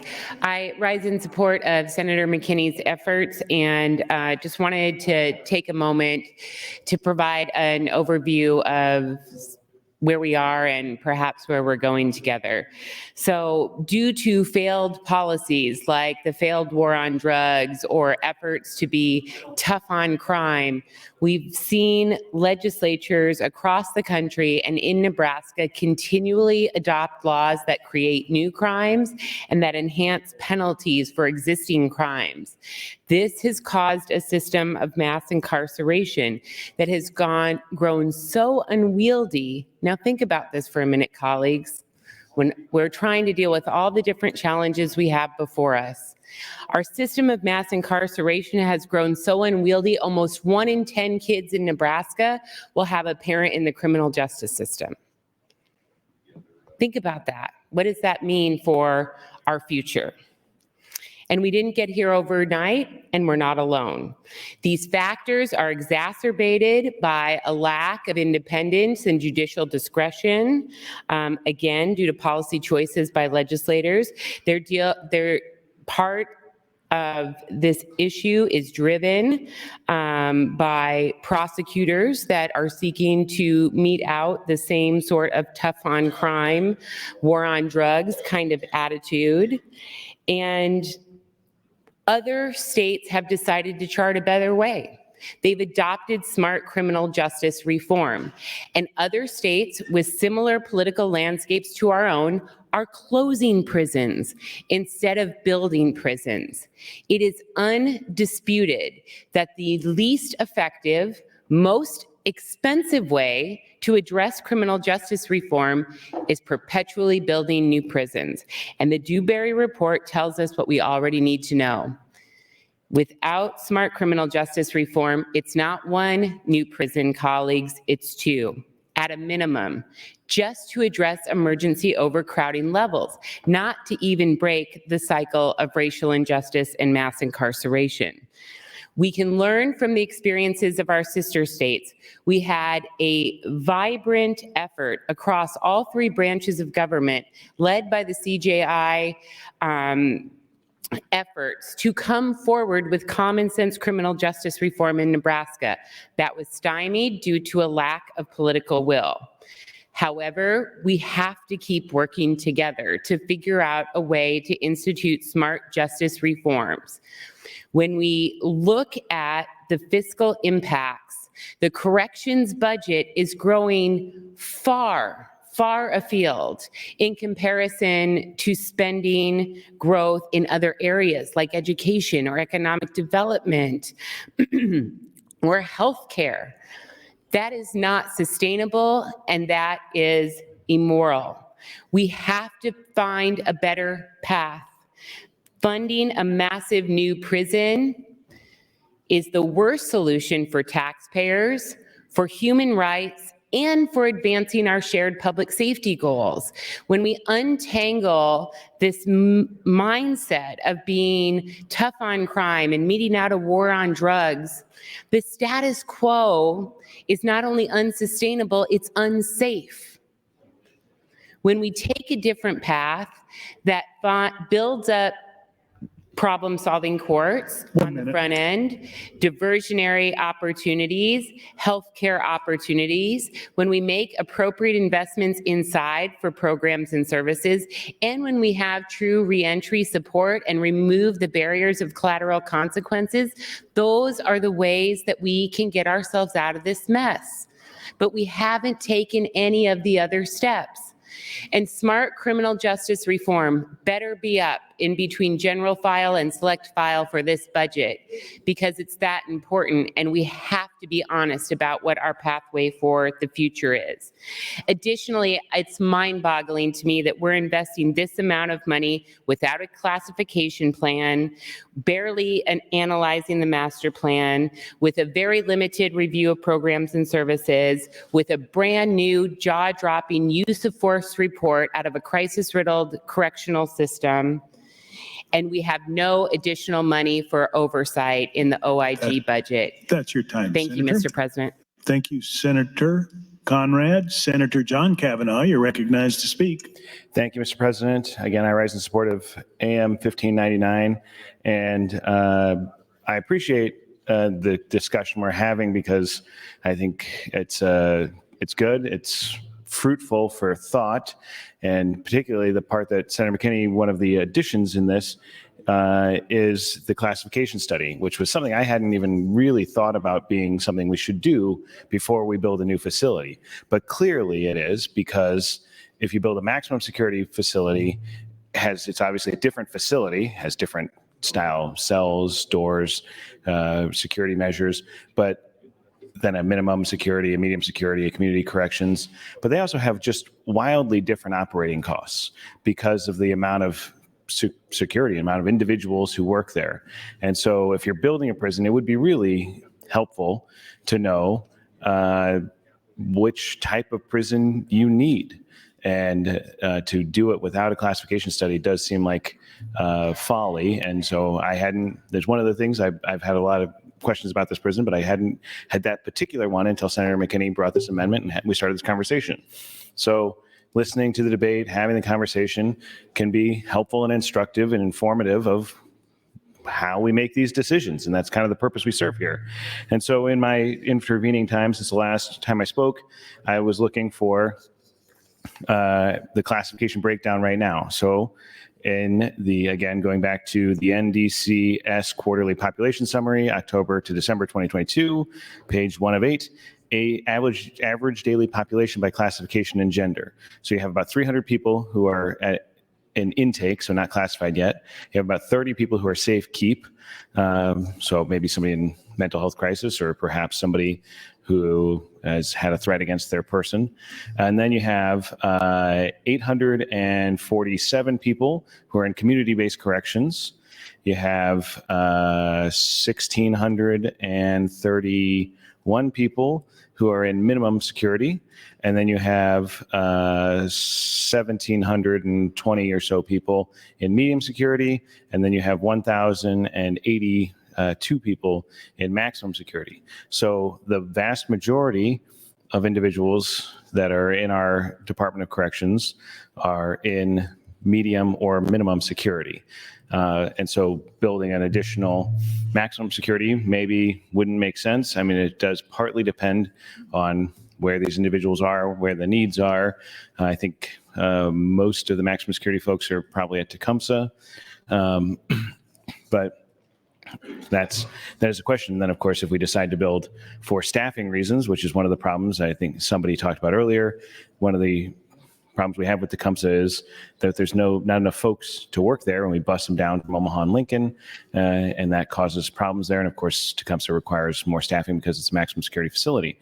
And so if we make the decision in light of a classification study to build a maximum security facility in the Omaha area to maybe address that staffing issue, are we talking about then converting Tecumseh to a medium or minimum security facility or something along those lines? And these are questions and conversations you want to have before you spend several $100 million on something. So I think that asking that we finish that classification study before we spend this money is smart policy and would be helpful to figure out whether we're doing the right thing or not. I would echo Senator Conrad's comments about the fact that we need to do some smart criminal justice reform. 1 minute. Thank you, Mr. President. Because again, we have overcapacity. All of our facilities are overcapacity. The projections into the future from our own Department of Corrections numbers, even if we build a facility, an additional facility. So if we don't adopt Senator McKinney's bill or amendment, we don't tear down NSP, we build an additional penitentiary, that penitentiary will be overcrowded on day one, and we'll have to start looking toward the future of building another penitentiary sometime in the next couple decades.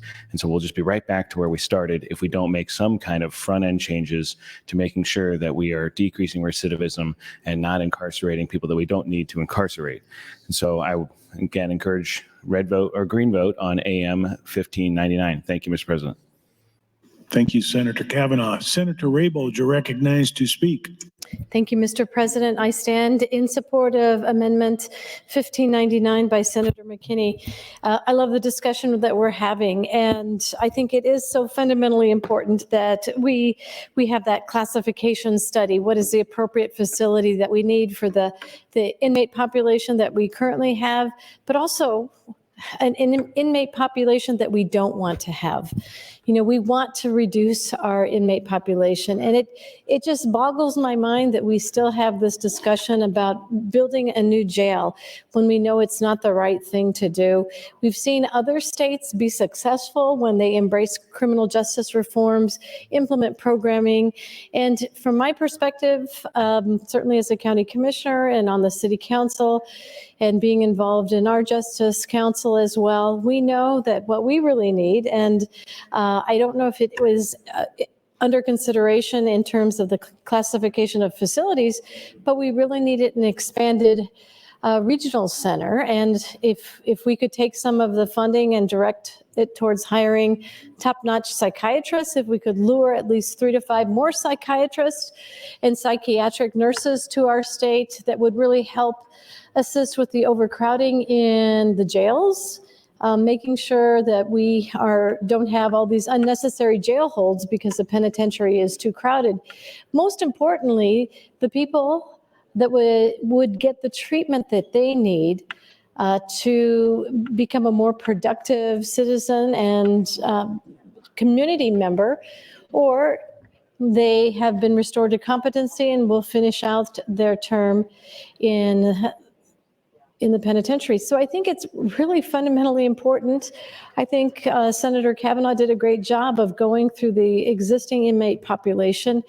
But, and I think Senator Wayne had handed out that there was appropriation funds back, it looks like back in 2021, 2022, that I hope Senator Wayne will address to see if they've already expended those funds, or was the classification study done. That is essential going forward. I think we all agree that if we would have stopped and reflected and implemented additional criminal justice reforms, we probably wouldn't be in this position today. If they had allowed programming to continue in the penitentiary, I don't think we would be in this position today.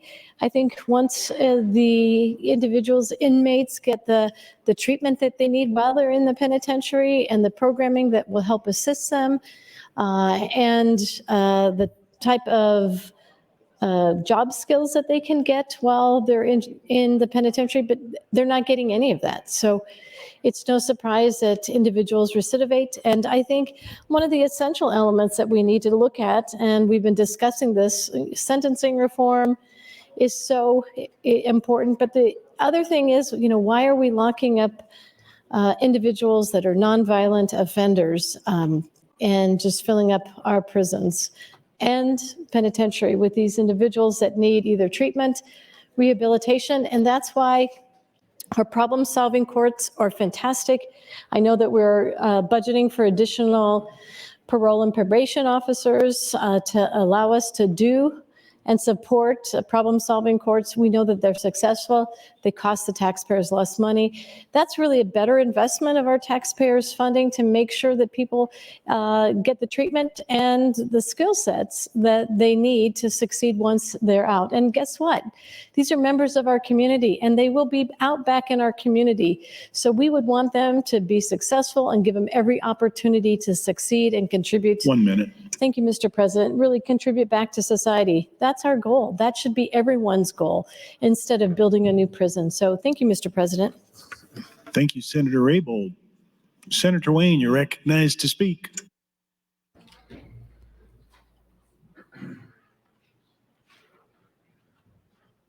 Thank you, Mr. President. Colleagues, I know after a little dinner, we kind of want to take a nap, or some people are in here, but what I passed out on the floor, I am really thinking about making a call for the House. I am really, really thinking about it right now.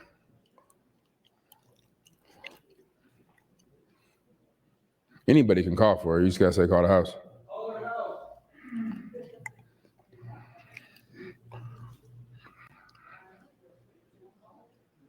I didn't call it. It goes towards my time, but that's fine.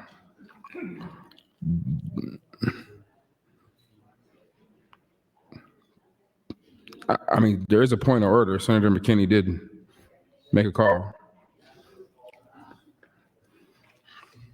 There's been a request to place the House under call. The question is, shall the House go under call?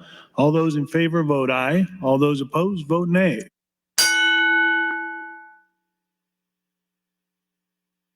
Record, Mr. Clerk. 13 ayes, 5 nays to go under call. The House is under call. Senators, please record your presence. Thank you. Those unexcused senators outside the chamber, please return to the chamber and record your presence. All unauthorized personnel, please leave the floor. The House is under call. Thank you, Mr. President. I'm going to keep talking. I know my time is running. So what I passed out, colleagues, is an appropriations that we did on the floor 2021, April 13th. We had our budget out April 13th, 2021. But in here, we appropriate money to do a study of inmate classification within the Department of Corrections, and they were to shall provide all necessary information for the study and with the university. That study is still ongoing. We think that it's supposed to be done here soon. And I guess, colleagues, what I'm saying is we truly have told corrections what to do. This study was this body's decision to make sure we had information before we built the prison. I want to repeat that. The legislature said we need this information before we build the prison. We don't have that information. And so when you're upset about DHHS, when you're upset about game and parks, when you're upset about criminal justice, I'm just trying to think of all the other agencies that I hear, a lot about. When we tell them to do something and you get upset that they don't do it, this is another example. This is another example where they just said, we'll get to it when we get to it. And I know the information was delayed because I had conversations with UNO regarding this. So I'm truly, maybe this is the precedent. We're going to go play by play and we're just going to do what we want to do when we want to do it.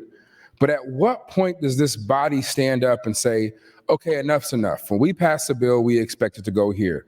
When we say in the budget, we expect this to happen in the budget in order for us to make future decisions. I'm not totally against the prison. In fact, Senator McKinney and I were talking about, okay, maybe not everything in NSP needs to be demolished. We could figure out that on select.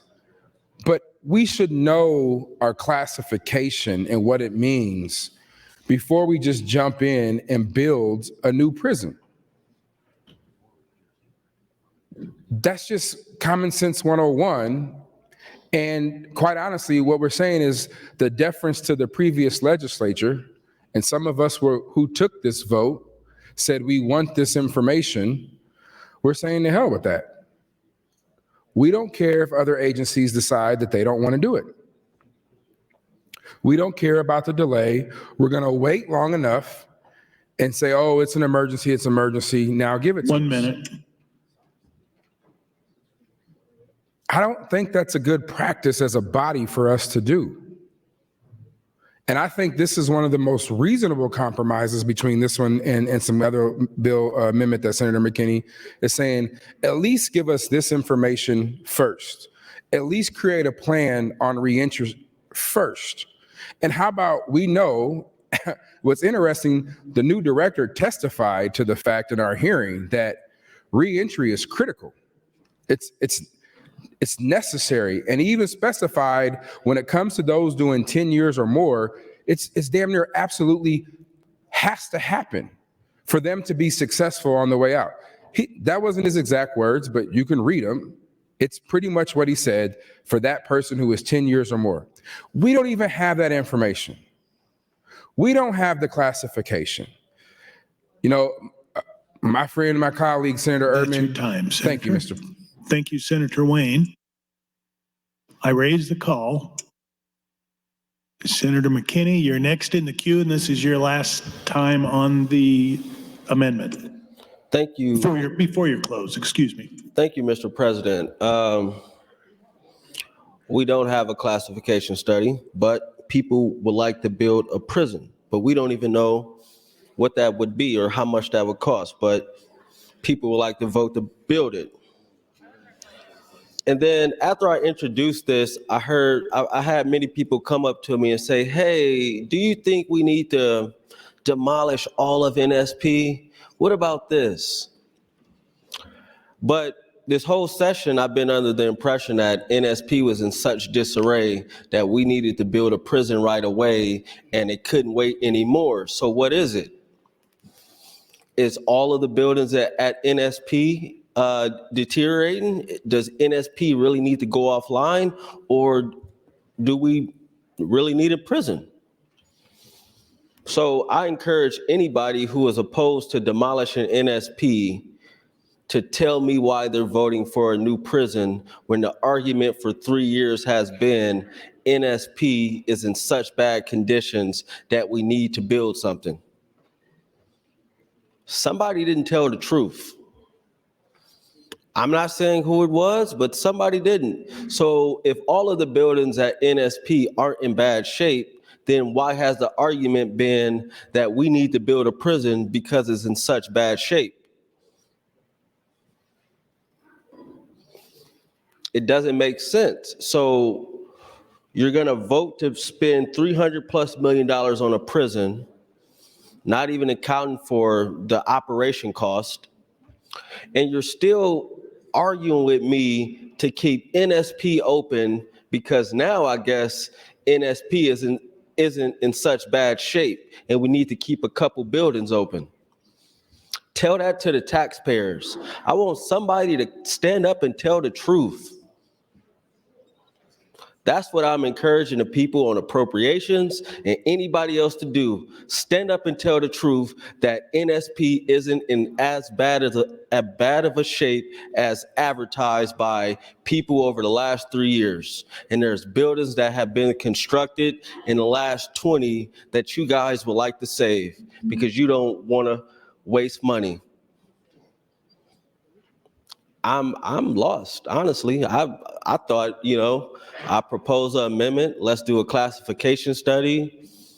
Let's demolish NSP because according to everybody I get emails from telling me I'm crazy and NSP is in such bad shape. Senator McKinney, I don't know how you're against it.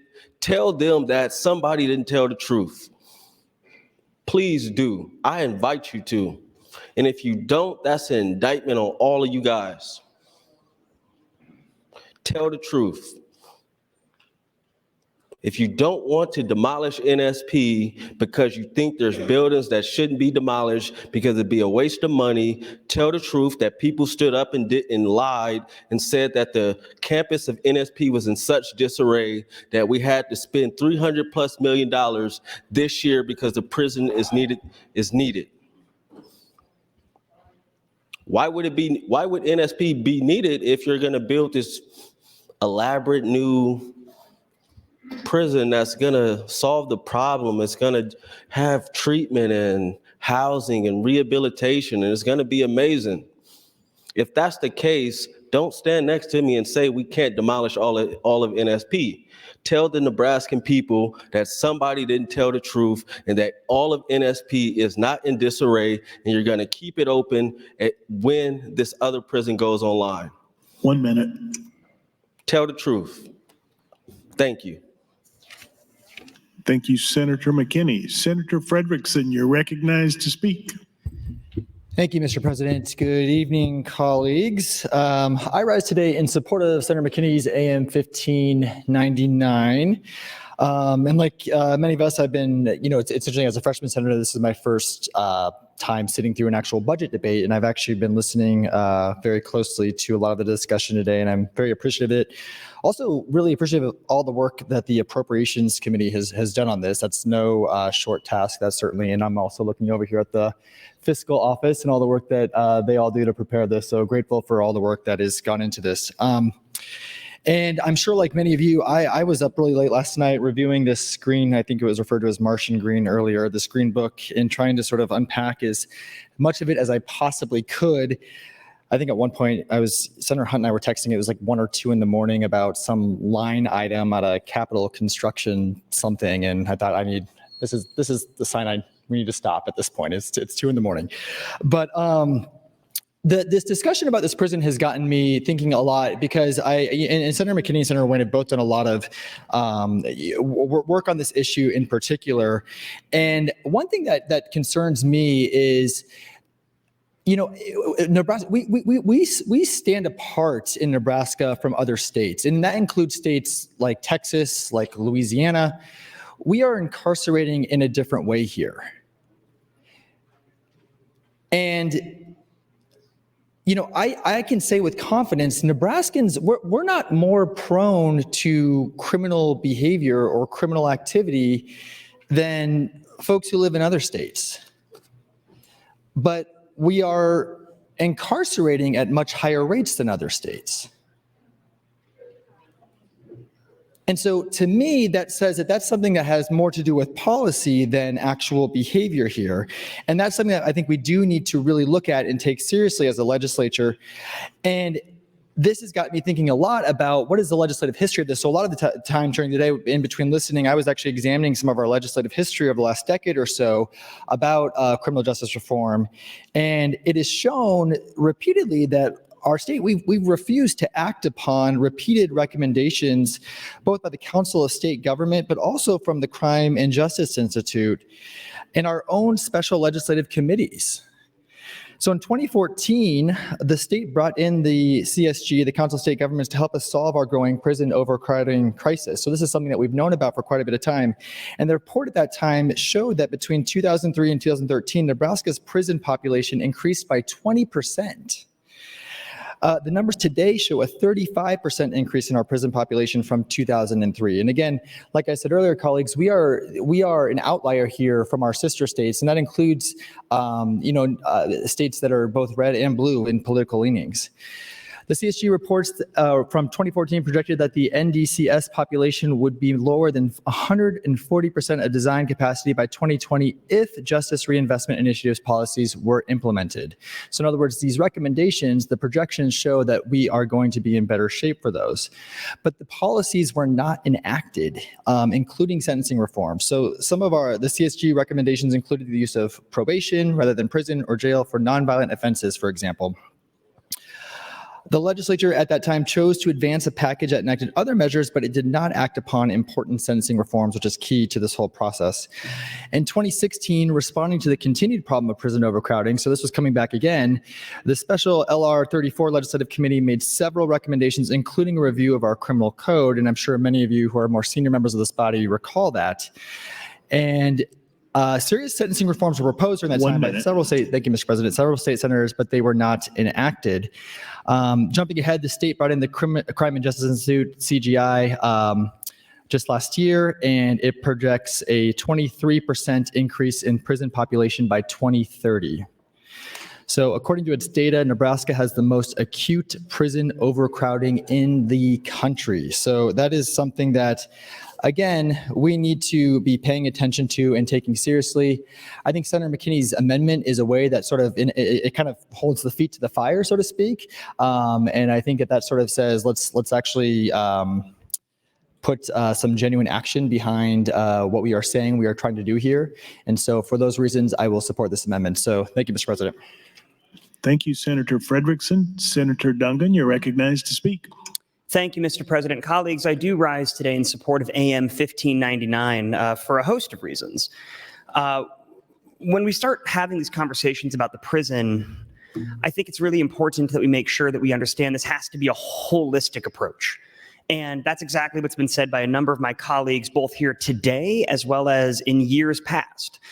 You can't fix the symptoms of a problem without going back and fixing the actual underlying problem itself. And if all we do as a legislature is seek to address the prison overcrowding by building the new prison without trying to actually address the underlying problems that have led to the overcrowding, then we're not just doing a disservice to ourselves, given that the future legislatures are going to have to deal with it, but we absolutely are doing a disservice to the people in Nebraska. It has to be this holistic approach. And some people say, you know, we have to do one part quickly. We have to do the prison now, and then later on we can address the criminal justice reform. But the prison has to happen now. I reject that binary. I think we can do both now. We can address the immediate needs of people who are incarcerated and make sure that they're having their housing needs met, but we can also immediately do substantive reform that will address the overcrowding problem. And how do I know this?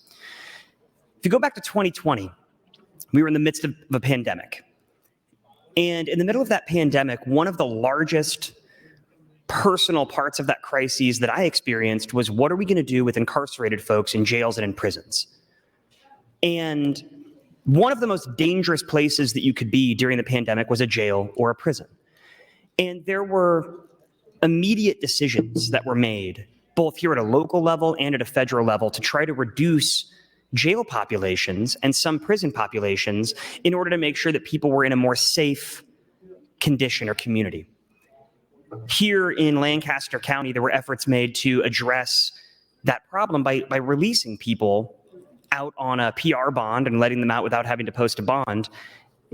And we did not see a great increase in crime. We did not see some massive influx of recidivism.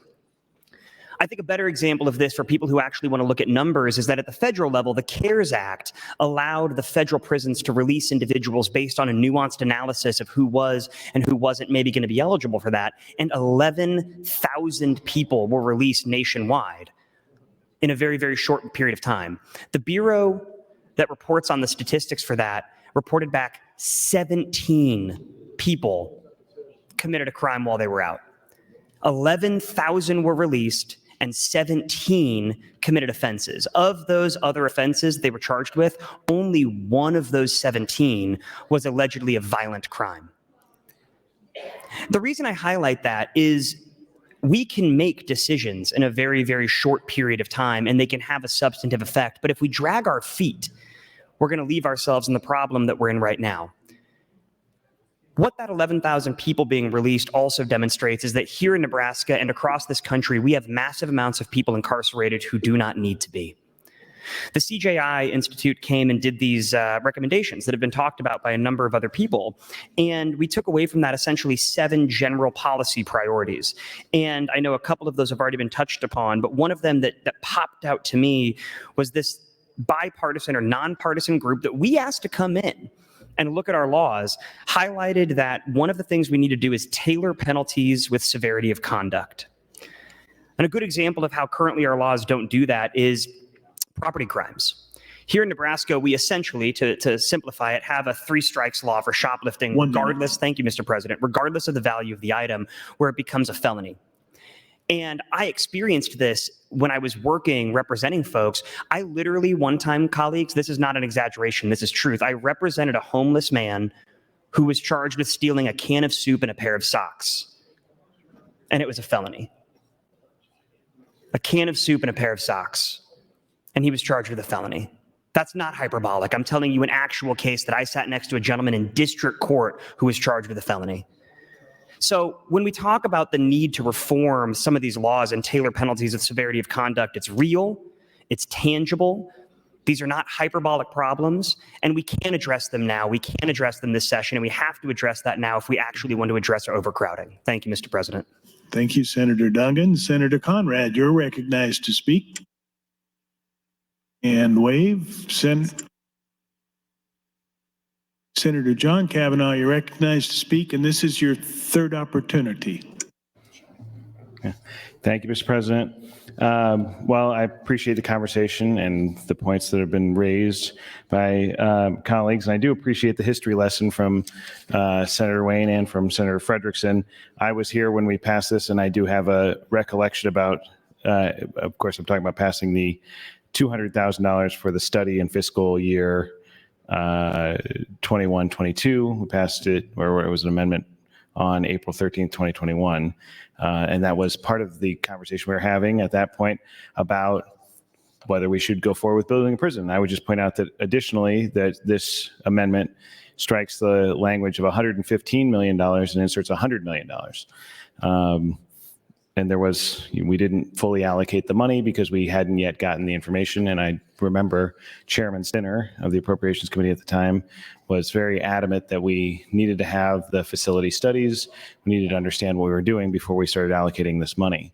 And so I think that continues to be an important question. And to Senator McKinney's point about, people have been saying there are some parts of NSP that we wouldn't want to shut down. And, I think the point of this conversation is not so much that we should bulldoze a Nebraska State Penitentiary. The point of the conversation is, let's be honest about what's going on.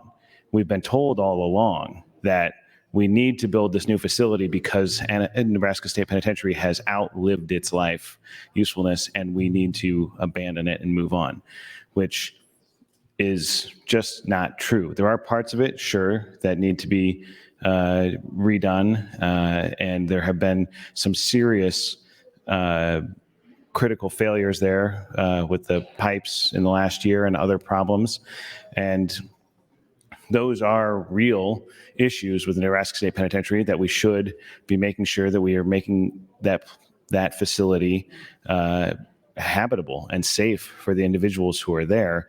And in the long term, we should have a broad conversation about what that facility needs to look like going forward. But we just need to make sure when we're having this other conversation that we're not doing it with blinders on. We're not telling ourselves, you're not telling yourself, you're not telling your constituents, you're not telling anybody else around here that we're not building an additional prison. We are building a replacement prison. That is not true, and that has been something that has been said in this conversation all along, and everybody says, yeah, I know it's not true, but that's what they're telling us at the Department of Corrections. And so the point, I think, not to put words in Senator McKinney's mouth, but the point of this amendment, part of this conversation is just to make sure that everybody understands and we're all on the same page when you do vote to fund this prison, that you are funding an additional prison. And that even when you fund that additional prison, it is not going to solve the problems we face in overcrowding. It is going to put a Band-Aid on it, but we are going to continue to operate in the Nebraska State Penitentiary, and we're going to need to make repairs at a pretty substantial dollar to that facility. We're going to have to hire more staff to staff the new facility while we continue to run the existing facilities. And again, when that new facility is finished, the projections of the Department of Corrections with our current sentencing structure and our current release rates is that the new facility with NSP still open will be overcrowded on day one, and that we will need to start looking to how to add additional capacity going forward. And that's why the part of this conversation last session, we spent so much time talking about the needs for those smart criminal justice reform. Thank you, Mr. President. That came out of the conversation with CJI, who met with our law enforcement partners, our prosecutor partners, our judges, our defense attorneys, and met with all of those and with the Department of Corrections to come back with recommendations about what will actually help alleviate this crisis and maintain safety in our communities. Not releasing people prematurely who are going to be a danger, but making sure that the people we do release are ready to reenter society and be successful and not commit new crimes and not go back to the Department of Corrections, because that is the objective. Less crime, fewer people in the department, and saving money for the state overall by doing those things. So that's what this amendment's about. That's what this conversation is about. And I would hope that more people might engage since Senator Wayne called the House to hear his part of this conversation, and I think some people stuck around to hear it. So I appreciate it, and I think that we can adopt Senator McKinney's amendment. Thank you, Mr. President. Thank you, Senator Kavanaugh. Senator Michaela Kavanaugh, you're recognized to speak. Thank you, Mr. President. I'm going to give a quick history lesson, and then I'm going to yield my time to Senator McKinney, because Senator McKinney mentioned something about questions or concerns about money that we've spent and invested in the current prison, and why would we want to decommission, tear that down when we've invested money? We've done this before, colleagues. We invested millions of dollars in the Geneva campus and then just sold it on governmentdeals.com or something, some website like that. We do things like that all the time. When we realize that the facility is no longer warranted, needed, we offload it. Not uncommon. Page 67 of the Martian Green Book at the bottom has correctional services, infrastructure, and maintenance. I highly recommend you take a look. It talks about the significant amount of maintenance that we need to still pour into NSP. And so I think this is a great option and a great opportunity. And I appreciate Senator McKinney for bringing it. I yield the remainder of my time to Senator McKinney if he would like it. Senator McKinney, that's 3 minutes and 55 seconds. Thank you, Senator Michaela Kavanaugh. And if you think I'm lying about the projection that it will be overcrowded, there's a correctional facility master plan that outlines it. It showed you the projections over the next, 2023? So next 7 years that it will be overcrowded. There's the CJI study that states explicitly, absent policy changes, Nebraska's prison population is projected to increase roughly 25% by 2030. This growth will likely require building a second new prison in addition to the $250 million facility proposed by former Governor Pete Ricketts to accommodate the population. Then when you look at these numbers, by 2030, the male population is projected to be 6,765. The female population is expected to be 562, with a total of 7,327 individuals in our criminal justice system. Then when you look at this master plan, it says construct a new 1,500 bed facility, expandable to 2,000 beds or 3,000 beds because it will be overcrowded. That's what you need the expansion for. I'm still waiting for somebody to stand up and say that for the last 3 years that the whole narrative around NSP wasn't true. That one, there was never intent to close NSP. Two, all of the buildings on the campus of NSP are not 100 years old. Majority were built in the 80s and 90s. And some after the 2000s. So let's have an honest conversation. Tell the taxpayers the truth that you're going to build another prison and keep a prison open. That is what you're going to vote for if you do not vote yes on this amendment. If you thought you were voting to build a prison and close NSP, you should support my amendment, because it would demolish that prison and that campus. Because according to everything we've heard, according to everything you've heard, NSP is in bad shape and it needs to close and shut down because it's inhumane. The conditions are not proper. It keeps flooding. But oh wait, the department has deferred maintenance for the last almost a decade. 1 minute. No, over a decade, actually, because they wanted a study in, I think, 2010 or 2011 to work on the maintenance. So I'm still waiting for somebody to stand up and say, taxpayers of Nebraska, we didn't tell the truth. We're not going to close. We don't want to close NSP, but we still want to build a $340+ million prison. Somebody stand up and say it. Y'all know I'm not crazy, and y'all know I'm telling the truth. Thank you.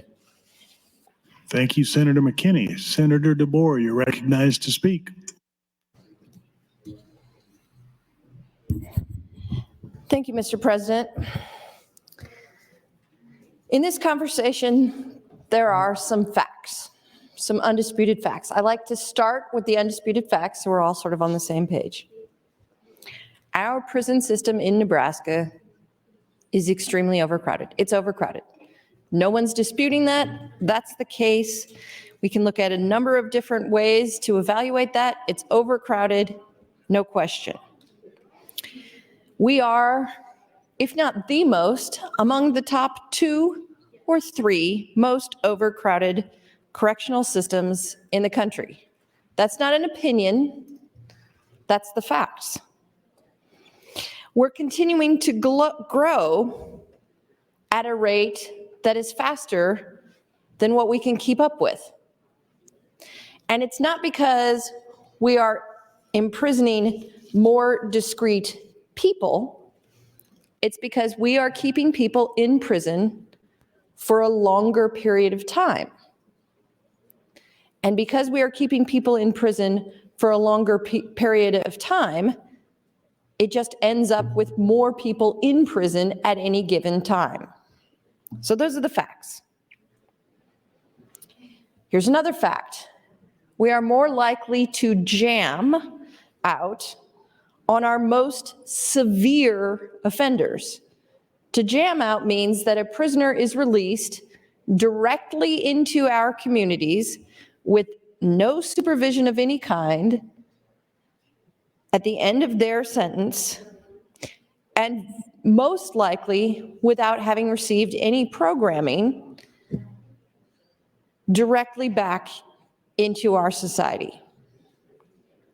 The most severe crimes, the folks who have committed the most severe crimes that are released from prison, those are the ones that are more likely to jam out than the less severe crimes. Those are facts.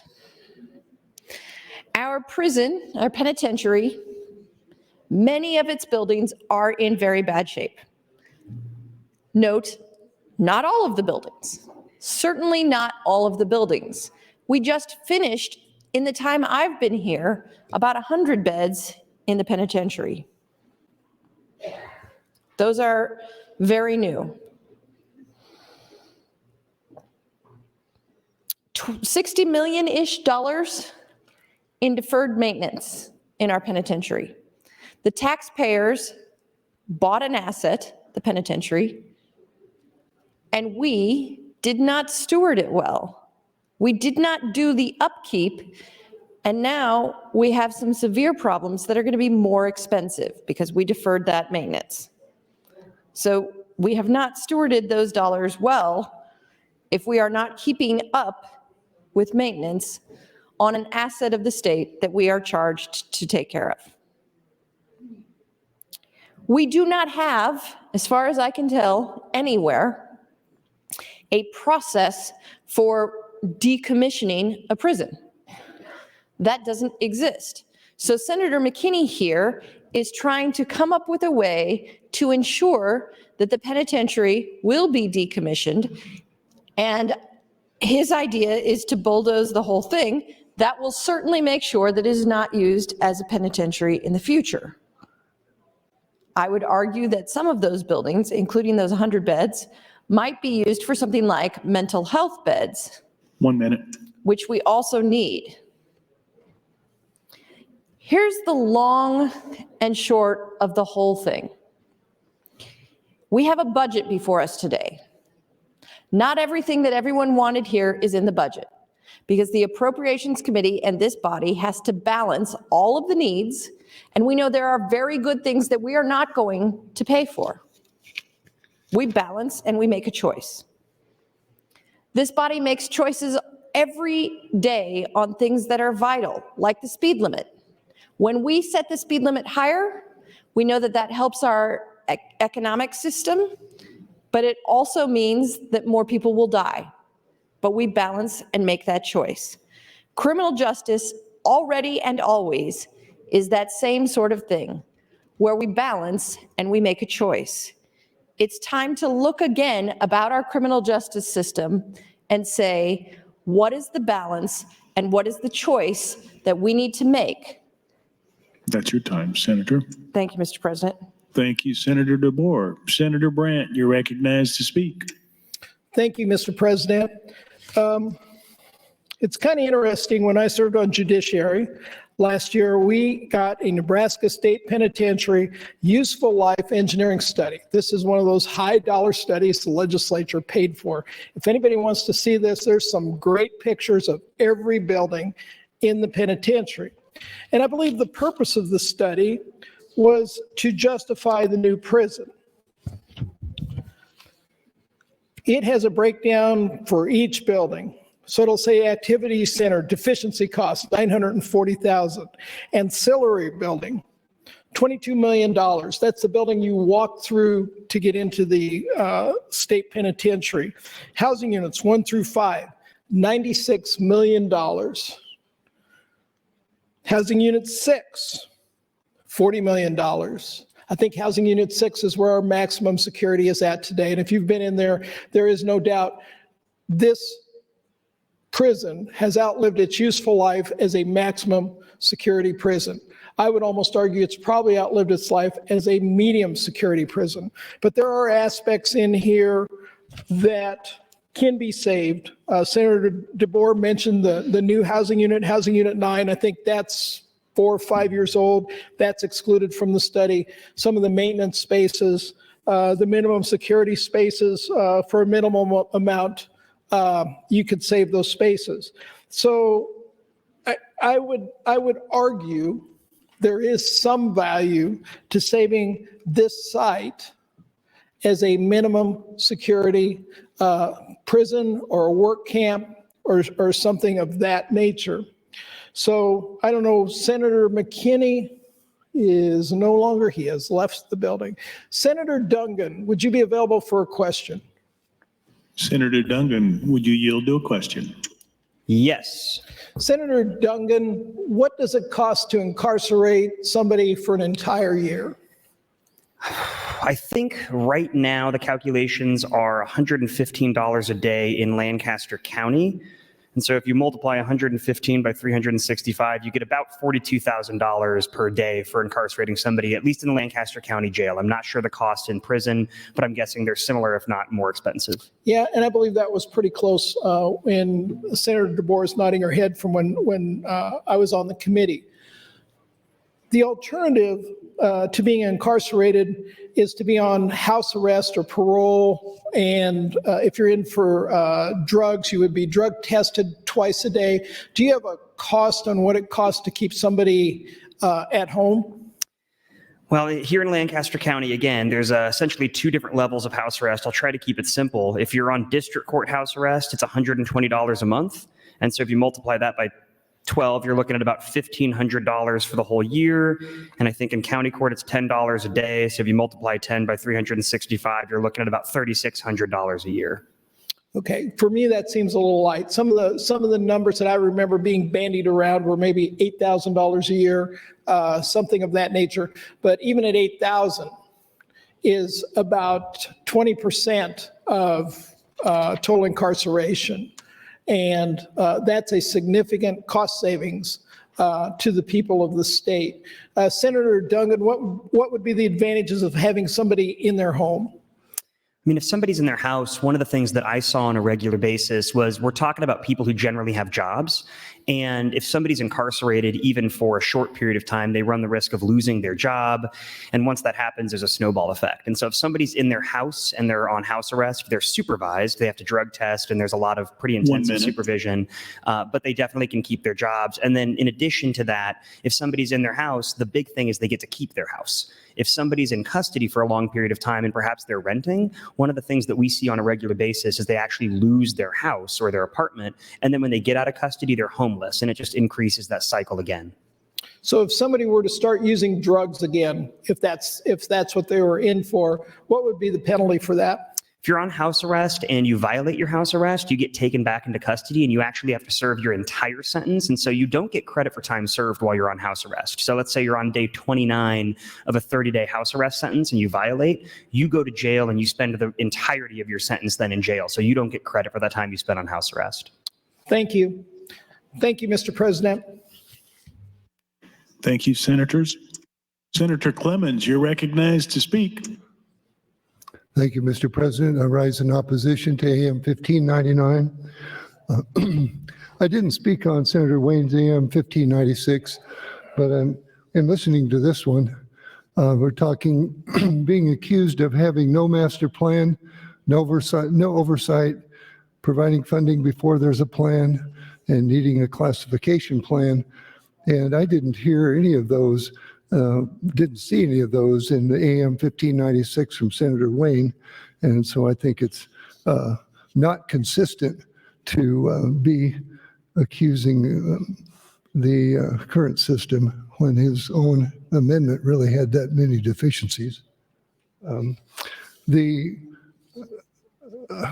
argument that we need an inmate classification, I agree that we should have a study of inmate classification, and I'm holding an amendment from 2021 where we did allocate $200,000 to the University of Nebraska to do that study. And I checked with the fiscal office. Funds are being reappropriated in the budget and can still be used by the University of Nebraska. So that has not terminated. It is ongoing funding. And I do urge you, the university, to complete the study and send us the report. So I'm glad to know that that's still pending. I did receive some information from Policy Research Office regarding the benefits of a new prison. The state penitentiary serves as the oldest facility in the Nebraska corrections system, with portions of the campus dating back to 1869, 150 years old. So I agree that we should tear down obsolete buildings, but I do think we should keep options open for some of the newer buildings. We're still overcrowded. We still be overcrowded probably with the new prison, and if we can make some good use of existing buildings. I've toured the prison. I saw some of the really old ones, but I saw a couple of newer, more modern ones that I think could be continue to be used or with a different use possibly. Over the years, the campus has been expanded and renovated many times to allow it to remain a viable correctional facility in the system. It is, however, given its age and configuration, extremely difficult to efficiently operate as a modern correctional facility. We did have, I understand there was a study, I think Senator Brandt was just mentioning, a cost to renovate the current facilities would be $220 million. My understanding is that it's designed to hold 800 people, which now holds 1,200 people. The cost to build a new one is $280 million, now at 300, but it's designing for 1,500. So it's going to help with overcrowding and especially being more modern. Also, it'll improve the living conditions for the inmates. The new facility will provide greatly improved living conditions, whether they're in maximum, medium, or minimum custody. It'll be ADA accessible. There's a lot of steps that are not accessible in the current buildings. It'll have natural lighting, open day spaces, programming space, visiting space, medical and therapeutic treatment space. 1 minute. There'll also be enhanced security, state-of-the-art control rooms. The control rooms, I saw them, they're completely outdated. It's difficult to get replacement parts for the panels they have. And also it makes it harder to hire employees. And we've had trouble hiring staff. So the new technology systems also require less staff than the older system at the current facility. So for that reason, I oppose AM 1599. Ask for your red vote. Thank you, Mr. President. Thank you, Senator Clemens. Senator Conrad, you're recognized to speak. Thank you, Mr. President.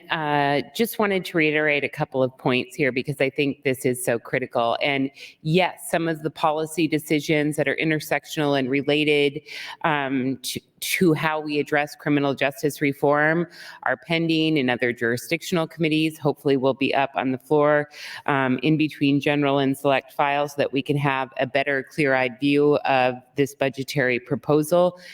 But this budgetary proposal related to writing another significant, huge check to fund a massive new prison, which would be one of the most expensive and complex earmarks in state history, needs further deliberation and should be rejected. I want to provide another point of view. In addition to the fact that our sister states are closing down prisons, saving taxpayer dollars, and having better outcomes, we're one of the only state, if not the only state, moving in the wrong direction here. And it's not just politics. There are deep red states making different choices. We have an opportunity to say no. We don't want to continue down a failed path of being quote unquote tough on crime and waging a war on drugs, because it doesn't work. We can get better public safety outcomes by making investments on the front end and having reentry support.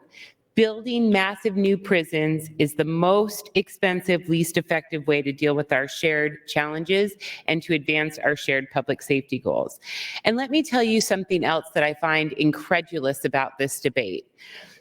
I was part of litigation challenging conditions of confinement in Nebraska state prisons for years in the federal courts, saying the conditions were inhumane, that they were Eighth Amendment violations, violating our prohibitions on cruel and unusual punishment. And guess what the state of Nebraska did? Guess what the Department of Corrections and the Attorney General and the governor's office did? They fought that lawsuit tooth and nail, and they said, nothing to see here, Your Honor. Everything's fine. There's no violations here. And you know what? A federal judge agreed with them. So you can't have it both ways. You can't go to a federal court for years and say there are no systemic violations or problems or deficiencies, and then boom, turn around and justify with no plan a massive new prison based on, oh my gosh, you guys, the conditions are deplorable. Give me a break. The Nebraska State Penitentiary is one of our oldest state institutions and correctional facilities. That's the footprint that's over 100 years old. Most of the living spaces and medical spaces and common spaces were built in the 80s and 90s. Do we need to make investments there to update conditions? Yes. Have we tried to? Yes. The legislature has appropriated money to the Department of Corrections to make sure the pipes don't break, to make sure we have better access to programs and services, to ensure that we can have better medical care and treatment, to ensure that we can move away from the punitive, most worst aspects of solitary confinement that were plaguing our system, including at NSP. But in many instances, the Corrections Department has refused to utilize those dollars. And so they tell a federal court one thing, they tell the legislature another thing. They have no plan, they get more money. Give me a break. This legislature has held requests for appropriations at a much, much smaller dollar to a higher standard. Endless meetings, constant planning. And here, no. We see our corrections budget bust past what we're spending in terms of growth in education and human services and the budget as a whole, and we aren't charting a different path. If you build this prison without reform, it's build and build and build in perpetuity, and that will bankrupt us from a fiscal and moral perspective. Thank you, Mr. President. Thank you, Senator Conrad. Senator Hunt, you're recognized to speak.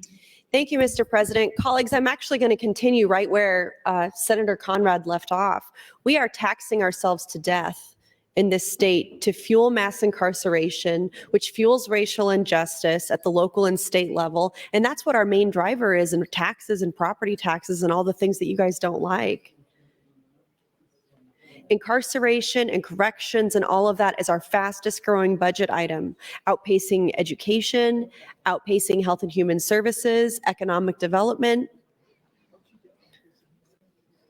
Even more sad is that criminal justice reform is one of the key issues in American politics that actually still has bipartisan support on both sides, at the federal level and in our sister states. And yes, different political ideologies come at it from different ways, but they find the same powerful solutions, smart justice solutions, working to unwind mass incarceration. So the real question is, why isn't every proponent of this budget committed to bipartisan reform solutions? Why isn't every proponent of this budget committed to saying, if we are going to expand our carceral system, if we're going to expand our prison system, we want to make sure that we're pairing it with smart, bipartisan, smart justice solutions. But that's not the conversation we're having. We can't even have that conversation. Don't forget who profits from mass incarceration. Just a couple years ago, Governor Ricketts and Scott Frakes were trying to push a private prison before they folded on that and just changed the narrative yet again to building another penitentiary in the state. And big companies benefit from this too, even a public prison, and taxpayers and public safety end up being the losers. They end up losing out when we try to build our way out of mass incarceration problems, which is literally impossible from both a fiscal and a moral perspective without justice reforms. Thank you, Mr. President. Thank you, Senator Hunt. Senator Moser, you're recognized to speak.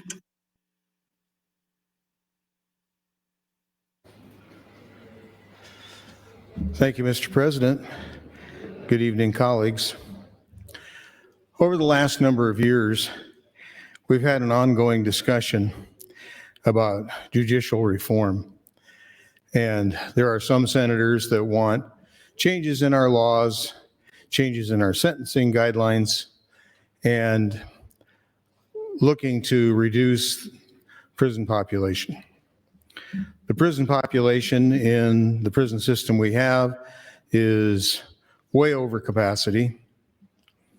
And building a new prison would give us space to make it more humane, if that's possible, being in jail and humane, I guess.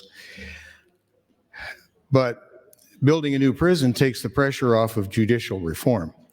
So that sentence right there says everything that's going on. So there are some that don't want to build a prison because that takes the pressure off for judicial reform. They want judicial reform so that we can reduce the prison population. If we don't build a prison and we get to a certain trigger point and somebody takes us to court and we have no place to incarcerate people in lower concentrations, we could be forced to do some kind of judicial reform. I don't know if that's some senator's goal or not, but that's what's behind the scene here. It's not saving the taxpayers money.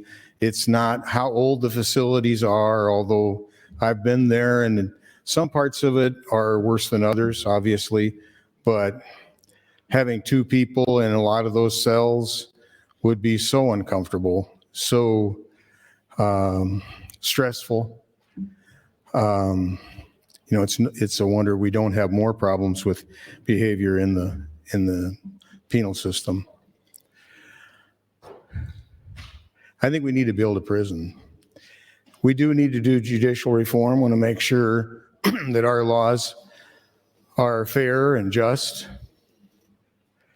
but not building a prison as a lever to getting judicial reform is not a reasonable strategy, in my opinion.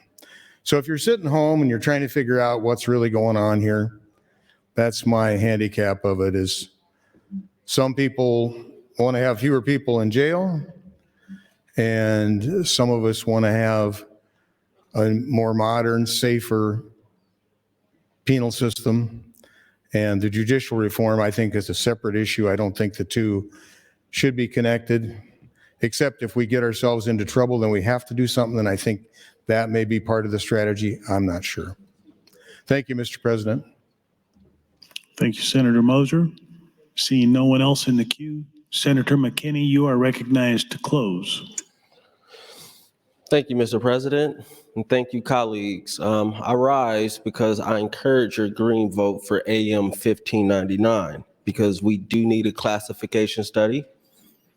And according to everything everybody said up until today, NSP was in such a bad condition that it needed to be decommissioned and we needed to build a new prison.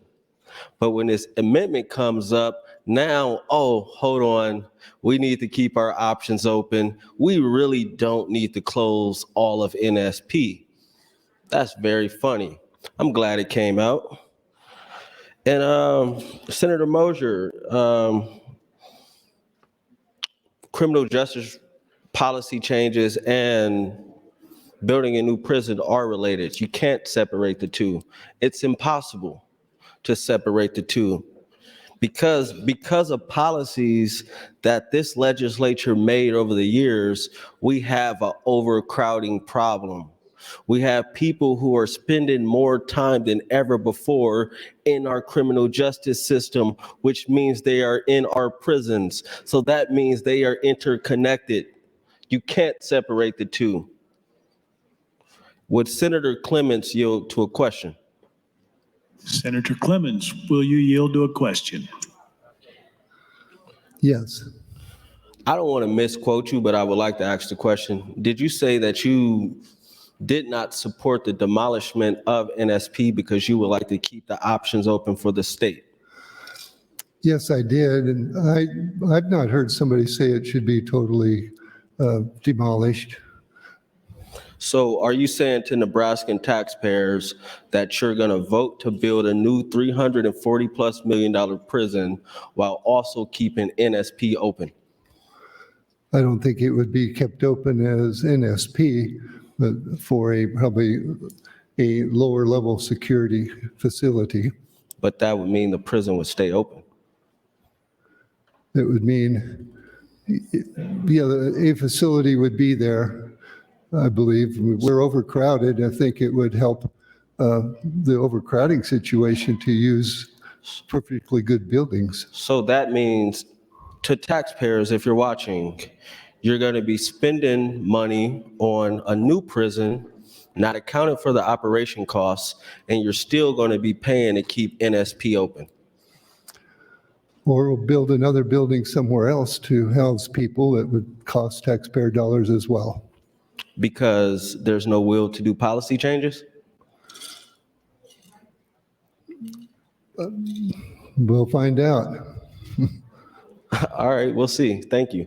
So I'll keep going. Somebody asked me, like, are you serious about those numbers? Yes.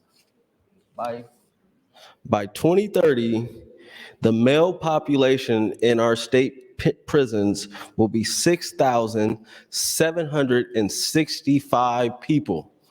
And that's according to the projections coming from the Nebraska Department of Punitive Services.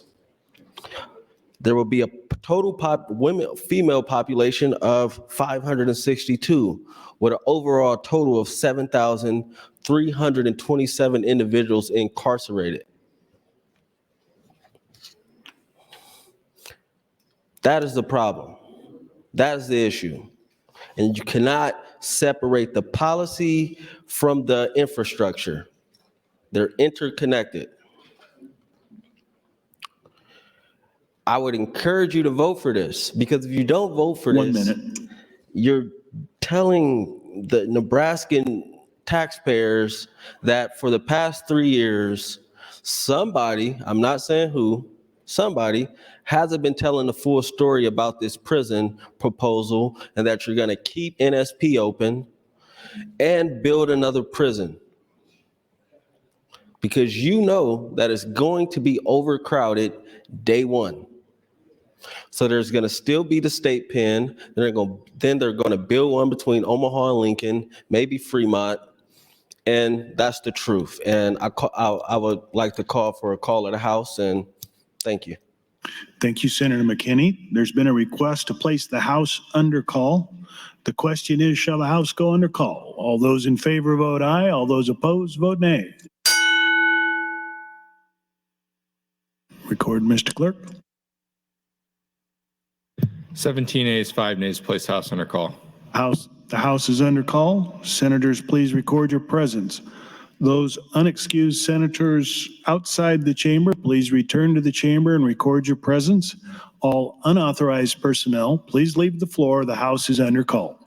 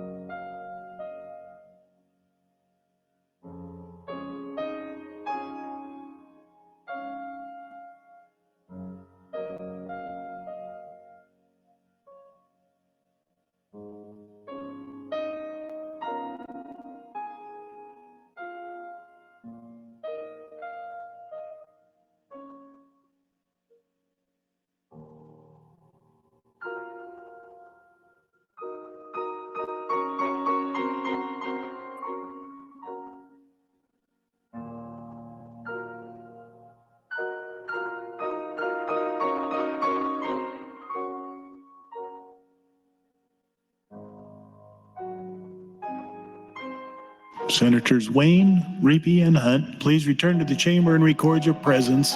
The House is under call.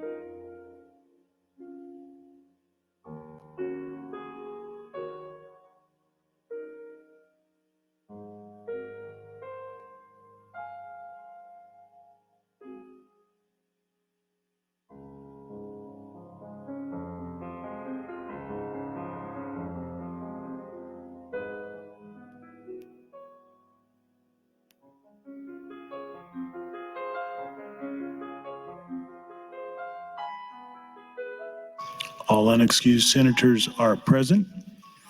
Members, the question is the adoption of AM 1599. Request for a roll call vote. Mr. Clerk.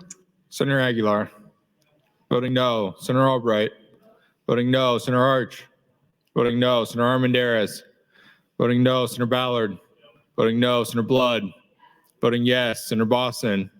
Voting no. Senator Bostar. Voting yes. Senator Bostelman. Senator Brandt. Voting no. Senator Brewer. Senator Breezy. Senator John Kavanaugh. Voting yes. Senator Michaela Kavanaugh. Voting yes. Senator Clements. Voting no. Senator Conrad. Voting yes. Senator Day. Senator DeBoer. Voting yes. Senator DeKay. Voting no. Senator Dorn. Voting no. Senator Dover. Voting no. Senator Dungan. Voting yes. Senator Erdman. Voting no. Senator Frederickson. Voting yes. Senator Holleran. Senator Hansen. Senator Hardin. Voting no. Senator Holcrofts. Voting no. Senator Hughes.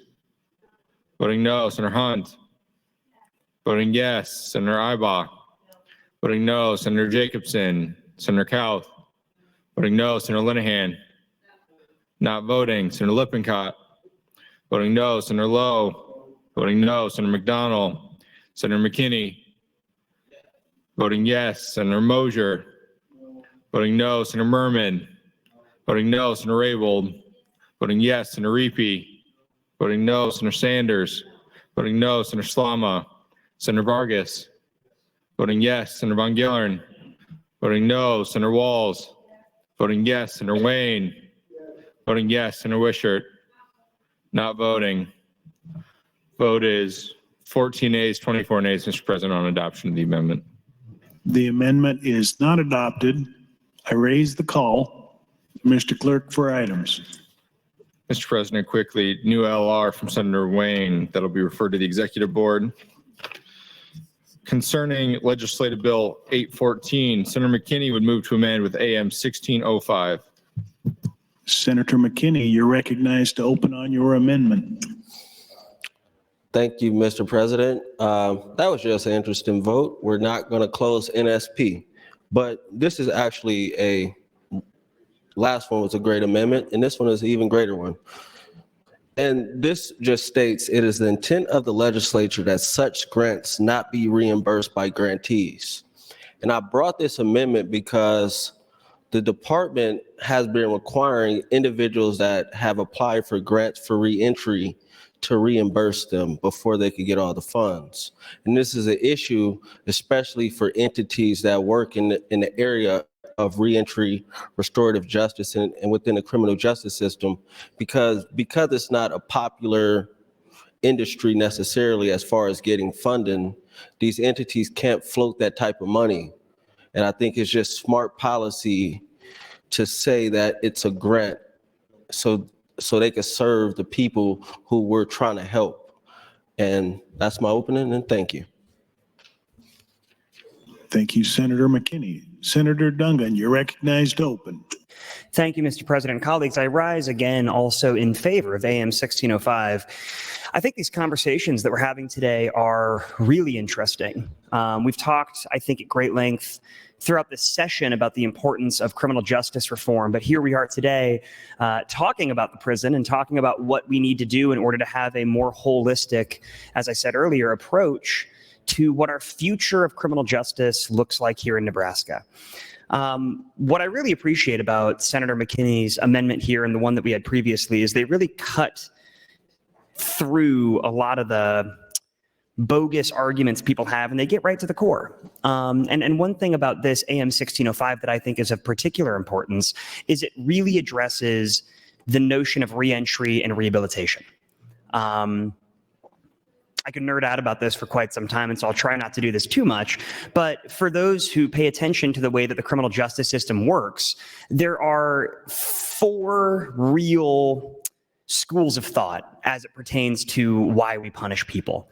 There's punitive, deterrence, incapacitation, and rehabilitation. Generally speaking, what that means, punitive, right? You can punish people. You did something to me and I'm going to do it to you. And the pure purpose of it is retribution. That's punitive as a penological goal or a reason for punishment. Deterrence. If we have a certain penalty for something, then you are less likely to commit that crime because you're scared that that penalty is going to happen to you. You are deterred from doing it. That's another school of thought. Incapacitation.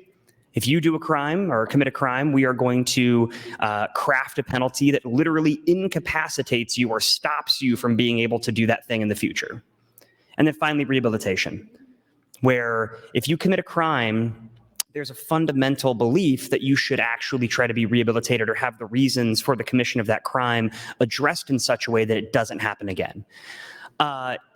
I think that reasonable minds can disagree about what the most important penological goals are, but I think that whenever you have a conversation about criminal justice and what we're going to be doing as a state, it's really, really important that we have the underlying conversation to figure out where we all are on that subject. What is the purpose of what we're trying to do? Are we trying to punish? Are we trying to deter? Are we trying to incapacitate? Or are we trying to rehabilitate? And you can go look up studies that have been done for decades that show if you don't have rehabilitation as a core tenet of your punitive system, you're not only going to find yourself in a cycle where recidivism continues to occur, but you're actually going to probably see increase in crime from people who are having that trauma we talked about earlier from when they're in prison. If you look at the history of prisons in the United States, prior to the 1970s, there was actually a fairly large push for rehabilitation to be something that we cared a lot about as a punitive system or as a criminal justice system. But starting in sometime around the 70s, moving into the 80s, and especially in the 90s, we started to hear this tough on crime rhetoric, and we shifted more into the punitive or pure punishment model. And what we can see from data, because I think data is really, really important when we're making big decisions like that, is that purely punitive measures or predominantly punitive measures, some accidental alliteration, I apologize, don't work. And when all you do is punish, nobody benefits. And when you look at other studies and data sets that have been put together that have analyzed rehabilitative models, specifically comparing American models to, let's say, European models with rehabilitation at the core of a lot of their tenets, you see a bigger benefit. Thank you, Mr. President. You see a bigger benefit from these rehabilitative models. And you see that when folks are incarcerated in prisons that work on rehabilitation rather than punitive measures, they benefit more and we see less recidivism. Now, the reason I highlight this, and I'm probably going to punch in again and continue to talk about this, I'm not just trying to bore people to death here at 7:30 in the evening, but a major component of rehabilitation is reentry. And if we don't actually have a model of reentry that is functioning, that is beneficial, and that actually works for the people that are doing the reentry, then we are going to fail at rehabilitation. And so what I really, really appreciate about Senator McKinney starting this conversation yet again and bringing this amendment is we have an opportunity to better our reentry model here in Nebraska. And I think that if we do that, we do a real service to the folks who could benefit from that rehabilitation. And so I would urge your green vote on AM 1605. I'll probably punch my light in again to keep talking about this, but please listen to the conversation around this, colleagues. Thank you, Mr. Senator John Kavanaugh, you're recognized. Thank you, Mr. President. I rise in support of AM 1605, and I just wondered if Senator McKinney would yield to some questions. We could have a conversation about this amendment. Senator McKinney, will you yield? Yes. Thank you, Senator McKinney. Okay, so just so I understand and the folks here, so AM 1605 adds some language to the section that's on page 86 through 88 of the budget, which is vocational life skills. Is that right? Yes. And your language specifically says that those service providers shall not have to reimburse the grants? Yes. Could you kind of just, I guess, clarify for me what exactly that means? So basically what is happening now, say for a hypothetical, I got a grant for $100,000 from NDCS. I would have to spend my money first, then go back to the department with my receipts to get the money back. Okay. The issue is small nonprofits in the criminal justice space don't have the resources to float that type of money up front. And it makes it hard for them to keep doing programming without going under and just saying, I can't do it. So this doesn't change the dollar amount being allocated. No. This just changes, rather than pay after services are provided, we pay up front to make sure that they have the ability to provide those services. Yes. Okay. Thank you, Senator McKinney. I just wanted to clarify that so everybody here is on the same page. So my understanding, and obviously you can correct me on your time if you like, is that this is about $4.8 million that we are already appropriating. So this is in the budget bill, and all that this amendment is saying is that when the service providers, who a lot of them are people doing this really it's a passion for them. They have a passion for making sure that people get back on their feet, get the right services they need. So it's for permanent supportive housing, programming. Let's see, some of these: release from commitment, reentry centers, transitional community and halfway houses, supported permanent housing, wraparound services, facility-based programming, including unit-based programming, community corrections, front-end, middle, and back-end services. So when people get out, they're looking for a place to live, to get back on their feet. They're looking for maybe some assistance getting transition with a job and with some care. And as Senator McKinney said, right now we ask those providers to provide the service and then get reimbursed. And a lot of these are small facilities, maybe a couple to a dozen people living there in halfway houses and things.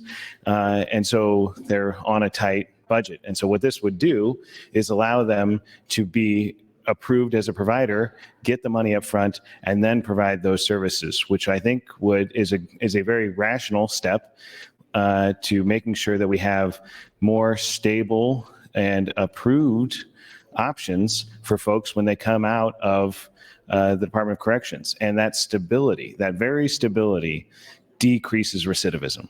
And so this simple change in how we are, basically an accounting change that Senator McKinney is proposing here, could have a substantial improvement in outcomes for people in returning from custody.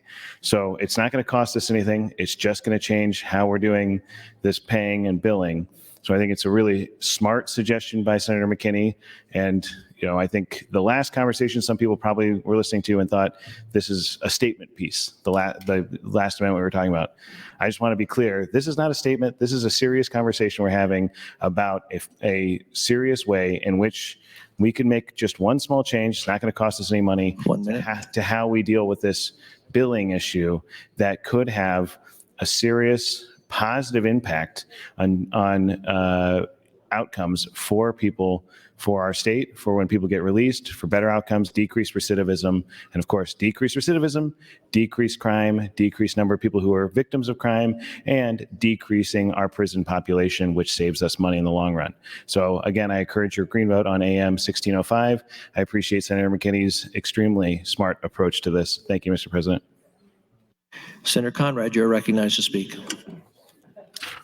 Thank you, Mr. President, and I rise in support of Senator McKinney's amendment, and I think it is a modest but meaningful change to ensure that frontline service providers that we partner with, particularly in the reentry space, have a little bit more flexibility in terms of how we compensate them for their important services. And so I will be supporting that.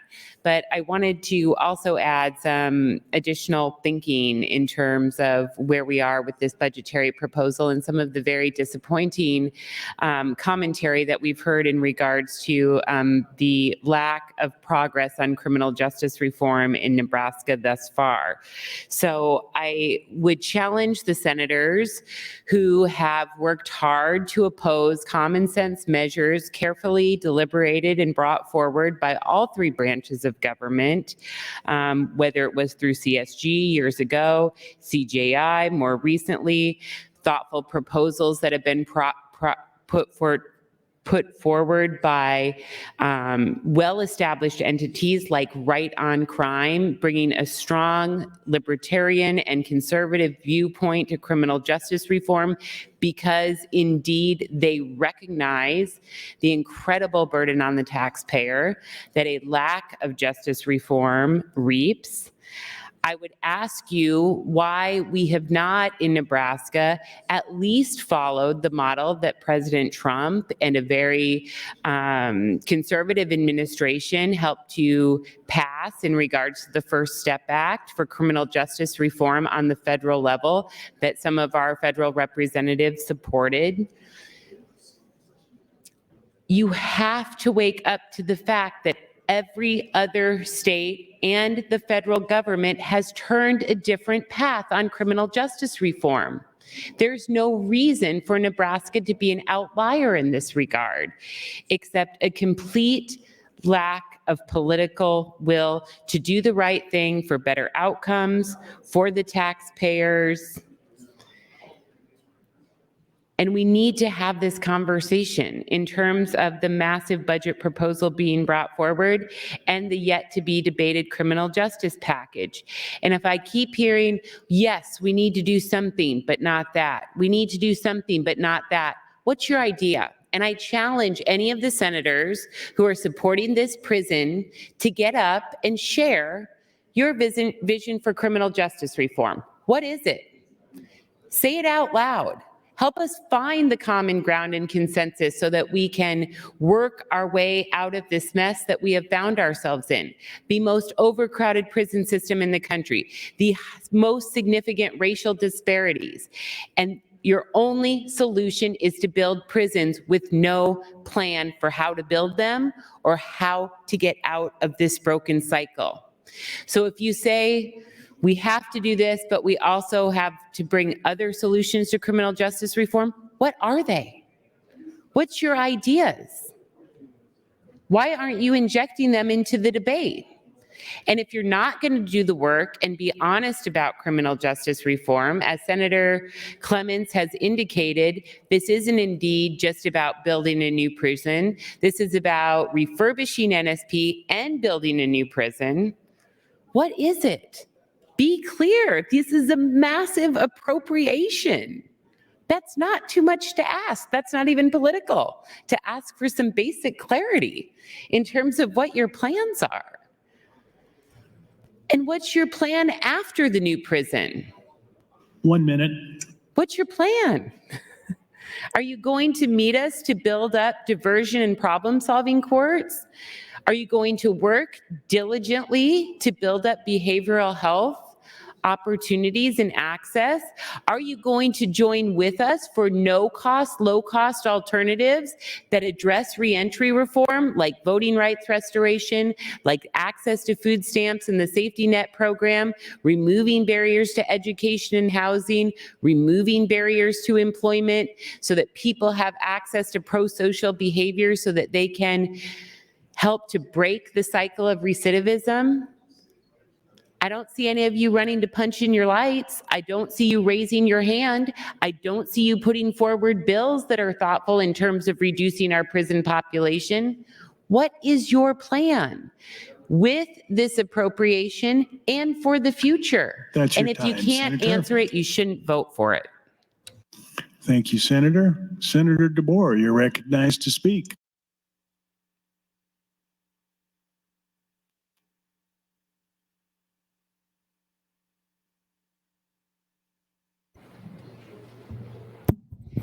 Thank you, Mr. President.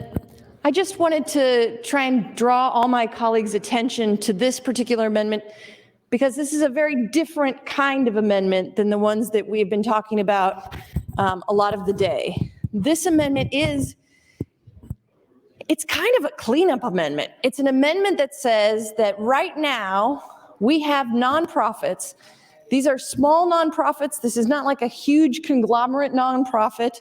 These are small individual nonprofits who work in the area of transitional housing, for example, who provide services. Sometimes a house has like 12 guys in it. And these 12 guys come and it's like a halfway house, right? They sort of get them back out into society by providing them a first place, giving them some structure, all of these kinds of things. They're terribly successful. But the way that we have them getting funded is that they must do all of the work, front all of the money to their employees for that work, and then and only then we will reimburse them. Now, any of you who've run a business understand why that is problematic. Now, what we would like to do is give them the money so that they can provide those services without having to front the money for the government. Imagine asking a small nonprofit who is doing this tremendously important work to front the money for the state of Nebraska in providing these services, and only then will we repay them. I would argue that the current AM 1605 doesn't quite have all of the language exactly perfectly to do what we would like to do. But you've heard others and me say on the mic, that is what is being attempted here. What we're trying to do is change the timing of when folks are being paid for providing these very essential services that literally I don't think you could find anyone who would say these are not essential services to our society, because they help people when they get out of prison to not just go back to their old ways. By providing that transition, they help them to get on a different path when they come out of prison. These are essential programs, and what they do is very important. So we want to help them to thrive by just giving them a little more of a cost flow, kind of a help from us, so that they're not fronting those funds, basically, the services for the government. So this is, we say serious amendment a lot, but this is a different kind of amendment. If I can stress that enough, this is a different kind of amendment from what we are talking about. This is a good government, a way of getting things to work.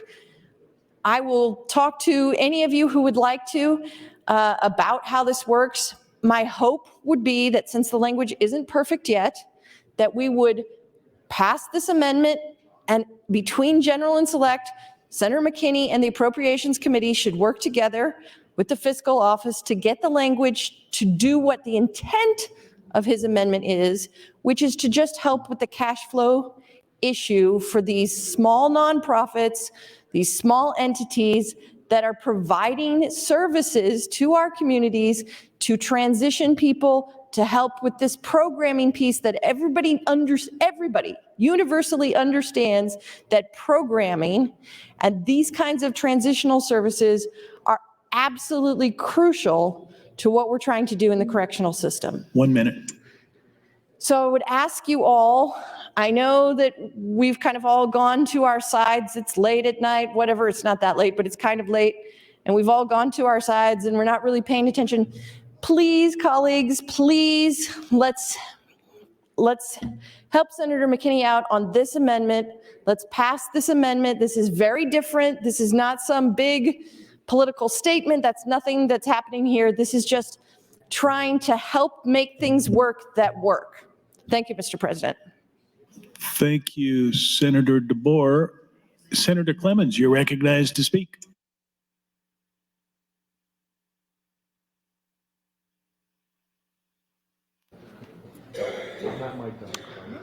Thank you, Mr. President. I rise in opposition to AM 1605. The language of it is not clear. The wording is obscure. I had to ask Senator McKinney what this really meant. Well, first of all, it's not worded properly. And I think this amendment, I would call it out of order. This is changing an existing program function in the corrections agency. And the Judiciary Committee needs to do this in a hearing. They need to hear from the providers and the agency and the public as to the pros and cons of making this change. It's quite a change. It means currently providers that are helping inmates or those getting out of prison, helping them with programming and rehabilitation, and that's a good thing. Currently, they contract to do that work. They do the work, and if it's done acceptably, then they get paid. And this amendment would change that to where the provider would get paid first, and then hopefully would do the work correctly and would need to be maybe audited as to whether it was done correctly. I work for people, and I do the work, and then I get paid here at the Capitol. My paycheck comes on the last day of the month, not the first day of the month, after I've done a month's work. And I think it's a normal practice to do the work that you've agreed to do and then get paid after it's satisfactory. There are some days I'm not sure I earn that here at the legislature, but I really try. So I do think this should be something that the Judiciary Committee should hear in a bill, and to be able to have providers and the agency and the public input. We're not the Judiciary Committee, we're the Appropriations Committee. This is a budget, not a Judiciary Committee meeting. And so this would make a major change in existing function of a program, and the language is not clear. So I oppose AM 1605, ask for your red vote on that. Thank you, Mr. President. Thank you, Senator Clemens. Senator Von Giller, you're recognized to speak. Thank you, Mr. President. Senator Clements, I would be of the similar mindset regarding the way that most businesses operated. It's pretty rare that you would be fronted a payment before services are rendered, and that would be unusual. However, I believe I'm grasping at least the intent or the philosophy behind what is trying to the change that's trying to be implemented here. So if Senator McKinney would yield to a question or two, I would sure appreciate it. Senator McKinney, would you yield to a question? Yes. Thank you. Senator McKinney, my understanding is that it's your intention that this is simply a change in the cash flow, and it would not be one of the questions that I had earlier. There's a $4.8 million appropriation with this, and certainly you're not talking about all of that appropriation being made at one time. Are you thinking that these would be monthly advances? What's your thought on that? The intent, so history behind this is the intent was to provide grants to nonprofit entities that work in the space. And I'm saying grants because the intent was a grant. When you apply for a grant and you get a grant in the world, and we're talking about the business world, you're not required to reimburse the grant. It's a grant. The original intent of it was to be a grant. It was never supposed to be a reimbursement. Okay, thank you. If the grantee doesn't spend all of those funds, is there currently a requirement, or would there be any new requirement to reimburse those or return those funds? I'm open to working on that over from general to select. I'm open to working on that language. Okay, thank you. And could you share with me a couple of the examples of who these grantees are and what services they provide? So you have entities like RISE that provide programming in and outside of our criminal justice system. They do things around job training, entrepreneurship, helping individuals when they get out get access to, they help pick them up and take them to work, or different appointments and things like that. Okay, thank you. And then some of the items that Senator DeBoer mentioned, certainly it sounds like you're willing to work on those between now and the next round of debate to make sure that your intent is achieved with this amendment? Yes, and it wasn't my intent to try to put up a bad amendment necessarily, just because I wish I would have been able to see the budget a lot sooner and I would have addressed it a lot sooner. But because of time, I had no choice. Great. All right, thank you. Yep. Well, certainly this appears to be more pragmatic than it is philosophical or political, and so I'll certainly consider supporting the amendment. Thank you. Thank you, senators. Senator Vargas, you're recognized to speak. Thank you very much. I don't have a lot to say. I just wanted to make sure to get it clear. And I talked to Senator McKinney about this too. I understand his intent. And my concern is that even if we do pass it in its current version, it won't do exactly what he wants. And what I actually also agree with, We've had a lot of conversations with a couple of the fiscal analysts as well about this. I'm hoping that there's intent language we can do that directly gets this to organizations. At the minimum, the worry that I've always had is, and somebody that's come from the nonprofit world, is how often do you actually get reimbursed right now? What I don't want the situation happening is we had the food banks that were requesting reimbursements for nearly 6 months from DHHS on different grant programs, which means that they had to pay out 6 months of funds and then got reimbursed eventually. But we put them in a terrible situation fiscally, and these aren't businesses in that they don't have that much free cash flow. I want to make sure that that doesn't happen to these entities and organizations, specifically nonprofit organizations. So, at a minimum, providing monthly or biweekly reimbursements, which is much more intensive, but that's the minimum that we should be doing. Hopefully we can do something here. I know Senator McKinney has talked to Senator Clements, Senator Wishart, and myself, and others on the committee, and we're, as one member, committed to doing something that is going to try to address this so it's not hard for these organizations to do the work that's intended. It's critically important that that work that they're doing works and they're able to manage it, and we have the most effective and the most fiscally responsible way of doing it. So thank you. Thank you, Senator Vargas. Senator Bosin, you're recognized to speak. Thank you, Mr. Speaker. I am asking to clarify some of the conversations that I've had an opportunity to have with Senator McKinney and others about the intent of this language. It's my understanding in those conversations, this is not an addition of any funding. This is not a change in the amount that we would be putting forward. It merely is intended to clarify that this is a down payment for those companies that are willing to provide these services on the front end in order to have companies be willing to provide these services. And then that's it, as opposed to being reimbursed when the services are over. Here's my example. If you agree to provide a bed for 25 individuals who are in a halfway house, that's a huge investment for those companies to say, yes, I'm willing to do that. And rather than say, we will reimburse you $1.2 million at the end of the year for those beds, the intention of Senator McKinney's amendment is to say, we will pay you $1.2 million. You have to provide X services for that year for those individuals who are being placed there. So I think whether you support or don't support it, the intention is not to add funds or to change anything like that, just a prepayment versus a reimbursement. Thank you, Mr. President. Thank you, Senator Bosin. Senator McKinney, you're recognized to close on the amendment.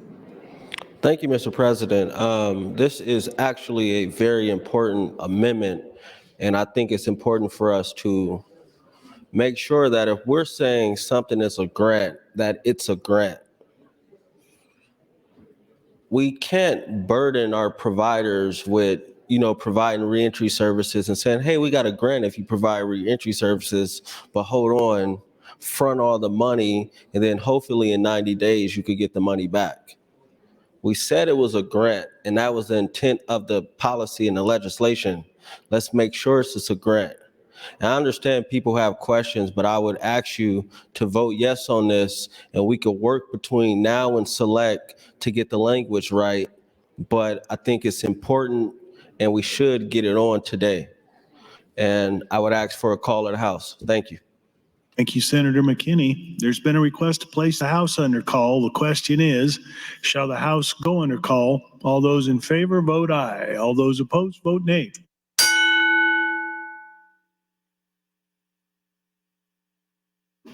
Record, Mr. Clerk. 10 ayes, 1 nay to place House under call. The House is under call. Senators, please record your presence. Those unexcused senators outside the chamber, please return to the chamber and record your presence. All unauthorized personnel, please leave the floor. The House is under call.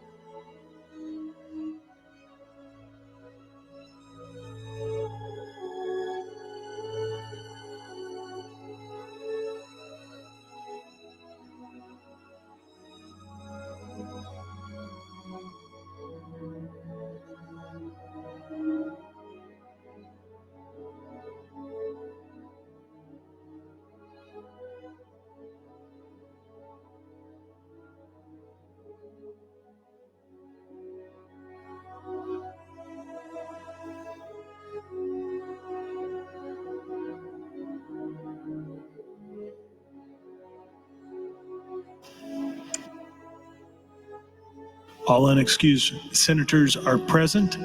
Members, the question is the adoption of AM 1605. All those in favor, vote aye. All those request for, reverse order. Mr. Clerk.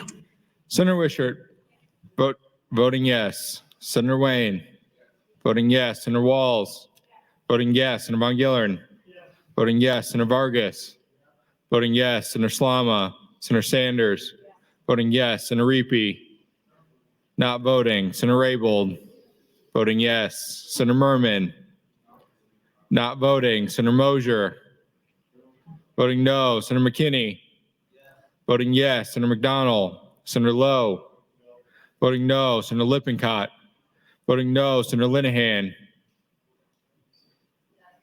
voting yes. Senator Kauth, not voting. Senator Jacobson, voting yes. Senator Ibaugh, voting yes. Senator Hunt, voting yes. Senator Hughes, voting yes. Senator Holcroft, voting yes. Senator Hardin, voting no. Senator Hansen, Senator Holleran, voting no. Senator Frederickson, voting yes. Senator Erdman, voting no. Senator Dungan, voting yes. Senator Dover, voting yes. Senator Dorn, voting yes. Senator DeKay, not voting. Senator DeBoer, voting yes. Senator Day, Senator Conrad, voting yes. Senator Clements, voting no. Senator Michaela Cavanaugh, voting yes. Senator John Kavanaugh, voting yes. Senator Breezy, Senator Brewer, Senator Brandt, voting yes. Senator Bostelman, Senator Bostar, voting yes. Senator Bosson, voting yes. Senator Blood,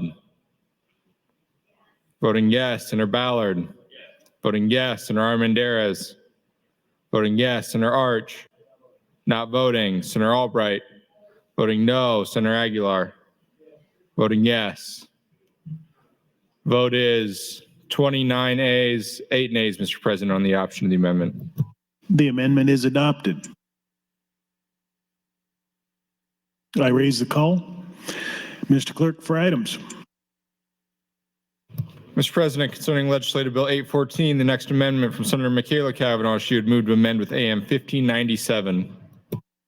Senator Michaela Cavanaugh, you're recognized to open. Thank you, Mr. President. Honestly, I didn't know we were going to get to it. So I had set it aside. AM 1597. Okay, this does intent language around TANF, and I apologize because I put all my stuff in a nice, neat little pile, and I'm not sure where I put AM 1857. Okay, one moment. Oh, thank you. Thank you. Okay, so this is intent language. Okay, this is TANF. Remember TANF from this morning, afternoon? Who knows? Yesterday, maybe. This amendment allows the department to have a cap. It puts a cap that the department cannot utilize more than $5 million in TANF for projects without the legislature specifically appropriating it.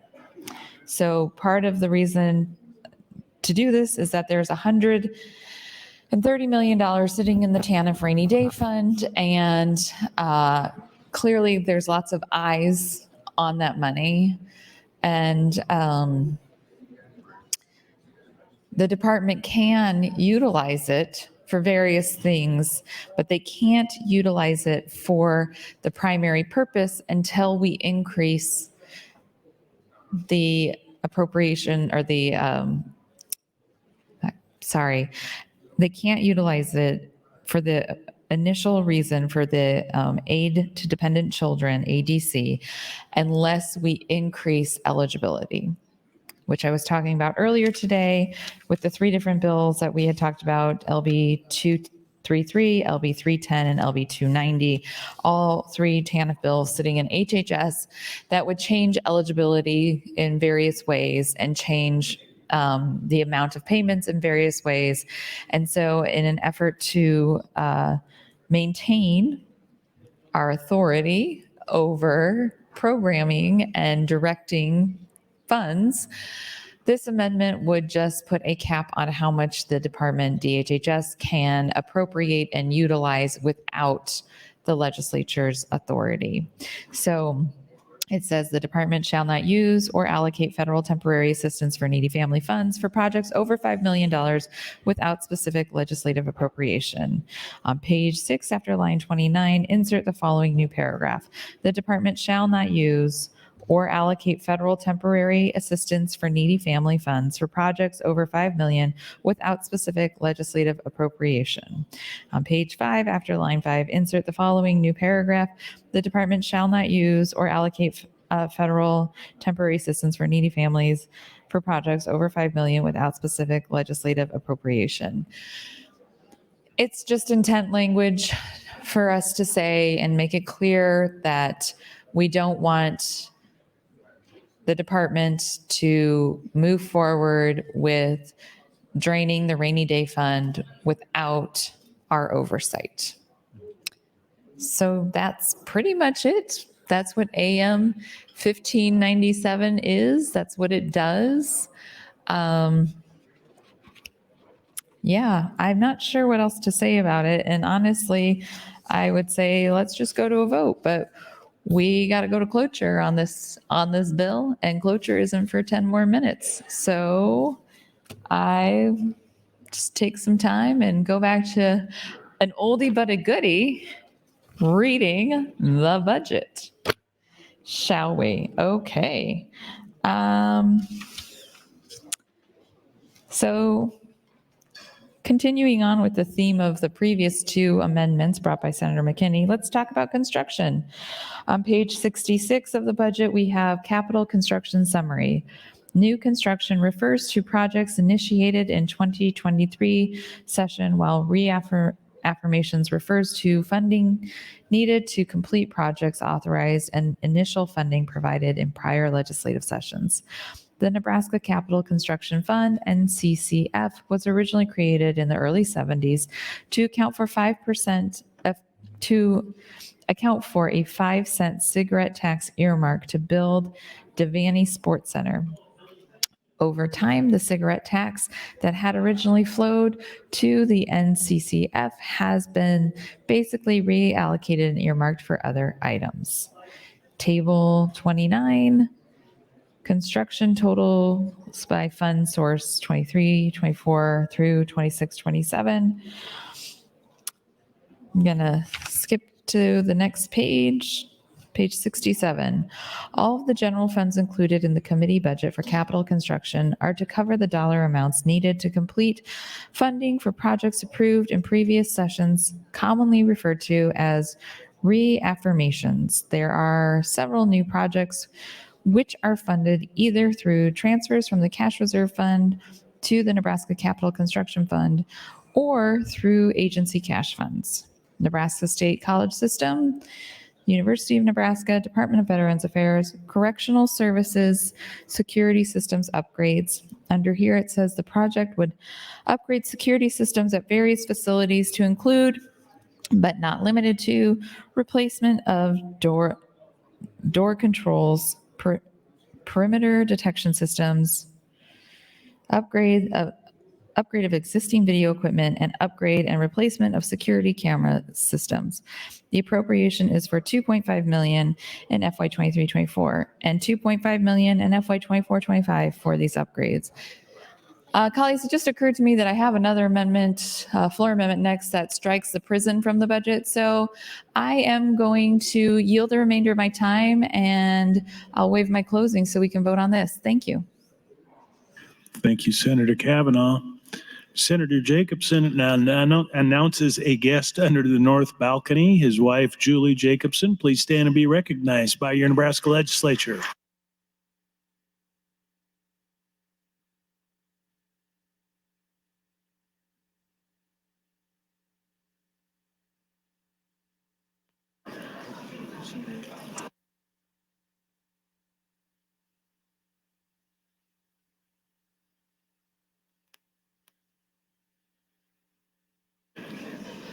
Senators, the question is the adoption of AM 1597. All those in favor vote aye. All those opposed vote nay.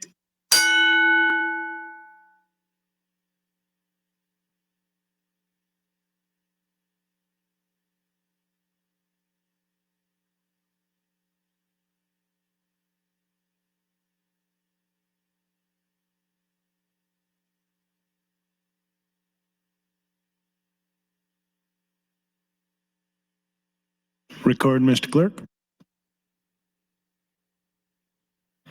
9 nays, 28 nays, Mr. President, on adoption of the amendment.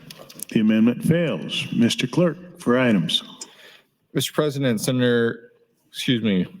amendments to be printed, Senator Mosier to LB 818 and Senator Clements to LB 813. Mr. President, Senator Michaela Kavanaugh would move to amend the bill with FA 85. Senator Michaela Kavanaugh, you're recognized to open on FA 85.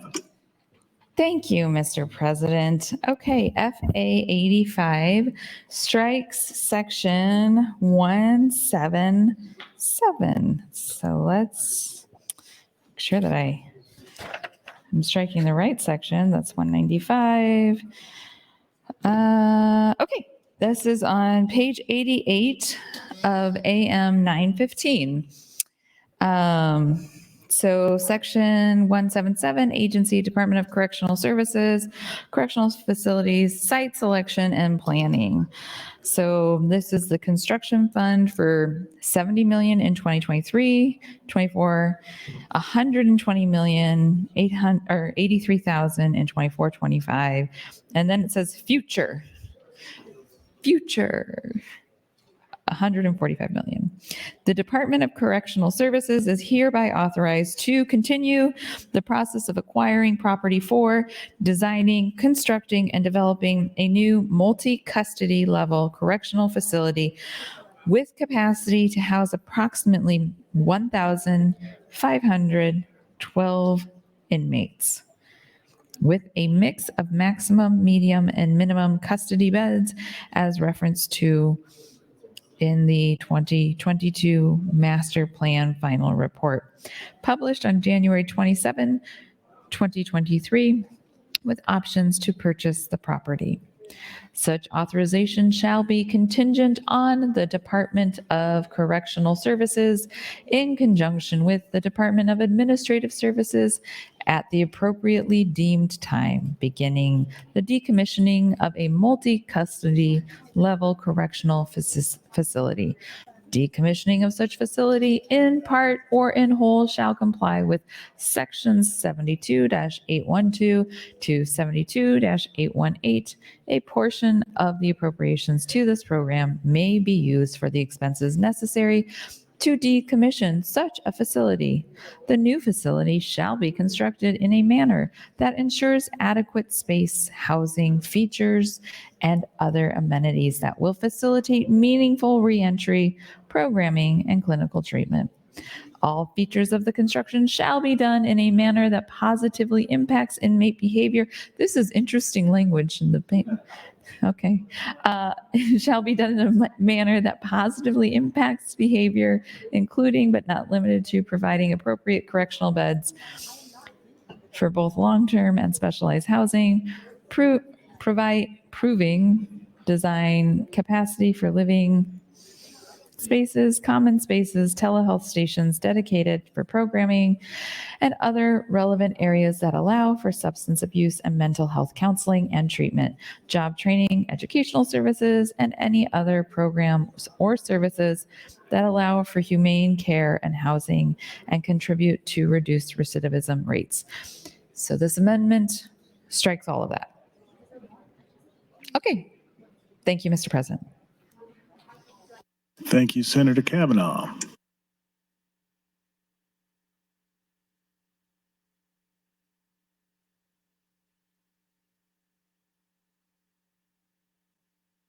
Senator Kavanaugh, you're recognized to close. And she waves. Request for a roll call vote on FA 85. Mr. Clerk.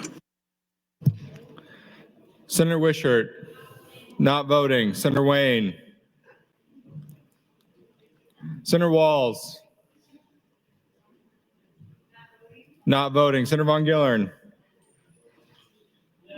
voting no. Senator Vargas, not voting. Senator Slama, voting no. Senator Sanders, voting no. Senator Reapy, not voting. Senator Raybold, voting yes. Senator Merman, voting no. Senator Mosier, voting no. Senator McKinney,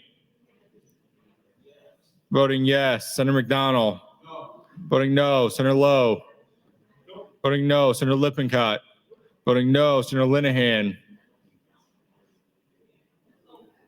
voting no. Senator Kauth, voting no. Senator Jacobson, voting no. Senator Ibach, voting no. Senator Hunt, voting yes. Senator Hughes, voting no. Senator Holcroft, voting no. Senator Hardin, voting no. Senator Hansen, voting no. Senator Holleran, voting no. Senator Frederickson, not voting. Senator Erdman, voting no. Senator Dungan, voting yes. Senator Dover, voting no. Senator Dorn, voting no. Senator Decay, voting no. Senator DeBoer, not voting. Senator Day, Senator Conrad, voting yes. Senator Clements, voting no. Senator Michaela Kavanaugh, voting yes. Senator John Kavanaugh, voting yes. Senator Breezy, Senator Brewer, Senator Brandt, voting no. Senator Bostelman,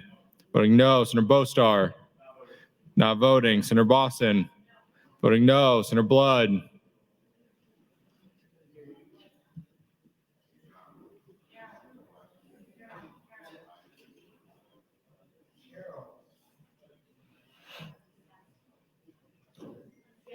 voting yes. Senator Ballard, voting no. Senator Armendariz, voting no. Senator Arch, voting no. Senator Albright, Senator Aguilar, voting no. Vote is 8 ayes, 29 nays, Mr. President, on adoption of the amendment. The amendment is not adopted. Mr. Clerk, you have a motion on your desk. I do, Mr. President. Speaker Arch would move to invoke cloture pursuant to Rule 7, Section 10 on LB 814. Senator Arch, for what purpose do you rise? Call the House and roll call vote, regular order. There's been a request to place the House under call. The question is, shall the House go under call? All those in favor vote aye. All those opposed vote nay.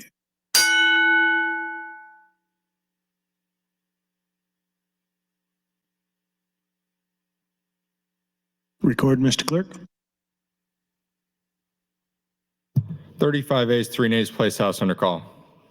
The House is under call. Senators, please record your presence. Those unexcused senators outside the chambers, please return to the chamber and record your presence. All unauthorized personnel, please leave the floor. The House is under call.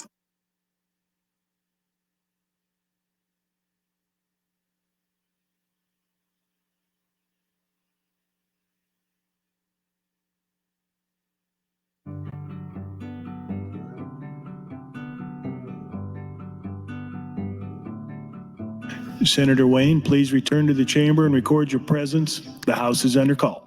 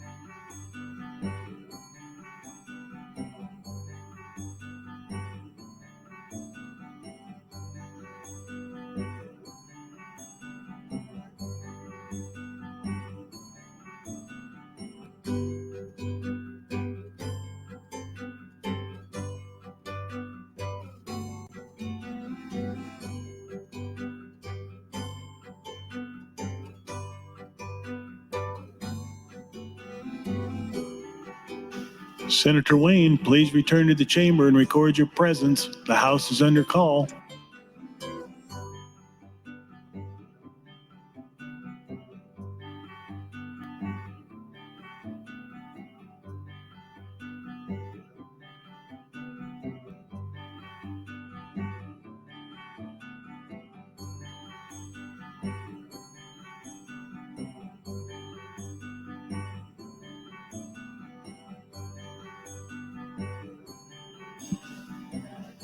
All unexcused members are present. Members, the first vote is the motion to invoke cloture, and there's been a request for a roll call vote. Regular order, Mr. Clerk.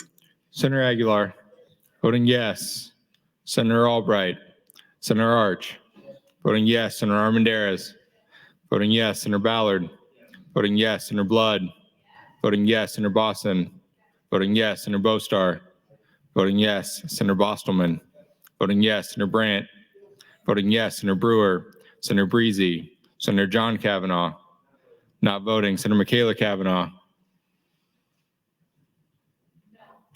voting no. Senator Clements, voting yes. Senator Conrad, voting yes. Senator Day, Senator DeBoer, voting yes. Senator DeKay, voting yes. Senator Dorn, voting yes. Senator Dover, voting yes. Senator Dungan, not voting. Senator Erdman, voting yes. Senator Frederickson, voting yes. Senator Holleran, voting yes. Senator Hansen, voting yes. Senator Hardin, voting yes. Senator Holdcroft, voting yes. Senator Hughes, voting yes. Senator Hunt, voting no.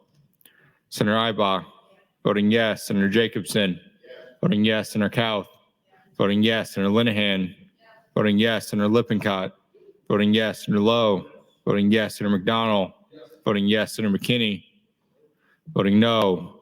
Senator Mosier, voting yes. Senator Merman, voting yes. Senator Raybold, Not voting, Senator Reapy. Voting yes, Senator Sanders. Voting yes, Senator Slama. Voting yes, Senator Vargas. Voting yes, Senator Von Gillern. Voting yes, Senator Walls. Voting yes, Senator Wayne. Not voting, Senator Wishart. Voting yes.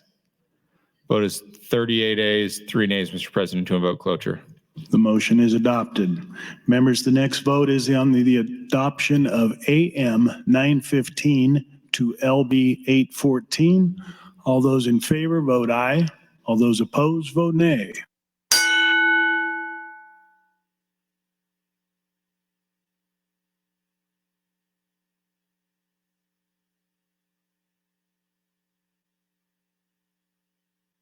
Record, Mr. Clerk. 37 ayes, 4 nays on the adoption of the committee amendment. The amendment is adopted. The next vote is on the motion to advance LB 814 to ENR initial. All those in favor, vote aye. All those opposed, vote nay.